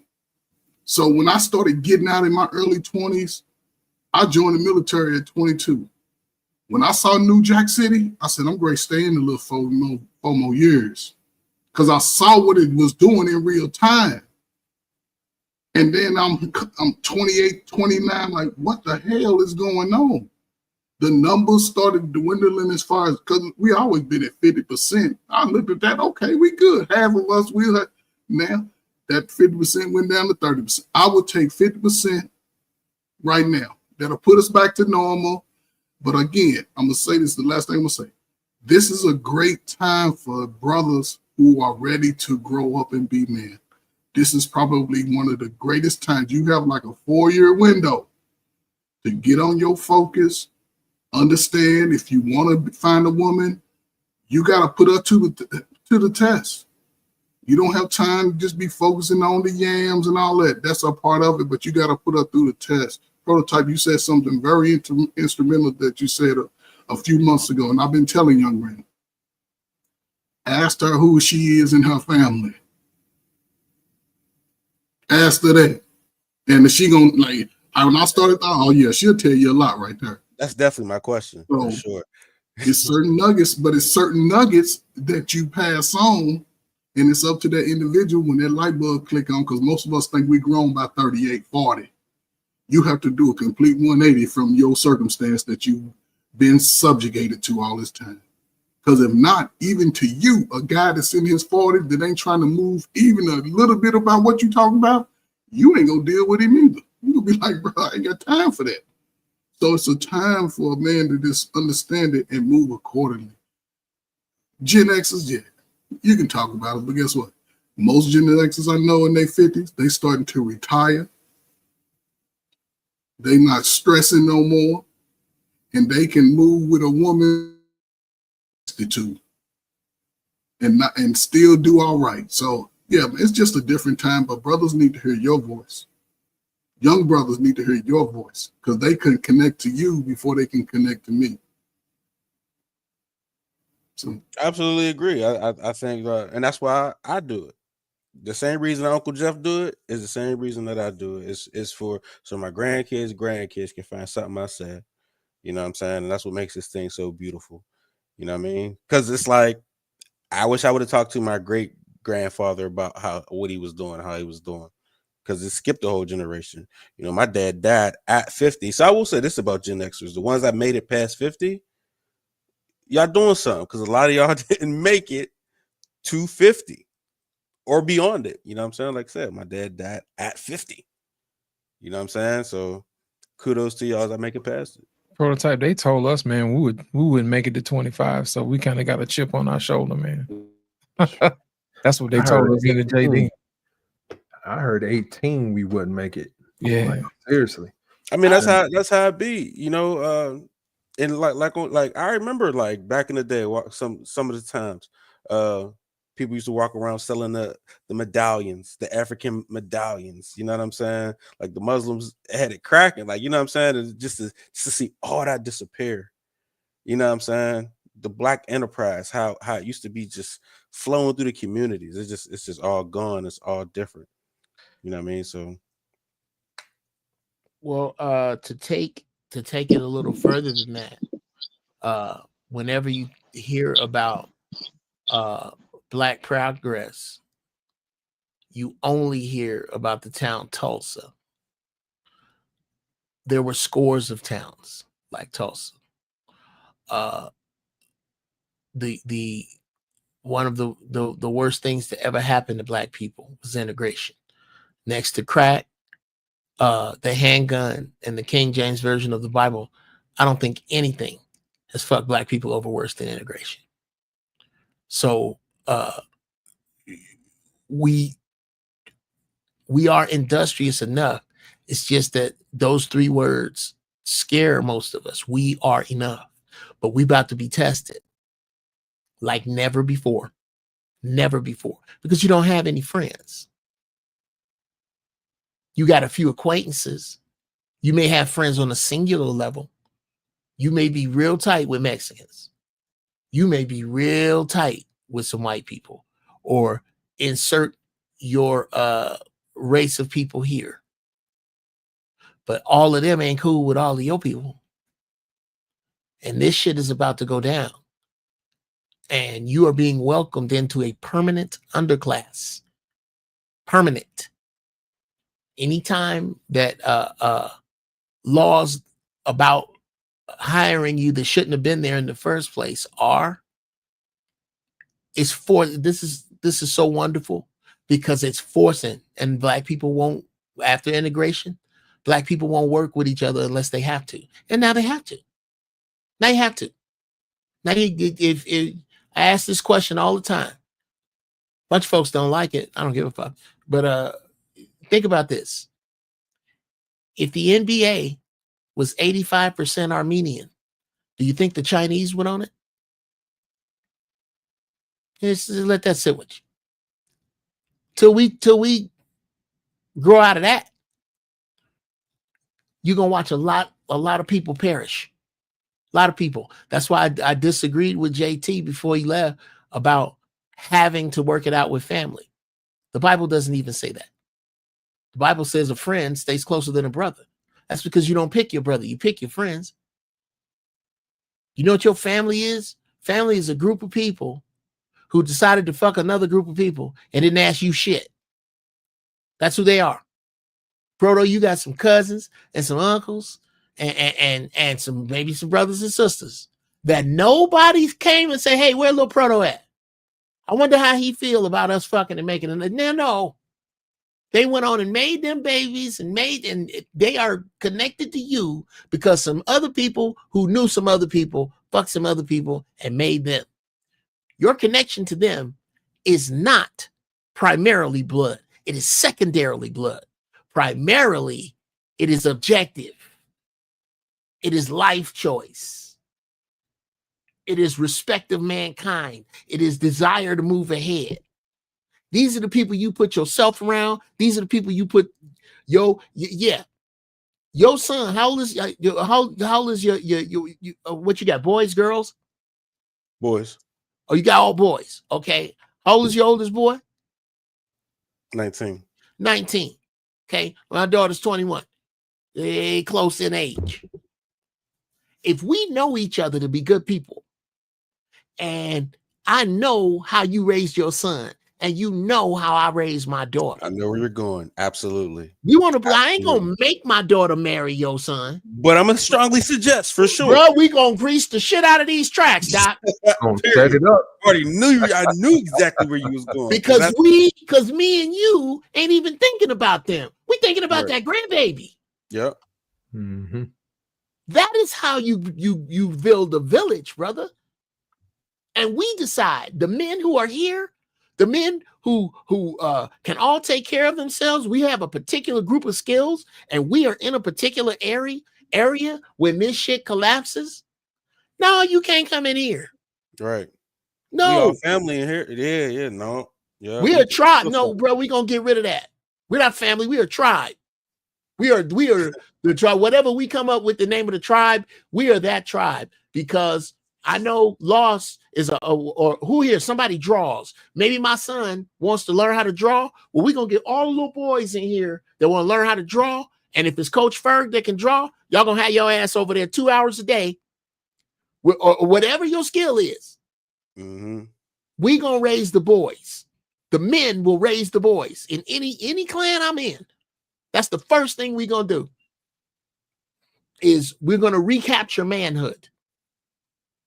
We're going to get women that got their mind on straight, because we're going to decide what women come in here.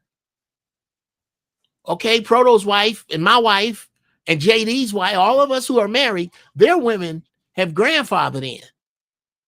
But that's because they know what's out there. It's protection in here. Mm-hmm. It's safety in here. But because there's protection and safety, there's fucking order. There's order in here. That's how this shit is going to start over. I don't see how it doesn't start over that way. I don't see where I'm wrong that way. And that's not what JT is saying. And I just don't agree with his take on it. Ladies and gentlemen, welcome to the show, Antoine. What's going on, fellas? Thanks for having me on. How you doing, bro? Tired. Just finished up at work and everything else. And I've been listening to you guys, of course, and I know you've been hitting my cash apps and everything else. So I just figured, you know what, I got a few minutes. Let me try to get on the panel and everything. That's all. Man, what you want to add to the conversation, man? What you want to put in the gumbo, man? I mean, I'm agreeing with what Uncle Jeff had to say. I mean, the difference with our family is family does bring order. He was spot on, because you have people who never had that type of order and foundation from the start, and you have some people that do. Like, I haven't been around because I've just been busy with work, and my wife and I are just dealing with some stuff. No, we're still together, but we're dealing with some stuff. But prayers, bro, prayers. Thanks, appreciate that. You'd be surprised how many people never had order from the day they were born. Never really had it whatsoever.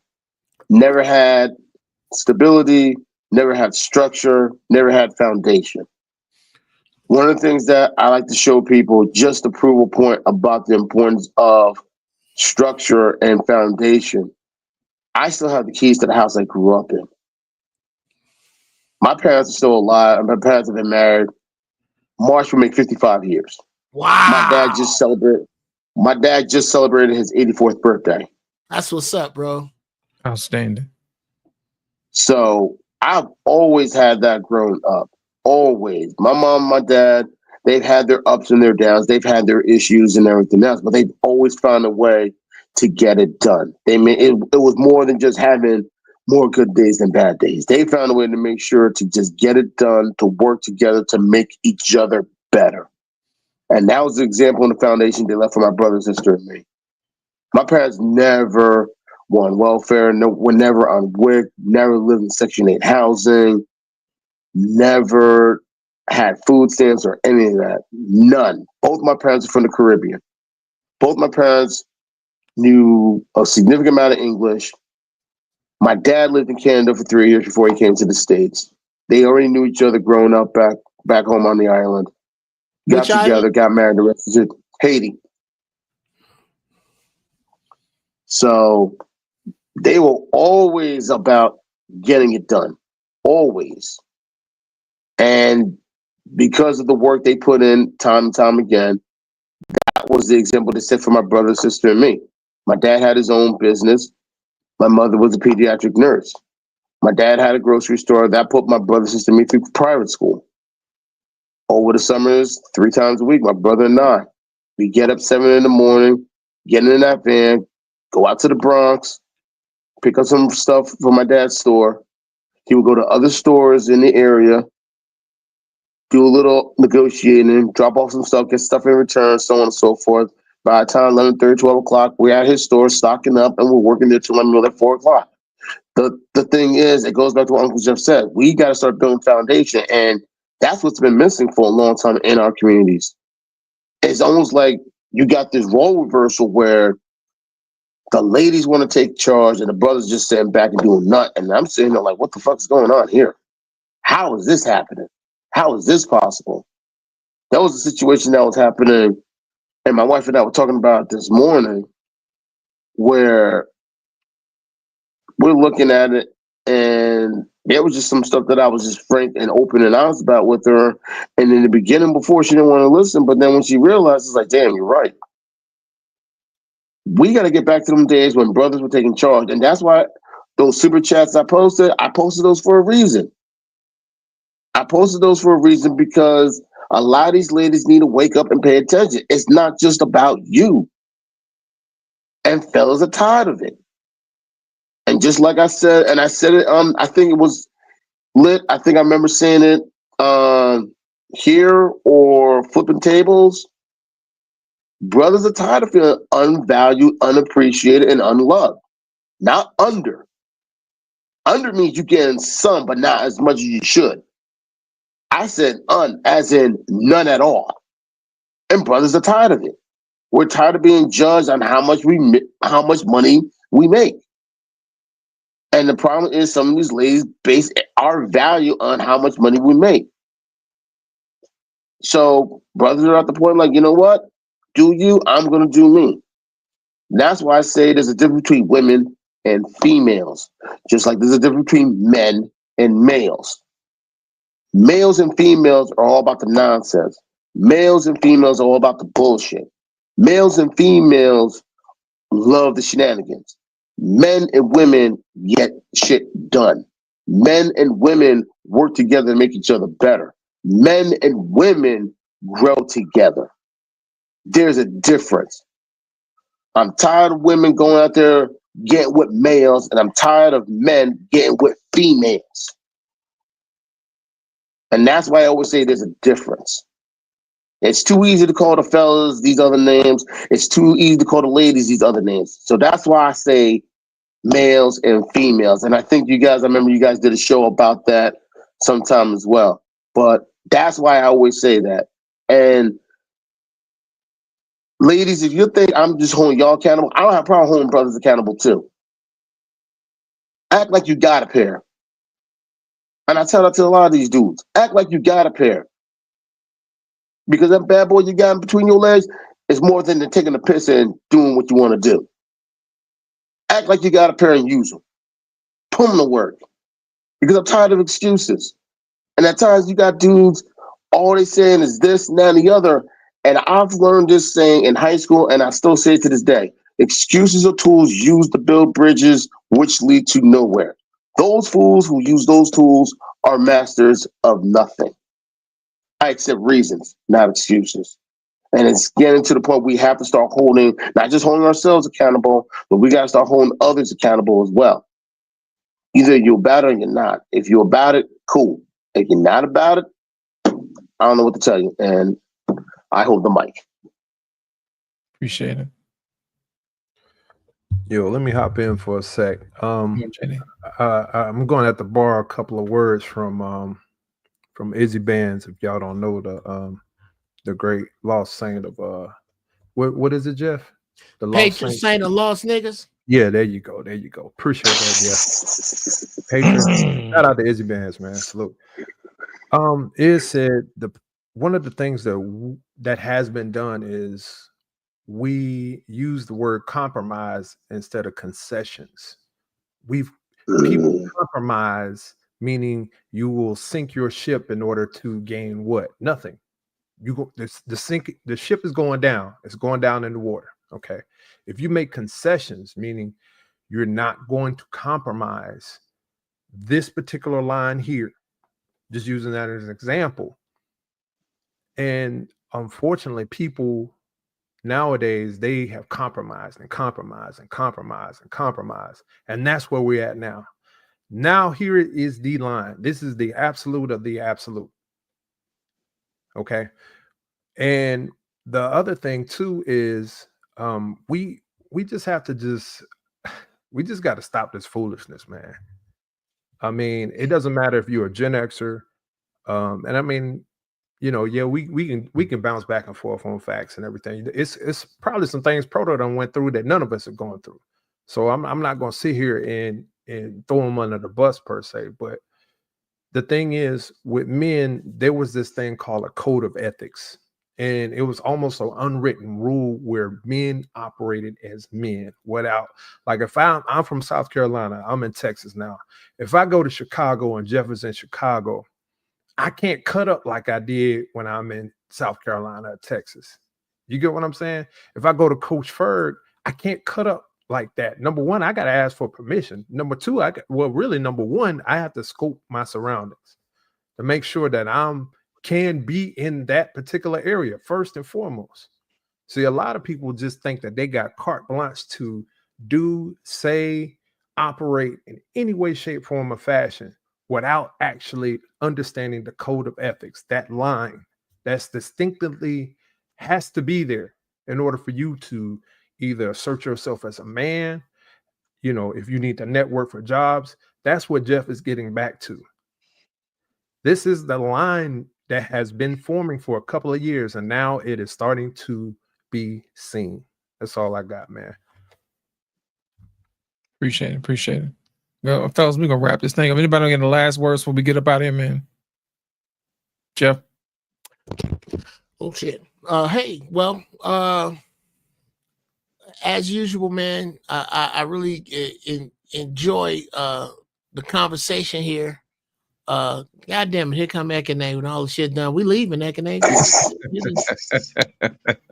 The hell? I was in the background. Well, gentlemen, I really enjoy the discourse here where we don't always agree, but we're mostly respectful for the most part. And these think tanks, although, you know, the 3-letter agencies put this shit together to kind of group minds so they know how to move when they get ready to move. The other byproduct of it is that it's good to know that it's other brothers out here that think with their head on straight, because real talk, here we go. We are going over Niagara Falls right now. Here we go. So yeah. Appreciate it. Jeff, tell the folks how they can reach you, man. Oh, coming back. I think I'm geared up for this Wednesday. Is Giraffe Balls. I'm actually sitting there working on some music for it right now. where I get high as giraffe balls and talk to young bucks about whatever is on my mind. I haven't decided what time, but it's gonna be Wednesday. It's gonna be this Wednesday. Look up Jeff TV, GEOFF space TEEVEE on YouTube. And check out some of the shit I'm saying there, and bring some smoke, bring your mind. And then on Sunday, I say this, I'll get out of the way. I'm also the founder and pastor of the First Church of Holy Shit. Somebody fucked up and told me God was everywhere. So I pray from right here. It saves me 10% and I never miss a game. I invite you to save 10% on your soul insurance by switching to Don't Go. Come over here, fire up some weed, and let's talk about God. I don't care what you call him, Allah, Jesus, or Joey Bag of fucking donuts. I don't care what you call God. Because in order to believe that God has a name, you have to believe a man. You don't have to believe a man to believe that God exists. There's something bigger in you and stronger than you that guides you. Let's talk about our connection to that. And in the meantime, let's smoke some really good shit. Appreciate it, Jeff. Thank you, sir. Thank you, sir. Nuts, man. Come on, man. Tell the folks how they can reach you, man. You're on mute, brother. Still on mute. I was listening to Uncle Jeff and laughing. My bad. Shout out to Uncle Jeff. You can reach me just at JD 1975 through the wire, man. I'm over on Izzy's spot. You'll see me in the chat over there, but I'll try to visit everybody when I can. I can't promise you I can't promise you a time and a date, but a lot of times I'll be in the background. So salute to the panel. But my channel is JD 1975. Proto, I just subbed you, bro. So definitely, man, looking to, network. And that's it, man. Appreciate it. Ekene, tell the folks how they can find you, brother. Yeah, man, I forgot my Gmail stuff, but you can just search Ekene Igwenago. Just my first name right there, Ekene. Then you enter IGWENAGU. It's gonna pop up. Yeah, but I think it's KC123 or something. KC123. That's KAYCEE123, something like that. But mostly when go ahead, brother Ekene, I got something I need to say. I think is gonna help you out. You slowed down on Ekene, and then that last part, you went through them letters like that shit was Smith. No, that's my last name. Okay, I know it's your last name, and everybody in your family know it's your last name, but it ain't Thomas or Davis or Williams. Does anybody remember them letters he spit out that look like a bowl of goddamn alphabet cereal? I'm just trying to slow that shit down, Doc. I was really trying to hear it, and he went through that. He slowed up on the part that we can see on the screen. He didn't slow up for that. But then he just sped through the rest of it like some Jones or Jackson or something. Say that shit over. It's gonna be I as in India, G as in Godwin, W as in whiskey, E as in echo, N as in Nancy, A as in apple, G as in Godwin, and U as in umbrella. Igwenago. Yeah. Oh yeah, Igwenago. Yeah. Yeah. Igwenago. I say that all the time. That's what you look down the street. Write that down. Yeah. That's my uncle's last name. Not really. Oh yeah. Not really. Knock it off. Yeah, actually on my channel, what I do basically I discuss many variety of things from investments to assets. Like I don't really talk about stock market. I discuss mostly assets. I discourage people from investing in stock. I tell people to own assets. You see, because asset is liquidity. Stock market is not liquidity. Is only 20% liquidity in stock. Like whenever you invest in stock market, is only 20% liquidity, or the rest of that 80% is artificial. But I tell people instead of owning stock, what about you invest? Invest in a company, but don't own stock.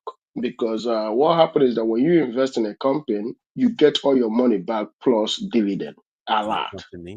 But when you buy stock, you just gambling. You're doing Hail Mary. So those are the things that I discuss, and also tell people to buy. Like I always tell people that land and gold is the best asset. Don't Come on, invest. man. Don't hold stock in buying gold. Hold the gold.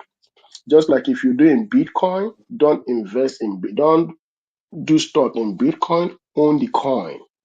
Buy a lot of those coins and own it, because what happens is that if shit will go down tomorrow, you take all that Bitcoin, you melt it, it becomes a gold bar. So that's what I tell folks all the time. Always invest in gold and land, silver, anything that is mineral, anything that is metal, any solid metal, invest in it. All those things you need, but stay away from stock market. But I don't say that too much because I don't want somebody killing me on the way to Nigeria. Steel and land, brother. Steel and land. Yeah, Appreciate gold that, and man. land is your best asset. Appreciate it. Antoine, tell the folks how they can reach your brother. Well, right now, this is just my personal page right here. I'm still trying to get my channel off the ground. It's called ATC Media LLC. The name of the show I'm coming up with is called Let's Talk About It. Basically, it's going to be like a little barbershop. My main focus of my channel is going to be talking about mental health in our community and why we don't address it, and hopefully to get some information to help people see where they can go to get, where they can go to start seeking therapy and counseling for themselves or for others. I know I'm not a psychiatrist or psychologist. I'm going to basically let people know that, but I've shared my story here on this panel, and I've shared my story on other panels as well on how important mental health is, and that if we want to move forward, if we're dealing with something, we have to be willing to address it and accept it and find a way to overcome it. So it's going to be at ATC Media LLC. Hopefully, I'll get everything up and running. Like I said, I got stuff that's been going on for this last month or so. Hopefully, once I get things settled in the background, I'll be able to get things started. But I'm also thinking about maybe just getting it started just for the sake of getting it started. So that's where you can find me at. And of course, I'm going to be on this show. I'm also going to be on the other panels and everybody else.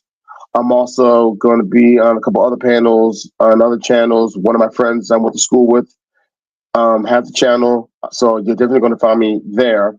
So other than that, I'm going to be around. I'll be around. Appreciate it, Antoine.